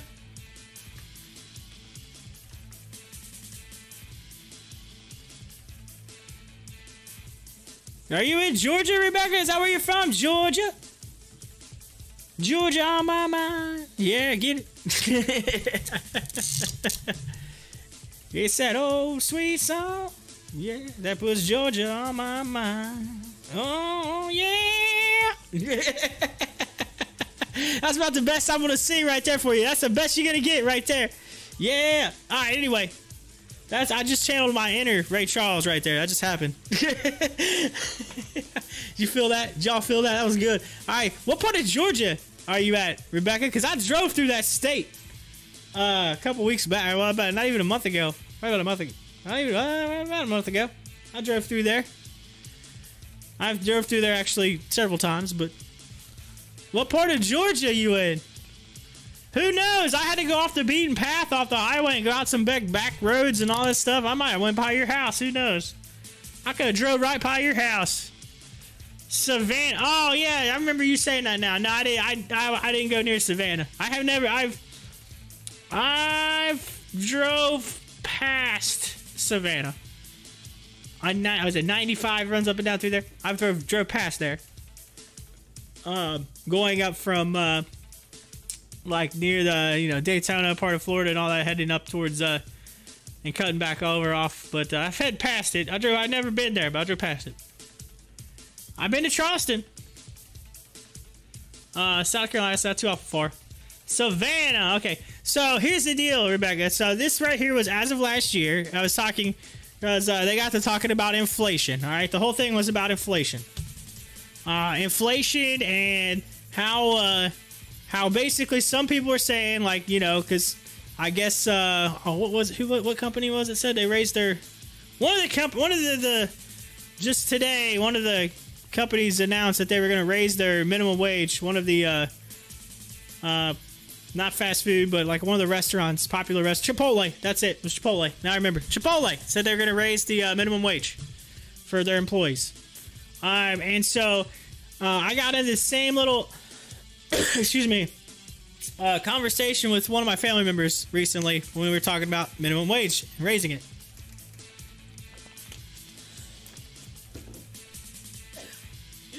Excuse me. Anyway, so they were like, you know, it's the whole thing of, well, you know, you have, say, let's just say the tier levels, all right? You have your regular, you know, just employees, and you have, like, your managers, right, that oversee, all right? So, you got some employees that have been there longer than others, whatever. So, you have these employees that are making, all of a sudden, they get a raise wage, right? They're like, okay, they make all of a sudden a little bit more money. Now, you got the managers above them saying, well, wait a minute here. They're making almost as much as me. I've been here longer. I'm a manager. I have seniority. And then, you know, you get this big mess. And then they said, too, when companies have to pay that little bit more to their employee, they don't want to take that out of their pocket. So at the end of the day, a lot of them will pass it on to the customers, which then raises the price of whatever it is you're buying as a customer, okay? So that's the thing. So many people arguing, well, I gotta pay more for this now, and you know, milk's gonna go to $8 now because of inflation, and so like things like that, which I don't personally agree with, in my opinion. But so I decided, okay, I'm curious because I read an article about a year ago that was about, you know, how the poverty level and where we're at versus how much people make, so forth, so on. So I was like, you know what, I'm gonna look up the numbers. So I found an article that was from as of 1 p.m. I'm not 1 p.m. Excuse me. Oh, January 1st. I don't know what I was talking about. I seen a message come across my phone, said something p.m. whatever, and I just had p.m. on my mind. Anyway, so they're saying that as of January 1st, that it's the percentage that they did at each state. They went to each state. They went to the average cost of living and the minimum wage. And they took the minimum wage and they did that as a percentage of the cost of living. So if you can afford, if the minimum wage already and what you're making based on income, the average income, they did it for an income with one adult, which is an individual, an income of a family of one income and a family of four, so a single parent covering, you know, kids, whatever. And then they had two incomes and a family of four, so two parents, two children. You know, one parent, 3 children on a single parent. Anyway, they did those 3, and they did. So if you have 100%, then you have enough. You make enough in that individual group, whatever, to cover your cost of living. So your number wants to be the highest percentage possible in this. Georgia, your state of Georgia, was the worst on the list for cost of living. Now Now here, all right, I want you to think about this for a minute, all right? I'm not going to go too political. I just want to get into a little something because we saw this play out last year, okay? We saw this play out majorly last year, okay? The state of Georgia had a minimum wage of $5.15. Worst by far. They have $5.15 minimum wage as of January of 2020 of last year. Okay, I don't know what it is now, if they've moved it, whatever. I don't have a clue. I'm just going by the numbers from last year that they have here. All right, for an income, one individual person who filed taxes, whatever, their amount that they made averaged out to about 41% of what the average cost of living, what they consider the cost of living is. Becca said that's not true. What's not true? The minimum wage at $5.15 as of January of 2020 for Georgia? Let me double check. This says as of January of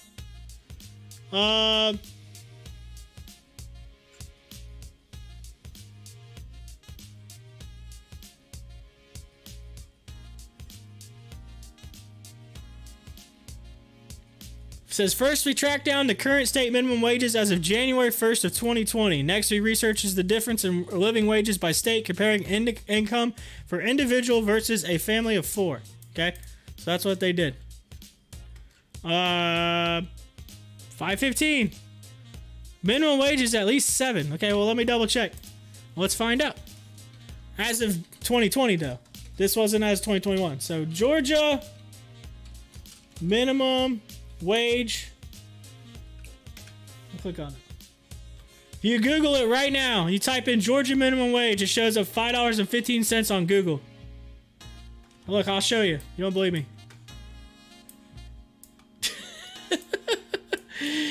I'm gonna pull this across. I literally Googled it. So this is what Google has. I mean, it doesn't mean Google's right. I'm just saying that's what's literally $5.15. That says 2020 minimum wage. It may not be the same now, but that's what they're saying. Georgia minimum wage, $5.15. So, I'll go to Paycor because Paycor has all of it. Paycor is definitely going to be right. That's all they do is HR. Let's see if they've got it listed by state. Paycor's website. This is on Paycor. This is the 2020 minimum wages 2021 are here. Okay, so there's the changes. This was as of January 1st of 2021. And let's see what Georgia is. All right. It says $5.15, but employers are subject to Fair Labor Standards Act and must pay the $7.25 federal minimum wage. Okay, so there's state. So here's the deal. This was the state. And it did say this, by the way, in the article. So you all might be up a little higher than that. In the article, let me pull it back up. So that's what it is. The $7 comes in from the law for the federal law. Okay, so that's out way in the state. But it says right here, the current federal minimum wage is $7.25 an hour. Typically, employees are entitled to the higher of their state and federal minimum, but it is possible for workers to be paid less than the relevant minimum. These exceptions can become quite technical, but come into play when the worker is not covered by Fair Labor and Standards Act, and include independent contractors, tipped employees, and some farm workers. Okay, so the majority is probably making $7.25 for Georgia. All right, so they're going by the $5.15 on here, but because there are some that make that, whatever. But even if, and I'll go to Virginia because Virginia is at the $7.25, so we'll use theirs. It'll be probably very similar. I wouldn't say you're too far off from Virginia. Regardless.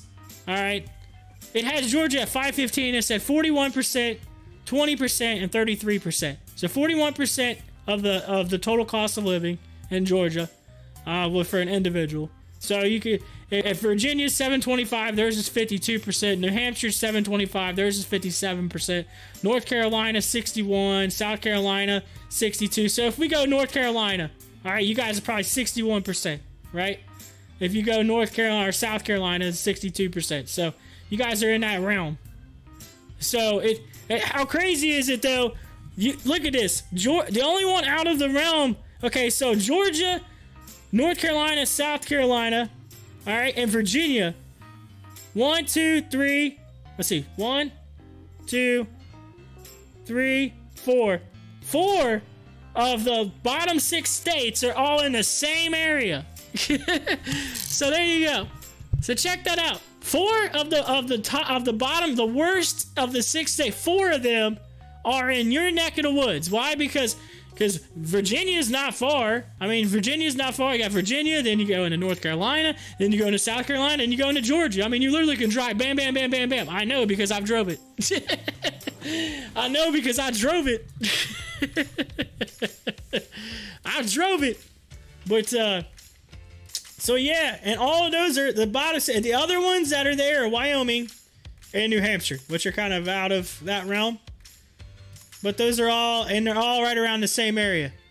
So, and they're all averaging 40, in between 40 and 60%. So they're probably averaged around 50% of the income for one adult. So you're making just about half of what it costs to live there for an individual. As for a single income, single parent with 3 kids or whatever. So if you're a single parent and you have three children, so divorced family, whatever, however that works out. That's interesting. Everyone I meet from up north talk about how much cheaper cost of living is here. And then, well, wait till I tell you what Arizona is. Your mind's gonna be blown. Mind's gonna be blown according to this.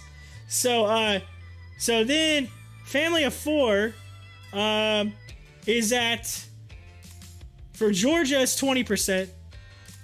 Virginia's 26. New Hampshire's, North Carolina's 28. South Carolina's 28. So you're all averaging 20-something%. So you're only making literally not even a quarter of the cost of living in your state. Average cost of living. And then, as for the 2 incomes, so an actual full-out family of 4, Georgia's at 33%, Virginia's at 41%, North Carolina's at 46%, South Carolina's at 49%. So y'all are averaging right around 30 to 40%. Right around 40%. Alright, so you're not even half. Now, I'm going to go to the other end of the spectrum. Alright, the other end of the spectrum. The absolute top of the line, who is covering, the individual can make 100% of the cost of living, is Arizona. Their minimum wage is $12 as of 2020. They were $12. 100%. Now again, that single parent of 3, you expect that to be lower, right? That's automatic. If you're a single parent, you got 3 kids and you're taking care of them, that's hard. All right, I give that to anybody. That's 45%, which is high on the list, to be honest with you. That's super high. And then the actual family of 4 is making 71% of the cost of living. So they're still, the family of 4 is still down a little bit, right? The 2 income family, families, so two parents, 2 children, whatever. $12.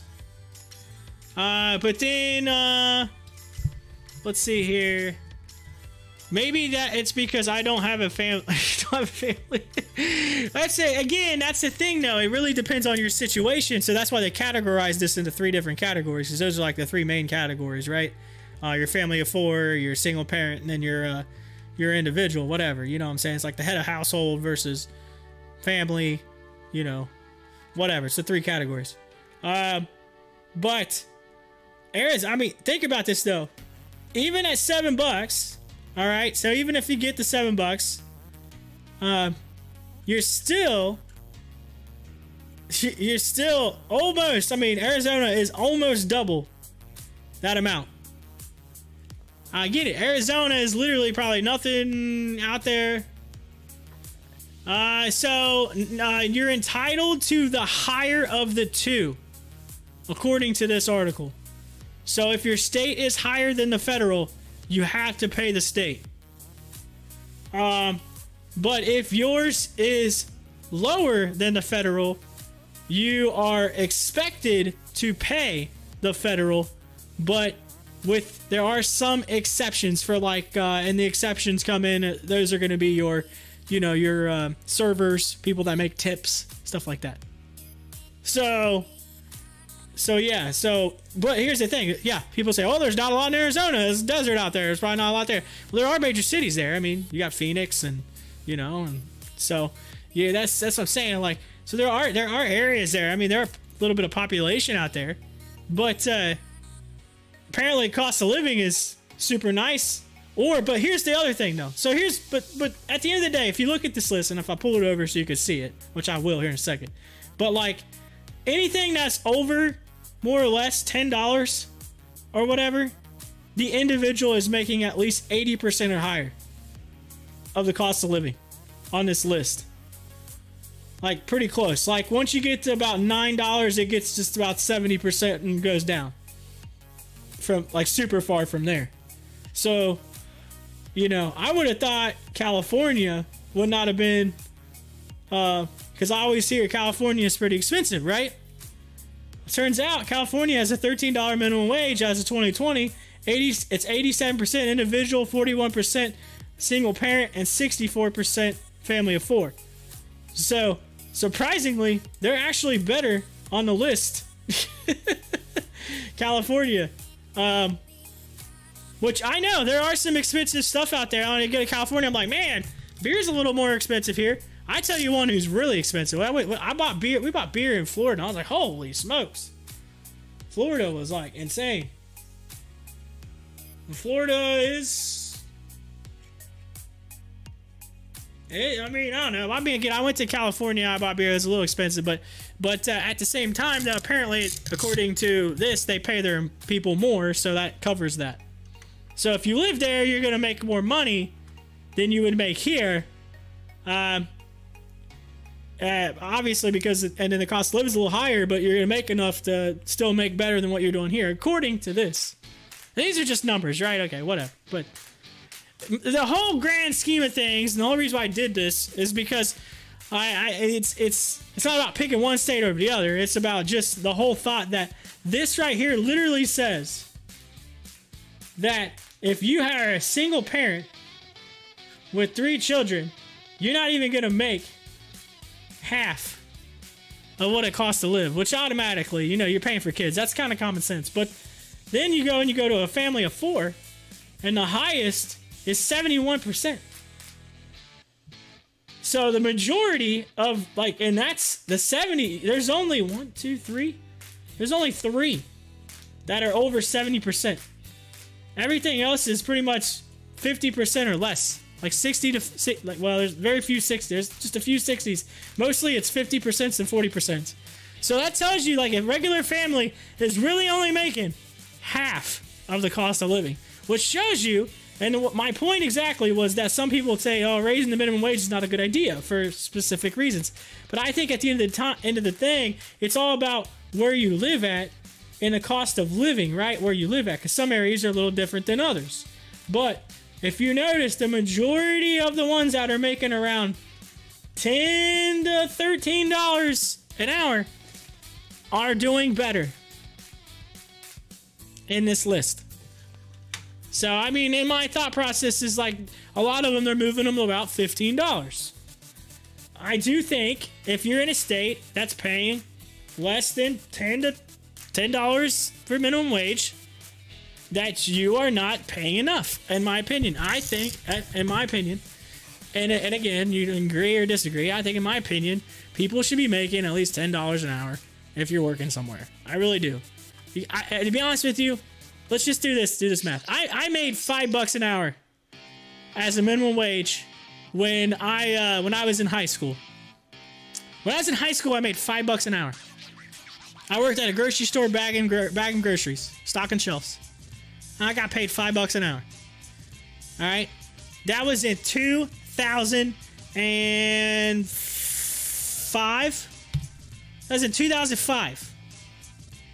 That is 16 years ago. Right? Did I do the math there? Wait, did I do the math wrong? 2005. Yeah, it's 21. Yeah. 16 years ago. I'm losing my mind. That little 1 threw me off. 15 be 2020. So there you go. Yeah. 2005. I started there, I believe, in 05. I worked there like 05 into, I think, a little bit into 06, and then I actually, no, I think it's just 05. Then I ended up going to Wendy's and then worked there until 06. Then I left Wendy's. I worked at Wendy's for a little bit. Then I left Wendy's and went into radio. Started doing radio. But when I was right after I graduated, so I went to college. But yes. So there you go. 16 years ago, I made $5 an hour. So you can't tell me in 16 years the minimum wage should be anywhere near that. Absolutely, it should have moved up a little bit over time. I would have thought, you know, in 16 years, it's at least doubled. At least, you would think. I mean, my idea is about every 10 years, 10 to 15 years, it should be about doubled. The minimum wage. And that's based on just inflation. But I think that's the problem. Here's the issue, all right? So think about this. This is the overall point, all right? That it should move with inflation, right? The problem is we've never moved it. We haven't really moved the minimum wage, and we've let all that time go by. So now all of a sudden, bam, we hit it, and it goes up like massively, and everybody's like, oh, it's like freaking out. You know what I mean? You know, it's like, if we would have just gradually increased it over time, we wouldn't be seeing this big giant change. So that's my, if we're going to talk a little bit about finance, we're going to talk about money, we're going to talk about inflation. That's the overall problem is, and I think people are missing the point. They're so focused on what the cause and effect that they're not thinking about what is the real original cause of this in the first place. And that's because we didn't do our jobs back when to make sure that over time that fixed. That you know what I mean? And again, a lot of that too had to be because look what we went through. We had a war. After that war, we had a crash, the banks. We had to bail them out. Money was an issue. Nobody had any money. There's a lot of factors into that. So that's the thing. I don't know. I tend to try to look at things. So some people look at it on a political scale. I try to look at it on like a numbers and like actual technical. Like, you know, again, I like to use technical analysis. That's what we talk about with stocks. But I look at the issue in a technical analysis, not a political analysis. So, 100% agree with that. I was a business major and I did a paper on wage increases since the 1970s. Yeah, it costs more to live in better states. I mean, yeah, I totally agree.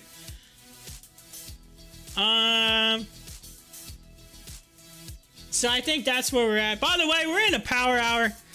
Power! That's what I'm talking about. Get it? Anyway.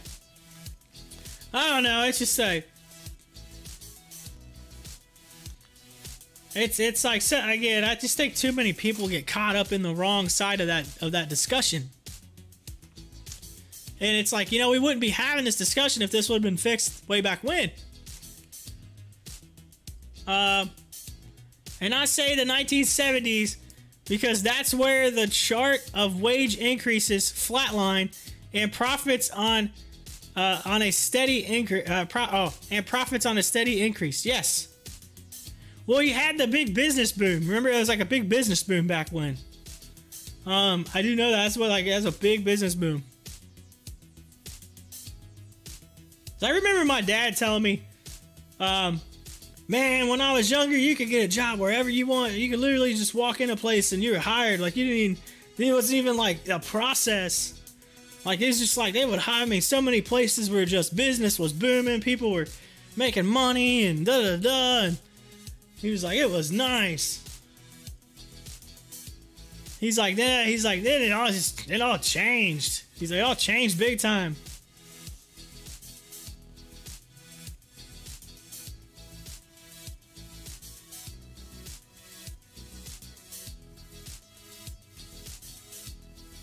Part of that is population too. Population increased quite a bit.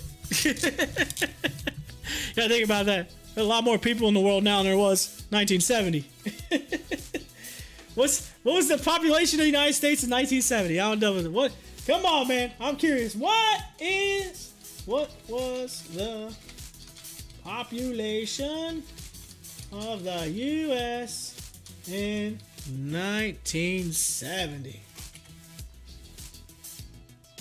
205.1 million. And now we are almost double that. We're like 370 something million people. Think about that. In 51 years, we've almost doubled the population of the United States.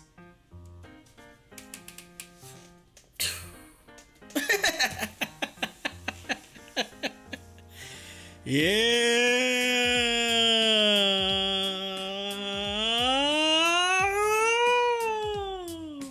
Just think, if the United States population was an index fund, it'd be doing pretty good right now.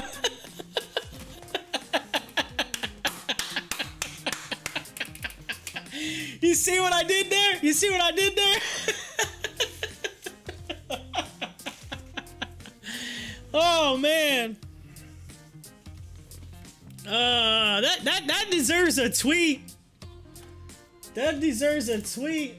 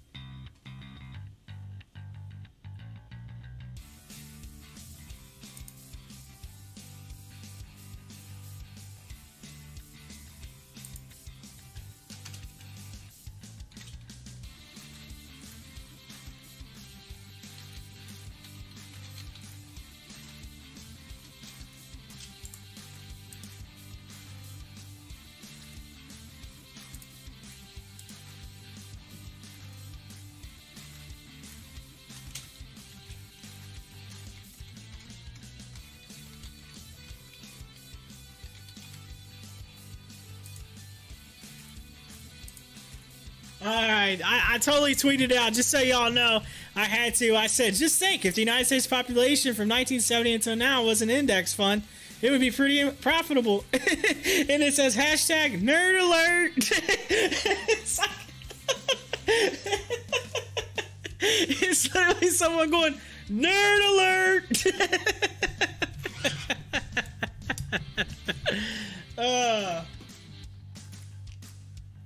Oh, I might get some retweets on that.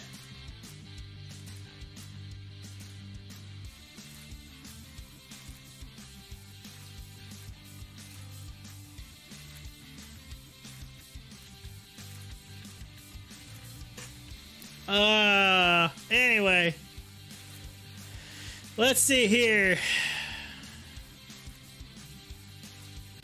Rebecca said, I wonder if wages would be better if you got rid of the minimum wage. Oh, you're saying there was no minimum. I don't know. The companies would be like, I'm going to pay you $1. They're going to sweatshop the people. It'll be like sweatshops up in here. You should check out the U.S. fertility rates. We aren't even reproducing at a replacement rate. A massive depopulation will occur. Uh-oh. Oh, you're saying, so you're saying that the index fund's gonna crash now, huh? The population fund.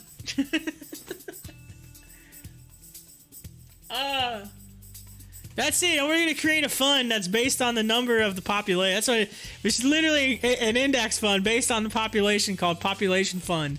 It's just like you can invest right now in the number of babies. The number of babies. It says, I always say companies should be required, the minimum wage, to distribute a certain percentage of profits to employees. Isn't that how co-ops work? Joey said, but it's not federally mandated. See, right now, y'all, I feel like we're literally in, like, a deep thought discussion. Like, this is what this show is all about. It's about ideas. It's about thoughts. It's about... what people think. I almost feel like we're in a classroom right now. We're all just having that open discussion where in a class where you're just like, all right, what do y'all think about this, And you got so many, people from different walks of life telling in their opinions and what they think and just their thoughts. That's what this is. That's what this is for. That's why I do the show, ladies and gentlemen.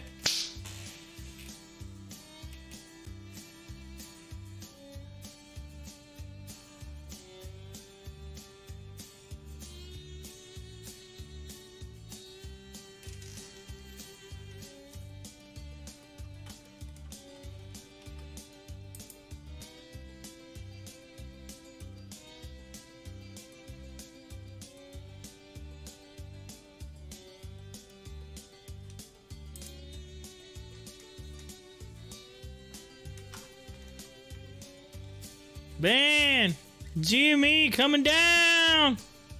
Yo, man, GME is crashing right now. What is going on? It's down. It's down almost 30%. GME, what are you doing? Holy smokes! What happened to GameStop?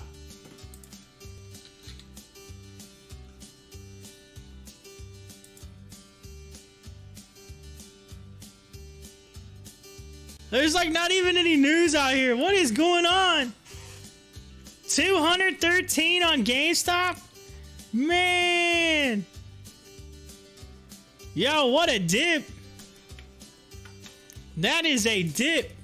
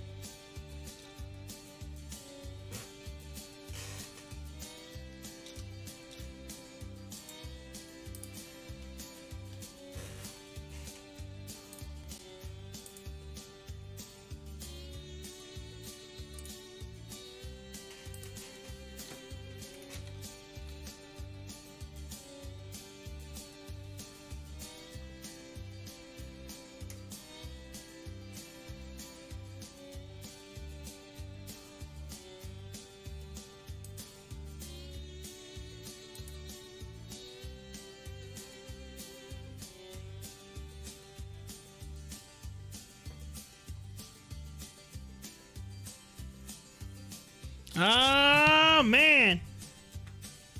Woo!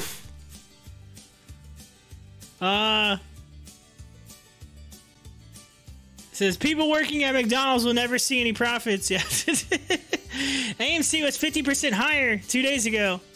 Man, AMC is sucking right now. I thought it was about to blow up. I'm nervous holding AMC with a GME like that. Oh my gosh. Oh. Joey, I don't want to wait another 4 months for a pop. Joey says, I don't want to wait another 4. No, I was expecting GME to pull back, but I wasn't expecting it to. Man, 28%. Again, it's averaged a 14% pullback the next day. But AMC, we've pretty well steadied up a floor though on AMC. Like, look at this. I mean, it's been like we're on the. Be easier if I can zoom out a little bit. You can see AMC was like basically heading down towards that floor. It just started to move back up. So we're like, if we go, there we go. Look at that, George W. And then it kind of come back a little bit, but you can see we had that low. We came up, and now we set a floor, and we're bouncing off that floor, which is pretty nice. So I'm gonna fix. Let's go AMC on the regular chart here. I'm gonna fix some of these lines because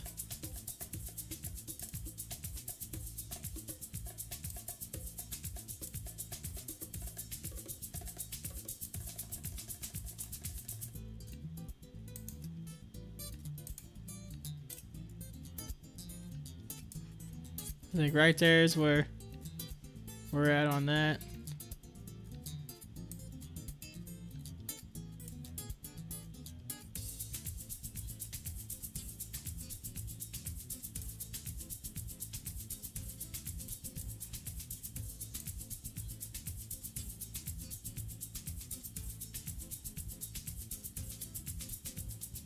I think that's where it was originally, and then we kind of fell down.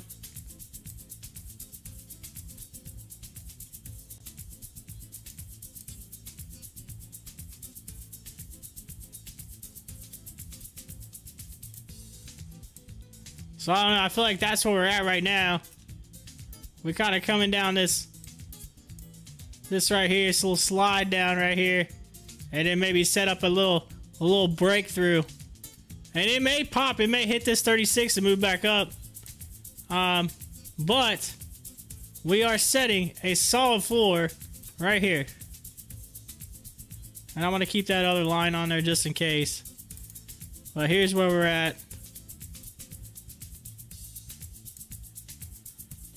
We're pretty solid off of that. You got one, you got two bounce, you come down, you got three. I mean, just pretty solid bounce off of that floor. All right, and then you got the safety net right here, setting. This is the run up here of that pennant. So this is the overall pennant right here. So I mean, if I literally get rid of this, you'll be able to see what I'm talking about.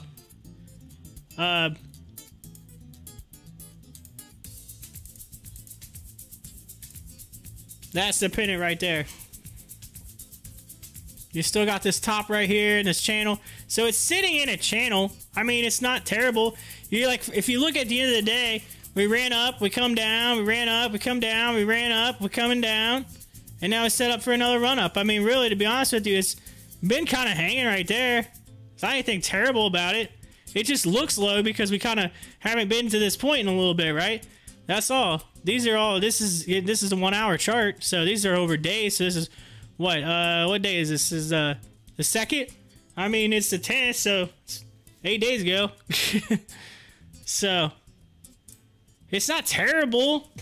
I don't think it's as bad as everybody thinks it is. I think that's what it is. When in doubt, zoom out. Is what Trey said the other day, which is true. I mean, we're okay. I think it's just a hold. I mean, honestly, I diamond hands did, but I probably could have sold up there. You know, up here, took my profits, you know, whatever, and then bought back in and sold it again and then come back here and buy back in again. I mean, honestly, I probably could have made another $3,000 if I was buying and selling. But I kind of held on because, again, I think this is set up to explode, and we're at that point right now where we're getting ready to sometime in the very near future pop out of this thing. And I think you're going to come up and we might test $60 again. And here's the other thing. So we hit it. We broke it there. Then we 1, 2. So 1, 2, 3. This would be the 4th test, right? Technically of 60. I mean, because we broke it, that was just a straight up run up, right? And then it came back down. And then we bounced. And this is 1, 2, 3, 4. I think that once we bounce off of this and we come up and we bust it out the 4th time, I think you're gonna see a big run up. That's in my opinion. And that is definitely shown in our options trades if you go to next week. The 18th. Look at these options. These contracts are craziness. 23K. 11K. Wait, hold on a minute. Here, look at this. There's 118 at 40. Now we're bought in. That's a lot of people bought in tonight. 183,000. But let's go on up. Look at this. This is crazy. 17K at 70. And 9,000 at 80. 32,073. I mean, there's all kinds. You go in at 37,000 at 145. They literally said $145 for buying in. Oh man, $85 for a contract. I'm buying in. That's nuts. Whew. Yo, we think next Friday it'll be $145. I don't know. I mean, I think if I was going to do $145, I'd be in the, in this range. Where's 145? Yeah, it's you spending $9 for it, or $10 for it. It's $1,000. You just say it's gonna hit 145. They're saying it. They're saying there's a chance. Craziness. Back to the chart. So that's that. GME. I mean, it just broke through. It just crashed. If we go back up there, you can see it. Off that earnings, it went down hard. But it's coming close here, so you might see a pullback up. But I don't know. It's heading back to that right around that 183 mark is where we always seen it, remember? So it's definitely breaking out of that channel. So notice where it fell at. You had this line here, it stopped, and then it poosh, and then it broke through. They tried to buy it up, and then they just couldn't hold it, and then it just kept on going. And it never got its bounce. Never got its bounce off of that channel. Now it's coming back down. Which, actually, this thing looks like it might be off a hair. So, well, hold on. Let's go to the day chart. Maybe that's why it is. Yeah, it's on the day chart. So look where it's at. On the day chart, you can see it perfectly. It's right by it. Bam. It came all the way to the bottom. I said there's a chance it could come back to the bottom of that channel. And it did. The very next day. You can't tell me I was wrong. I definitely said that yesterday. I said tomorrow you probably get it on a discount. Now you got one heck of a discount. Man. Wild. Wild that I actually kind of called that.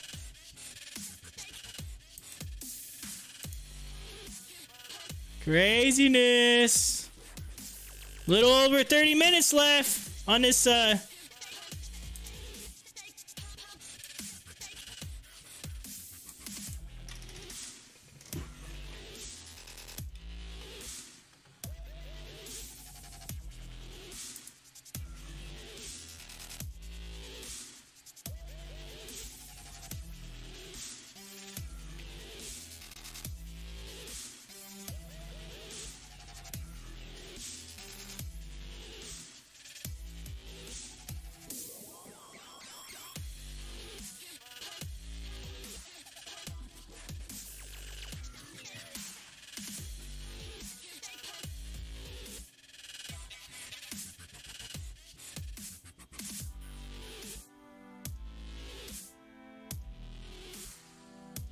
Oh man, big news here if you're from around my area.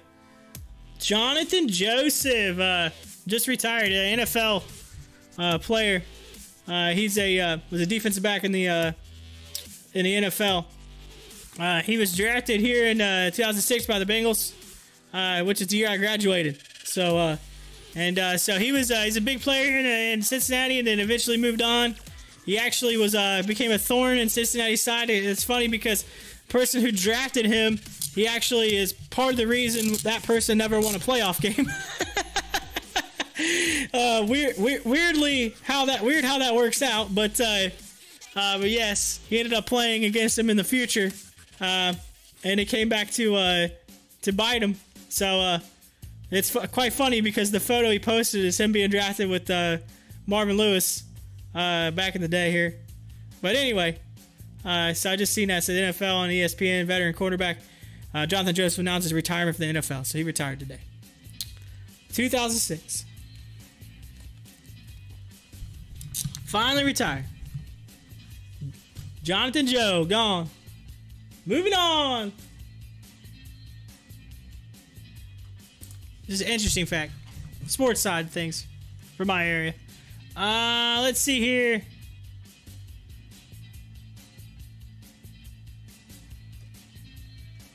Today is ruining my perfect AMC run since the 30th. I've been pulling good profits daily from my original buy at $18. Now my average is 48 after buying 100 more this morning.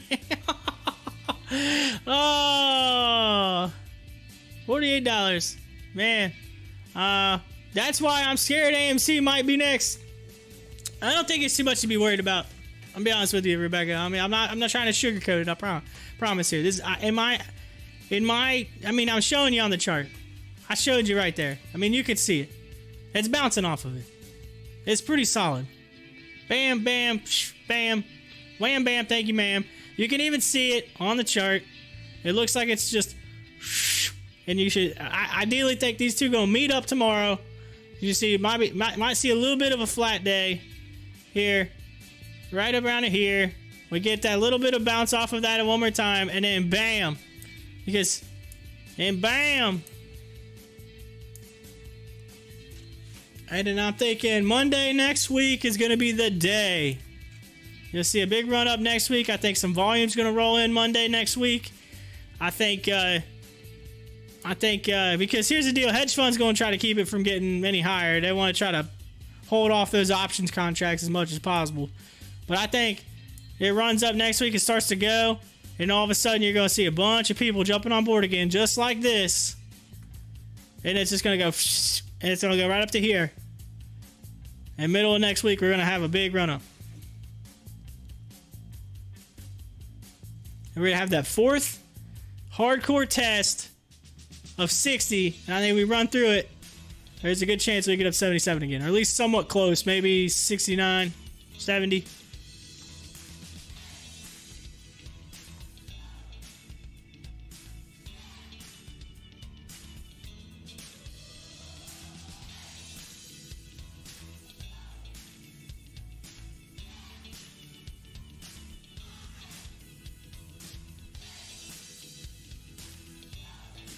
He said, I bought 10,000 worth of this morning at 47 and something, then sold it at 51. That was a quick profit.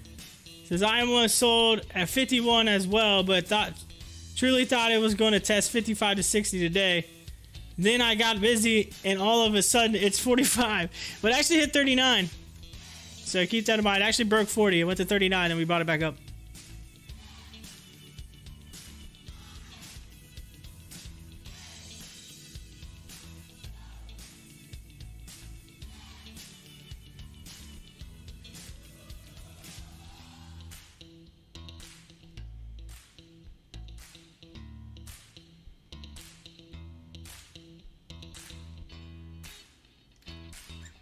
Well, that is a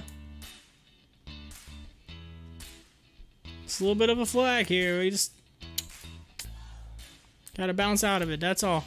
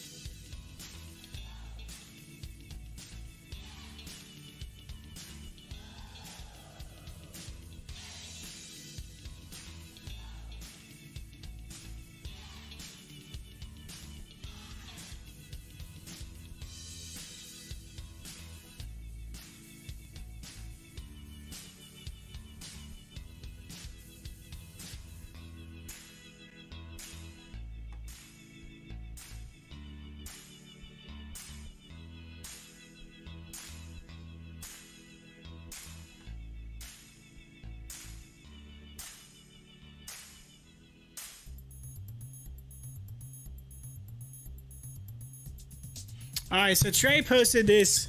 He put reverse repo, which is a short-term agreement to purchase securities in order to sell them back at a slightly higher price. He put, this is insanity.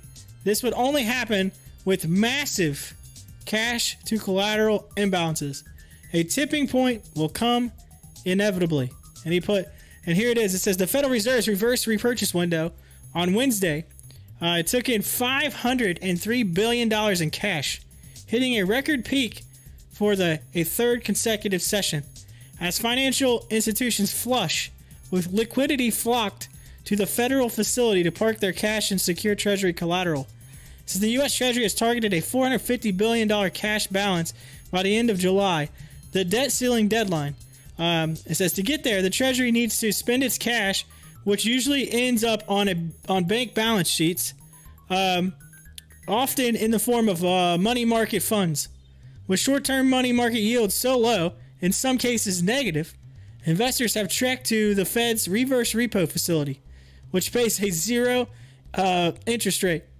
It's another indication of the cash collateral imbalance in the financial system, and there does not appear to be significant relief in sight as Treasury cash balances are poised to continue to fall ahead of the debt ceiling deadline, and as Treasury bill issuance remains negative, said Dan Belton, fixed income strategist at BMO Capital in Chicago.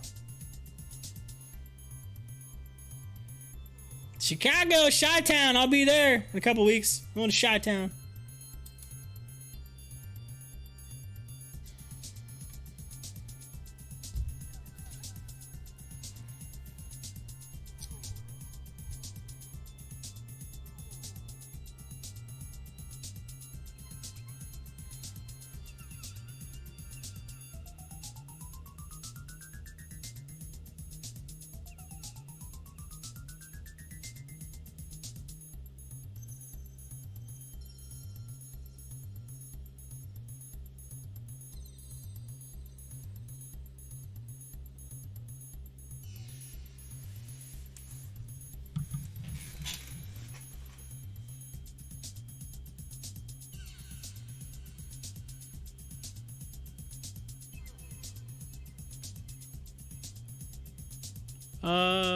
Let's see.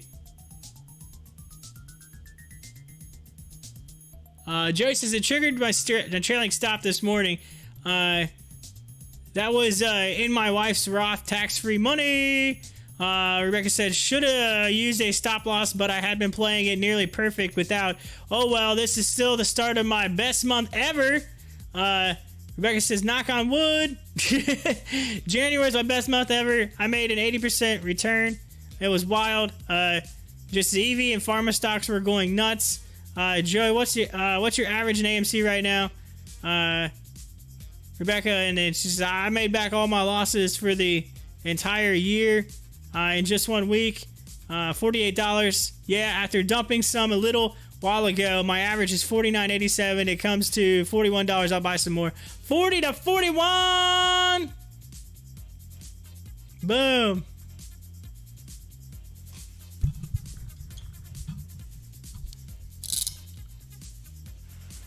He says, I'll buy some more. He says, I'll buy some more.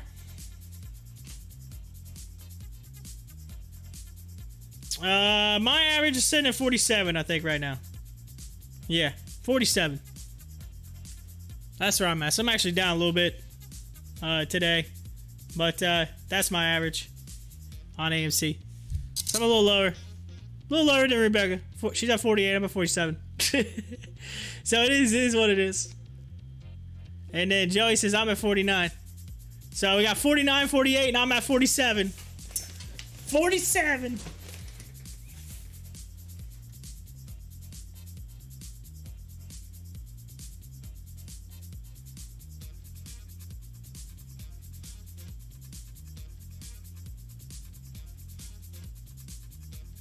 If I didn't love HOFV so much, I would take the profits on it and put it in AMC right now. Average down a little bit more. But I don't want to do that because I think there's a lot more to be had in HOFV. I think that thing's going to start to take off. I can't do that to my HOFV, all right? I'm still diamond hands on that thing. I'm diamond hands.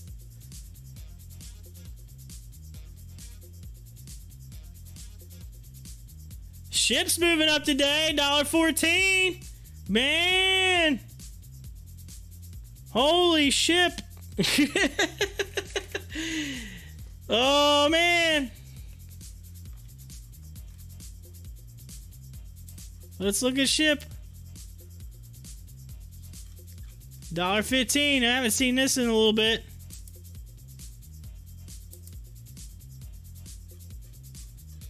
I'm about to sell part of my ship. Take the profit on it that I averaged down on it. Take the dang profit and just go put it in AMC.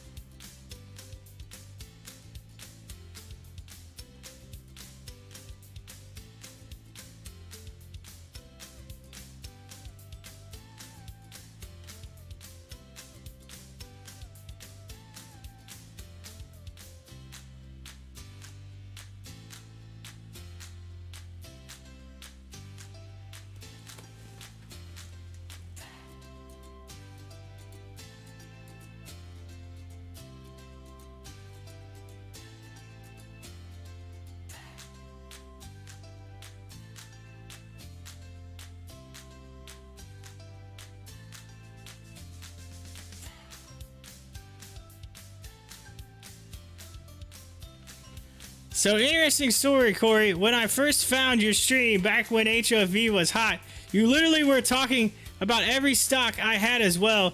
So I was like, he's either as smart or as dumb as me.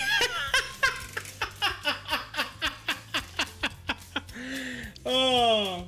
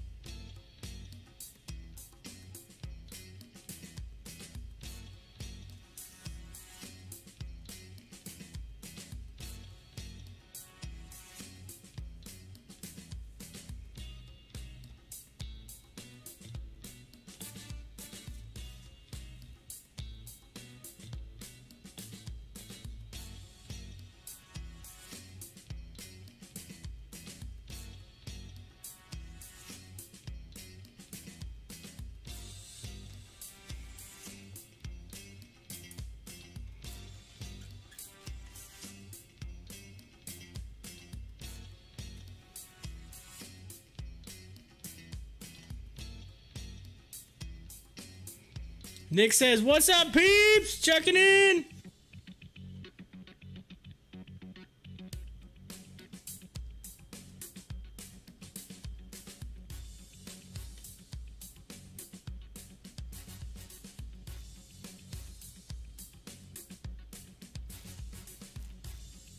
What's going on, Nick? What up, Nick? Says we are watching a slow train to the 30s again on AMC. Actually, you're watching a G-Dub's what you're watching. George W. You're watching a G-Dub.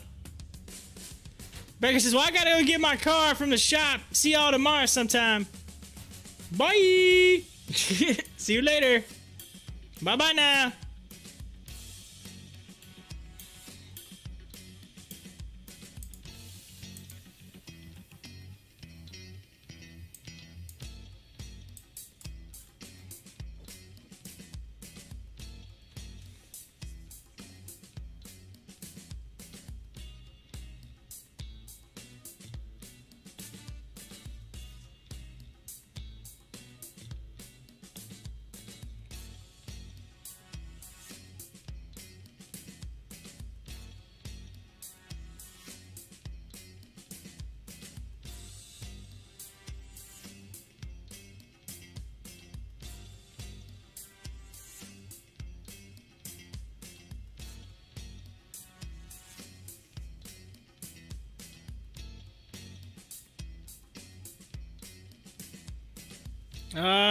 Looks like a barcode on your left. You scanning something? It was just shipped.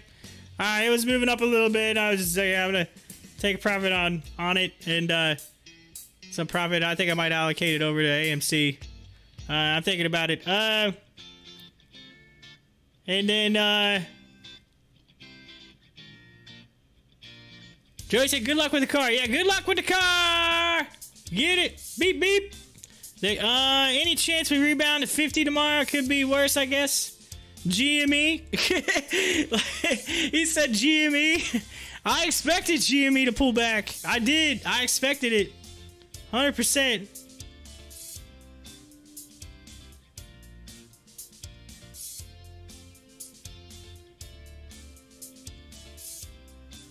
I expected that pullback. Jay says, I made it back just before the end of the day.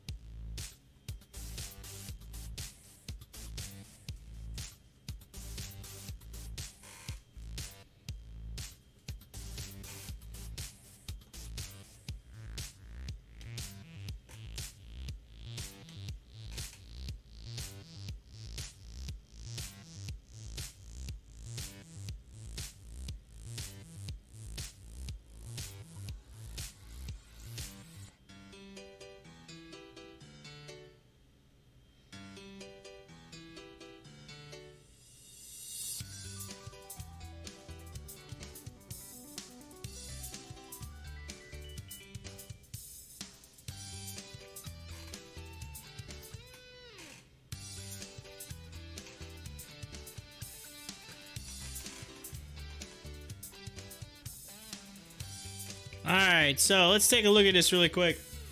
Well, I got a couple minutes here. Since I can allocate some funds here, I'm debating. Do I put this order in at 42? Because I feel like that's right where that line is. I feel like it's coming down right in this area. Because I don't know if this thing... Here's the deal. It could come down here and cross down at 39.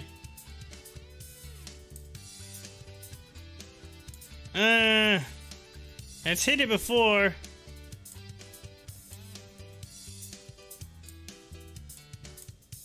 Here's what I think I should do. Just wait and watch it. I'll watch it going into the after hours. I'm gonna see if this thing continues downward through the after hours. And I got my money allocated. I can make a purchase somewhere in this area. Somewhere in here, I'm gonna be getting me making me a purchase. I'm debating if I want to go 42, 40. I mean, at the end of the day, I guess it's not too much of a difference. I just say if I can get that average down just a little bit more.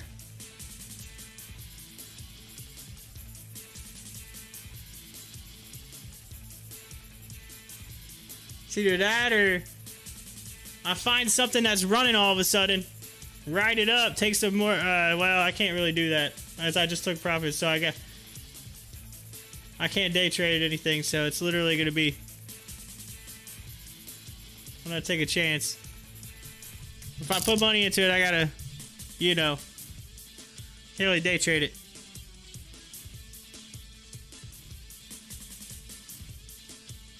I don't think.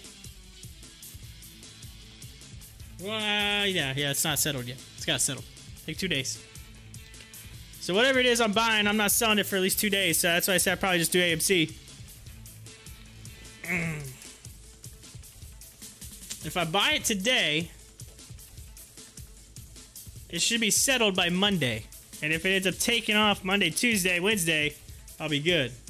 So that's what I'm thinking about AMC.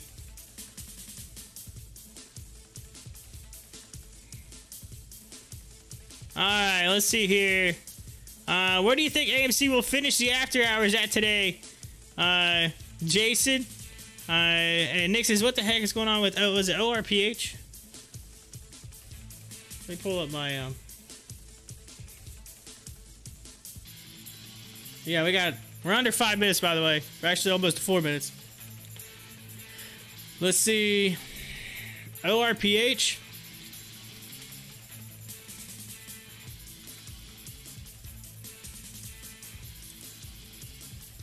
Holy smokes. 309%. It got suspended. Dang. Wait, hold on a minute. Did it come back down?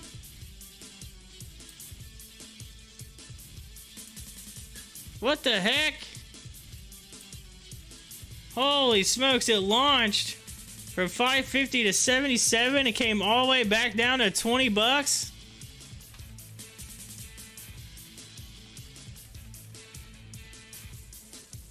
What is this? ORPH. Holy smokes, that was a crazy ride.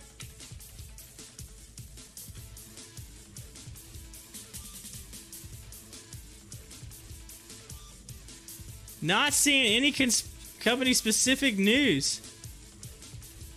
Man, that's a fall from grace if there ever was one on the 1 minute chart.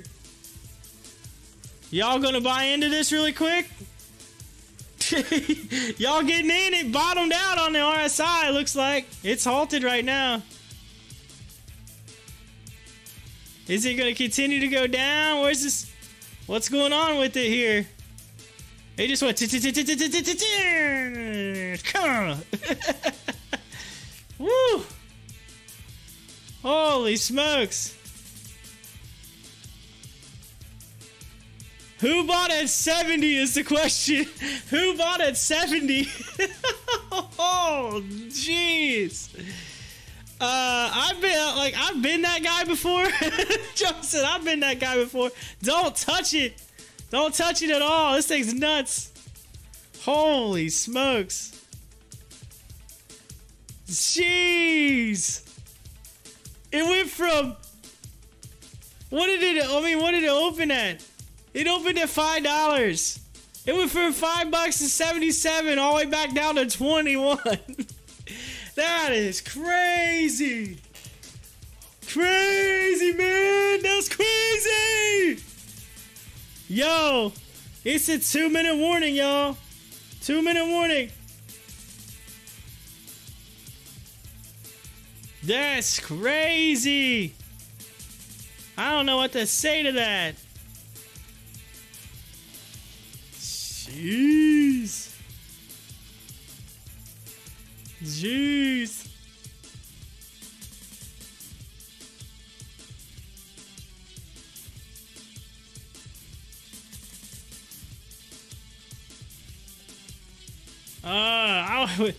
Jason, I wouldn't touch you with a 10-foot pole. I can't believe you didn't see that today. My buddies were texting me about it. No, I didn't. I didn't see it at all. I didn't see it. What time did it take off, though? Because I might have been at lunch break. It's a little afternoon, yeah. Yeah, it really started to take off right here. I was on lunch. That's why I was out eating. I was eating. It is what it is. I went and took my lunch so I could get back from Matt Coors. That's what it was.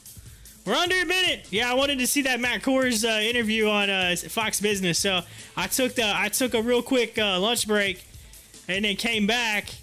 And I was on the phone with my father. My father's in the hospital right now. He's having some tests. He's having some heart issues right now. Well, not really heart issues, but they're thinking about he might have a blood clot. The one test came back negative, though. He's had like 4 or 5 more tests, so I was on the phone with him. So that's probably why I missed it. But here we go, ladies and gentlemen. Let's get into the countdown. And 10, 9, 8, 7, 6, 5, 4, 3, 2, 1. Ding, ding, ding, ding, ding, ding. Ring that closing bell, ladies and gentlemen. Are they going to unhalt this now that it's in after hours? I guess we'll find out here in just a second. But it is 4 p.m. on this Thursday, June 10th. Yep, they undid it right there. It's after hours, so they can't halt anything, and it's suspended on after hours, so it's opening up. Real quick, let's watch this, because I just want to see what happens here. This is crazy. It's $19 right now, $18. Is it going to continue downward? Is it going to ride up it? Are y'all going to... Yeah, it's after hours, man. It can't be halted, so this thing can move all of a sudden. Where's the volume at? It's at 6 mil in volume. At $18. Y'all are like, I'm done. I'm done. Thank you, Nick. Thank you for saying that about my father. Appreciate it. Thank you. They're doing some tests. The one test didn't come back negative, so just a few other tests to make sure he's good. He has a lot of heart problems, so they just have they gotta keep an eye on him. It looks like AMC's gonna get a real quick run up in the after hours here. We're starting to see a little move up here, so let's see what happens. We'll keep an eye on it. Yeah. So anyway, AMC ended the day, by the way. Let me make sure I clear that. It said $20. $42.79, down 13.28%. 220 mil in volume. Had a high of 51.45. So went up to crack that $50 mark and then went BAM! All the way down to $39.71. Again, some of these moves, we've said it before, not for the faint of heart. So you got to be able to withstand or handle them moves. Woo! ORPH, man, that's crazy. This cray. I'm telling you what, $21, 301% up on the day. $5 to $77. And I do gotta agree with you. Who in the world bought that at $77.77? Somebody out there says, "Ooh, I'm seeing all sevens. I'm buying." Holy smokes! Man, that's the biggest bags you ever gonna hold in your life. Imagine you just threw, you know, several grand into there and just said, hey, here we go. Gone! Hey, money bags, come on over and see me. Come meet me. My name is Mr. Bag Holder. That's who my name is. Alright, so, anyway. Alright. We'll come back to that in a minute. We gotta get into GameStop. Here we go. GameStop 220.24. Down $82.32 a share. Yo, you just lost $82 on GameStop. You lost 27.21%. We said it. The average was 14%. It almost doubled the average. Holy snikes, Batman. That's crazy. That's cray as well. Yo, GameStop heading down. Let's see here. Let's take a look at BlackBerry. BlackBerry is down 8%. Oh man, everything's down. Cost was down 6%. HOFV is down 2%. DLPN was down 8%. I mean, everything's moving down. Moving on down. Anyway. As for the crypto market, I'm going to go back to ORPH here because I want to watch that. That's just kind of interesting. It's interesting. Alright, so as for the crypto market, Bitcoin up a little over 0.5%. You got Ethereum's down 4%, Litecoin's down 3%, Doge down 2%, BNB's down 4%, Hex is down is up 7%, Shiba Inu is down 5% right now. And then taking a look at some of my other cryptos we got going on here. Let's see where we're at. We got Cherix token at a whole bunch of zeros and a 3. Yo, that's cheap. That's cheap, man. That gets down there in those 3 range. I'm telling you. Cherix token goes from 3 to 6. You want to double some money? Buy some Cherix token right now. Just saying. Holy smokes. Get it. Fake token. 7. It's a bunch of 7s in it, or a bunch of zeros and a 7. SAFEMOON, bunch of zeros and a 3. Gold Farm's at $5, which is about half of what it was about a week and a half ago. So it's down too as well. Taking a hit on the crypto. The crypto! Tales from the crypto! Alright, yo, I gotta do it. I gotta go into Stocktwits here real quick. Let's get the top 4. At 4. According to Stocktwits. Rankings. Refresh. What's going on? It's yelling at me. I don't know. Yo, number 4. GME GameStop down 25%. Holy smoke. GameStop, number 4. Number 3, HTBX, Heat Biologics, up 34%. Number 2, GLTO, Galecto Incorporated, up 51.81%. And number 1 is ORPH. We're watching it right now. It's Orphazyme. It was up 301.98%. There's actually probably like 1,000%. Holy smokes. Crazy. Jason said, that is the elephant, it is, of the stock bags. Oh, elephantitis of the stock bags. Ah, got you. Joey said, how am I the only one that has liked this video today? Yay! Where's my likes at up here? Come on, y'all. Hit that lickety like button. Click that lickety like button. Come on now. Y'all know you like it. Y'all know you love it. Y'all know you want some more of it. To quote the famous line from Tim McGraw.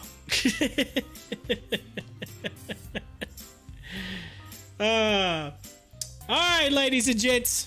It's 4 p.m. You know what that means. You know what that means, ladies and gentlemen. It's 4 p.m. You know what happens at 4 p.m. Jason says, I can tell you what happens. ORPH rocketed because of an FDA decision. That's what happens. FDA, huh? FDA. Hey, it was like FDA, the stock market's going up, and then it was FDA. I bought in at 77.77. Oh. That's what that was. Oh, I'm about to post it out. I'm about to post that out. I'm gonna say, did you buy in at 77? 77?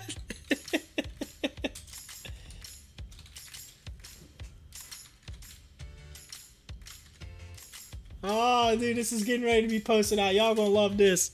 Did you buy in? Did you get it?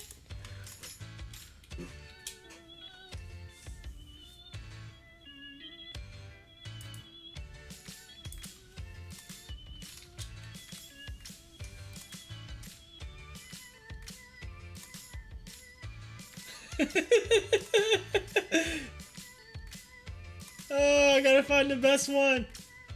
All right. If you're gonna pick the best GIF to put in right there, should you pick the the mom from that '70s show going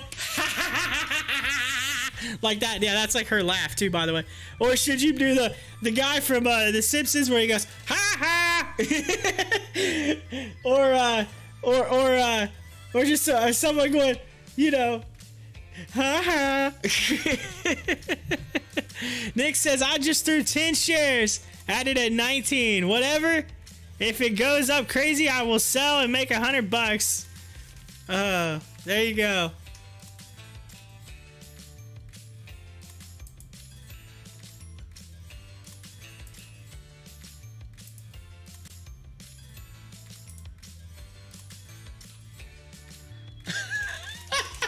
I had to do this at 70 show laughing. Did you buy in at 77? Which is perfect because she's from that 70s show.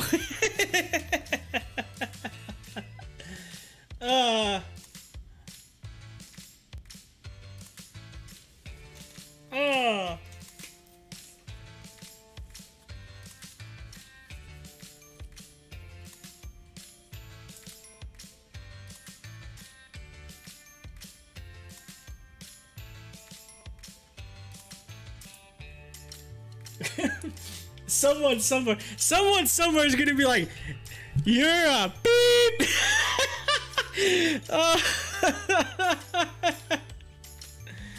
Holy smokes.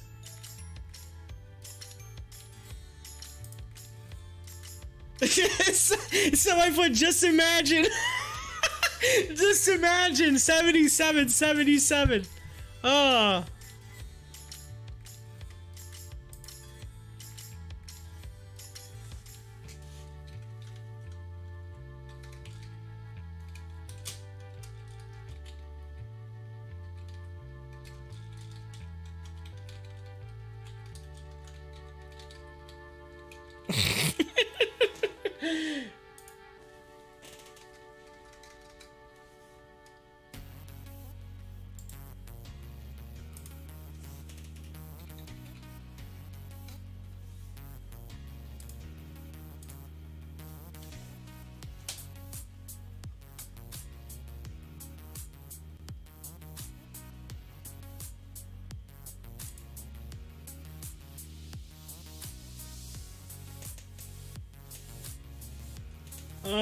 I basically responded, I said I would have bleeped myself.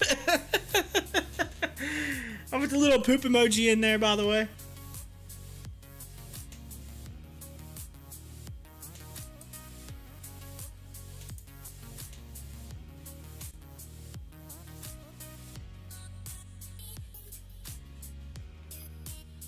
Ooh, Stocktwits says we're doing a giveaway. Click here to enter.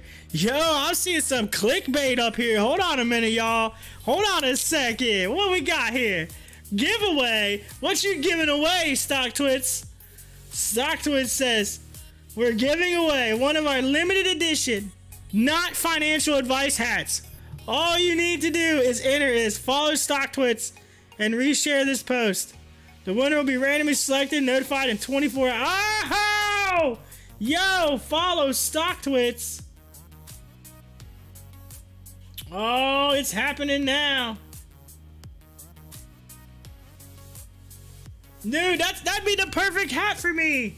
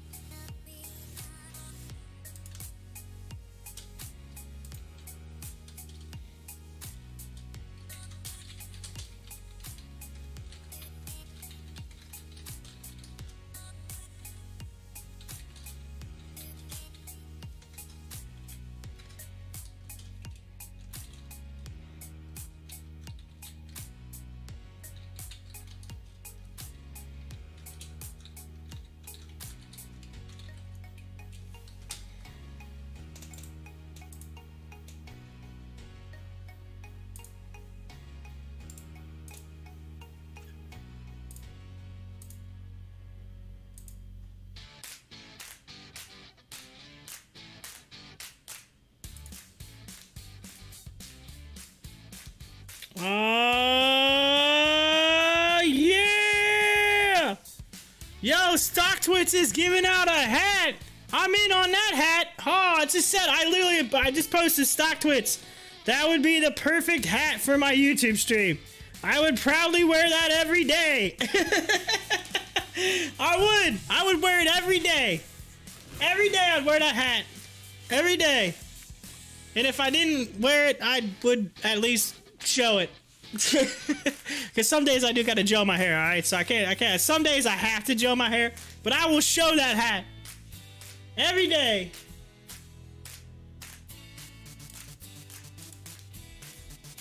Oh, what the heck? What happened? Did that post or did it not post? What happened there? Did it post? It did. Okay, good.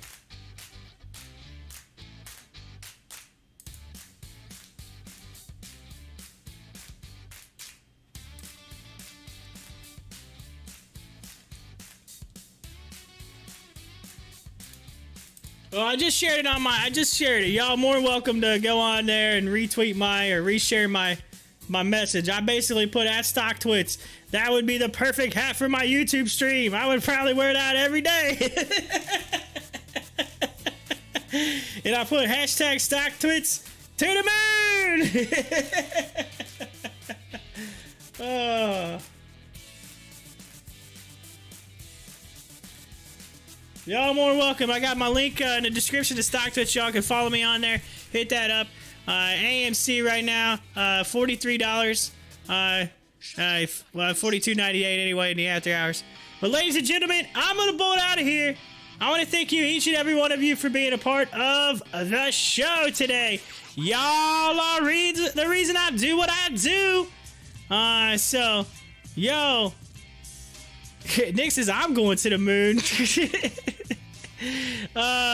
Anyway, so appreciate it. Appreciate it. Thank you so much, Jason. Thank you, Nick. Thank you, Joey. Thank you, Rebecca. Thank you so much. Thank you.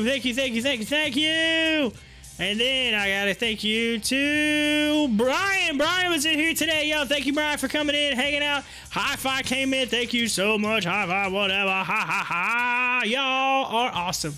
I appreciate it. I appreciate the likes. Thank you so much for clicking that like button. You are awesome.